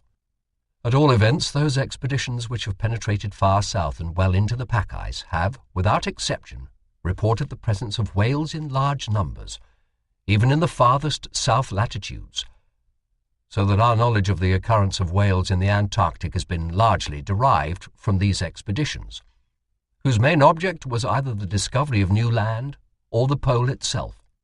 The largest number of Antarctic expeditions has concentrated on the two areas of the South Atlantic and the Ross Sea, and the records of the occurrences of whales have, in consequence, been concentrated in these two localities. In the intervening areas, however, expeditions, notably the Belgica on the western side and the Gauss on the eastern side of the Antarctic continent, have reported whales in moderately large numbers, so that the stock is by no means confined to the two areas above mentioned. The effective fishing area may be assumed to lie within a radius of 100 miles from each shore station and floating factory anchorage, and a rough estimate of all the Falkland stations works out at 160,000 square miles. The total for the whole Falkland area is about 2 million square miles, which is roughly less than a sixth of the total Antarctic Sea area. The question then arises as to how far the catch percentage during the short fishing season affects the total stock, but so far one can only conjecture as to the actual results from a comparison of the numbers seen, chiefly by scientific and other expeditions in areas outside the intensive fishing area, with the numbers and percentage of each species captured in the intensive fishing area. Sufficient evidence, however, seems to point quite definitely to one species, the humpback, being in danger of extermination. But the blue and fin whales, the other two species of rorquals which form the bulk of the captures, appear to be as frequent now as they have ever been. The whales captured at the various whaling stations of the Falkland area are confined largely to three species: blue whale, Balænoptera musculus, fin whale, Balænoptera physalis, and humpback, Megaptera nodosa. Sperm whales, Physeter catodon, and right whales, Balena glacialis, being only occasional and rare captures, while the sei whale, Balænoptera borealis, appeared in the captures at South Georgia in 1913 and now forms a large percentage of the captures at the Falkland Islands. During the earlier years of whaling at South Georgia and up to the fishing season, 1910 to 11, humpbacks formed practically the total catch. In 1912 to 13, the following were the percentages for the three rorquals in the captures at South Georgia and South Shetlands. Humpback 38%, fin whale 36%, blue whale 20%. Of late years, the percentages have altered considerably, blue whales and fin whales predominating, humpbacks decreasing rapidly.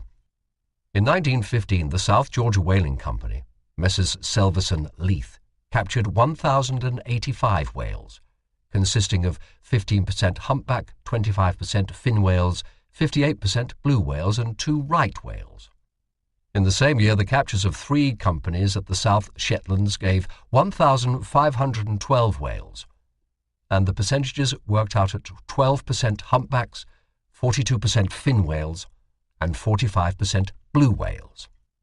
In 1919, the Southern Whaling and Sealing Company captured, at Stromness, South Georgia, 529 whales, of which 2% were humpbacks, 51% fin whales, and 45% blue whales. These captures do not represent the total catch, but are sufficiently reliable to show how the species are affected. The reduction in numbers of the humpback is very noticeable, and even allowing for the possible increase in size of gear for the capture of the larger and more lucrative blue and fin whales, there is sufficient evidence to warrant the fears that the humpback stock is threatened with extinction. In the immediate northern areas, in the region from latitude 50 degrees south northward to the equator, which is regarded as next in importance quantitatively to the sub-Antarctic, though nothing like being so productive, the captures are useful for a comparative study in distribution. At Saldanha Bay, Cape Colony in 1912, 131 whales were captured, and the percentages were as follows: 35% humpback, 13% fin whale, 4% blue whale, 46% sei whale. While nearer the equator at Port Alexander, the total capture was 322 whales, and the percentages gave 98% humpback and only 2 captures each of fin and sei whales. In 1914 at South Africa, chiefly Saldanha Bay and Durban, out of a total of 839 whales, 60% were humpback, 25% fin whales and 13% blue whales. In 1916, out of a total of 853 whales, 10% were humpback, 13% fin whales, 6% blue whales, 68% sperm whales, and 1% sei whales. In Chilean waters in 1916, a total of 327 whales gave 31% humpbacks, 24% fin whales, 26% blue whales, 12% sperm whales, and 5 right whales. There seems then to be a definite interrelation between the two areas. The same species of whales are captured, and the periods of capture alternate with perfect regularity. The fishing season occurring from the end of November to April in the sub-Antarctic and from May to November in the subtropics. A few of the companies, however, carry on operations to a limited extent at South Georgia and at the Falkland Islands during the southern winter, but the fishing is by no means a profitable undertaking, though proving the presence of whales in this area during the winter months. The migrations of whales are influenced by 2 causes. 1, the distribution of their food supply. 2, the position of their breeding grounds. In the Antarctic during the summer months there is present in the sea an abundance of plant and animal life, and whales which feed on the small plankton organisms are correspondingly numerous. But in winter, this state of things is reversed and whales are poorly represented or absent, at least in the higher latitudes. During the drift of the Endurance, samples of plankton were taken almost daily during an Antarctic summer and winter. From December to March, a few minutes' haul of a tow net at the surface was sufficient to choke up the meshes with the plant and animal life. But this abundance of surface life broke off abruptly in April, and subsequent hauls contained very small organisms until the return of daylight and the opening up of the pack ice. The lower water strata down to about 100 fathoms were only a little more productive, and euphorsiae were taken in the hauls, though sparingly. During the winter spent at Elephant Island, our total catch of Gentoo penguins amounted to 1,436 for the period April the 15th to August the 30th, 1916. All these birds were cut up, the livers and hearts were extracted for food, and the skins were used as fuel. At the same time, the stomachs were invariably examined and a record kept of the contents. The largest proportion of these contained the small crustacean euphorsia, and this generally to the exclusion of other forms. Occasionally, however, small fish were recorded. The quantity of euphorsiae present in most of the stomachs was enormous for the size of the birds. These penguins were migrating and came ashore only when the bays were clear of ice, as there were several periods of 14 consecutive days when the bays and the surrounding sea were covered over with a thick, compact mass of ice floes, and then penguins were entirely absent. Euphorsiae, then, seemed to be present in sufficient quantity in certain, if not in all, sub-Antarctic waters during the southern winter. We may assume, then, that the migration to the south during the Antarctic summer is definitely in search of food. Observations have proved the existence of a northern migration, and it seems highly improbable that this should also be in search of food, but rather for breeding purposes. And it seems that the whales select the more temperate regions for the bringing forth of their young. This view is strengthened by the statistical fetal records, which show the pairing takes place in the northern areas, that the fetus is carried by the mother during the southern migration to the Antarctic, and that the calves are born in the more congenial waters north of the sub-Antarctic area. We have still to prove, however, the possibility of a circumpolar migration, and we are quite in the dark as to the number of whales that remain in sub-Antarctic areas during the southern winter.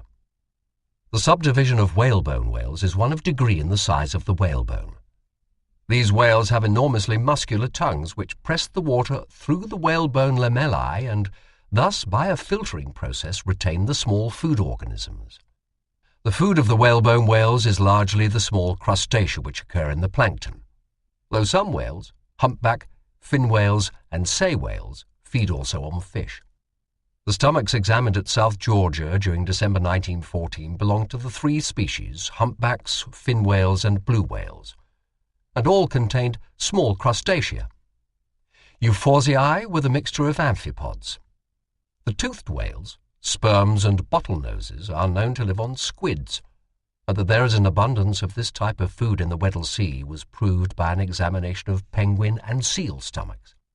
Emperor penguins, and hundreds of these were examined, were invariably found to contain cephalopod beaks, while large, partly digested squids were often observed in Weddell seals. A dorsal fin is present in the rorquals, but absent in right whales. With other characters, notably the size of the animal, it serves as a ready mark of identification, but is occasionally confusing owing to the variation in shape of some of the species. With the exception of several schools of porpoises, very few whales were seen during the outward voyage. Not till we approached the Falkland area did they appear in any numbers. 4 small schools of fin whales and a few humpbacks were sighted on October the 28th and 29th, 1914, in latitude 38 degrees 01 minutes south, longitude 55 degrees 03 minutes west, and in latitude 40 degrees 35 minutes south, longitude 53 degrees 11 minutes west, while Globocephalus melas was seen only once, in latitude 45 degrees 17 minutes south, longitude 48 degrees 58 minutes west, on October the 31st, 1914. At South Georgia, the whales captured at the various stations in December 1914 were blue whales, fin whales and humpbacks, arranged respectively according to numbers captured. During the fishing season 1914-15 from December to March, in the area covered, South Georgia to the South Sandwich Islands and along Coates Land to the head of the Weddell Sea, the records of whales were by no means numerous. 2 records only could with certainty be assigned to the humpback, and these were in the neighbourhood of the South Sandwich Islands. Pack ice was entered in latitude 59 degrees 55 minutes south, longitude 18 degrees 28 minutes west, and blue whales were recorded daily until about 65 degrees south between latitude 65 degrees 43 minutes south, longitude 17 degrees 30 minutes west on December the 27th, 1914, and latitude 69 degrees 59 minutes south, longitude 17 degrees 31 minutes west on January the 3rd, 1915. No whales were seen. On January the 4th, however, in latitude 69 degrees 59 minutes south, longitude 17 degrees 36 minutes west, 2 large sperm whales appeared close ahead of the ship in fairly open water and were making westward. They remained sufficiently long on the surface to render their identification easy. Farther south, blue whales were only seen occasionally, and fin whales could only be identified in 1 or 2 cases. Killers, however, were numerous, and the lesser piked whale was quite frequent. There was no doubt about the identity of this latter species, as it often came close alongside the ship.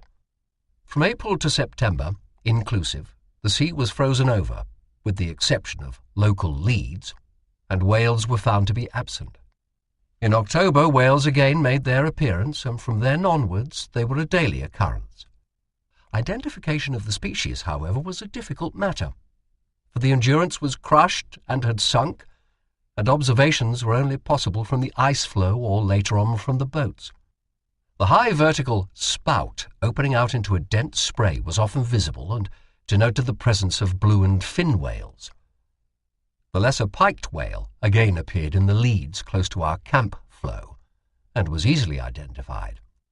An exceptional opportunity was presented to us on December the 6th, 1915, when a school of 8 bottlenose whales, Hyperoodon rostratus, appeared in small pool alongside Ocean Camp in latitude 67 degrees 47 minutes south, longitude 52 degrees 18 minutes west.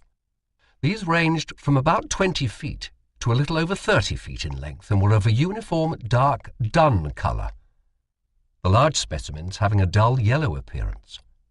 There were no white spots. At the edge of the pack ice during the first half of April 1916, about latitude 62 degrees south and longitude 54 degrees west, entrance to Bransfield Strait, whales were exceedingly numerous, and these were chiefly fin whales, though a few seemed to be sei whales.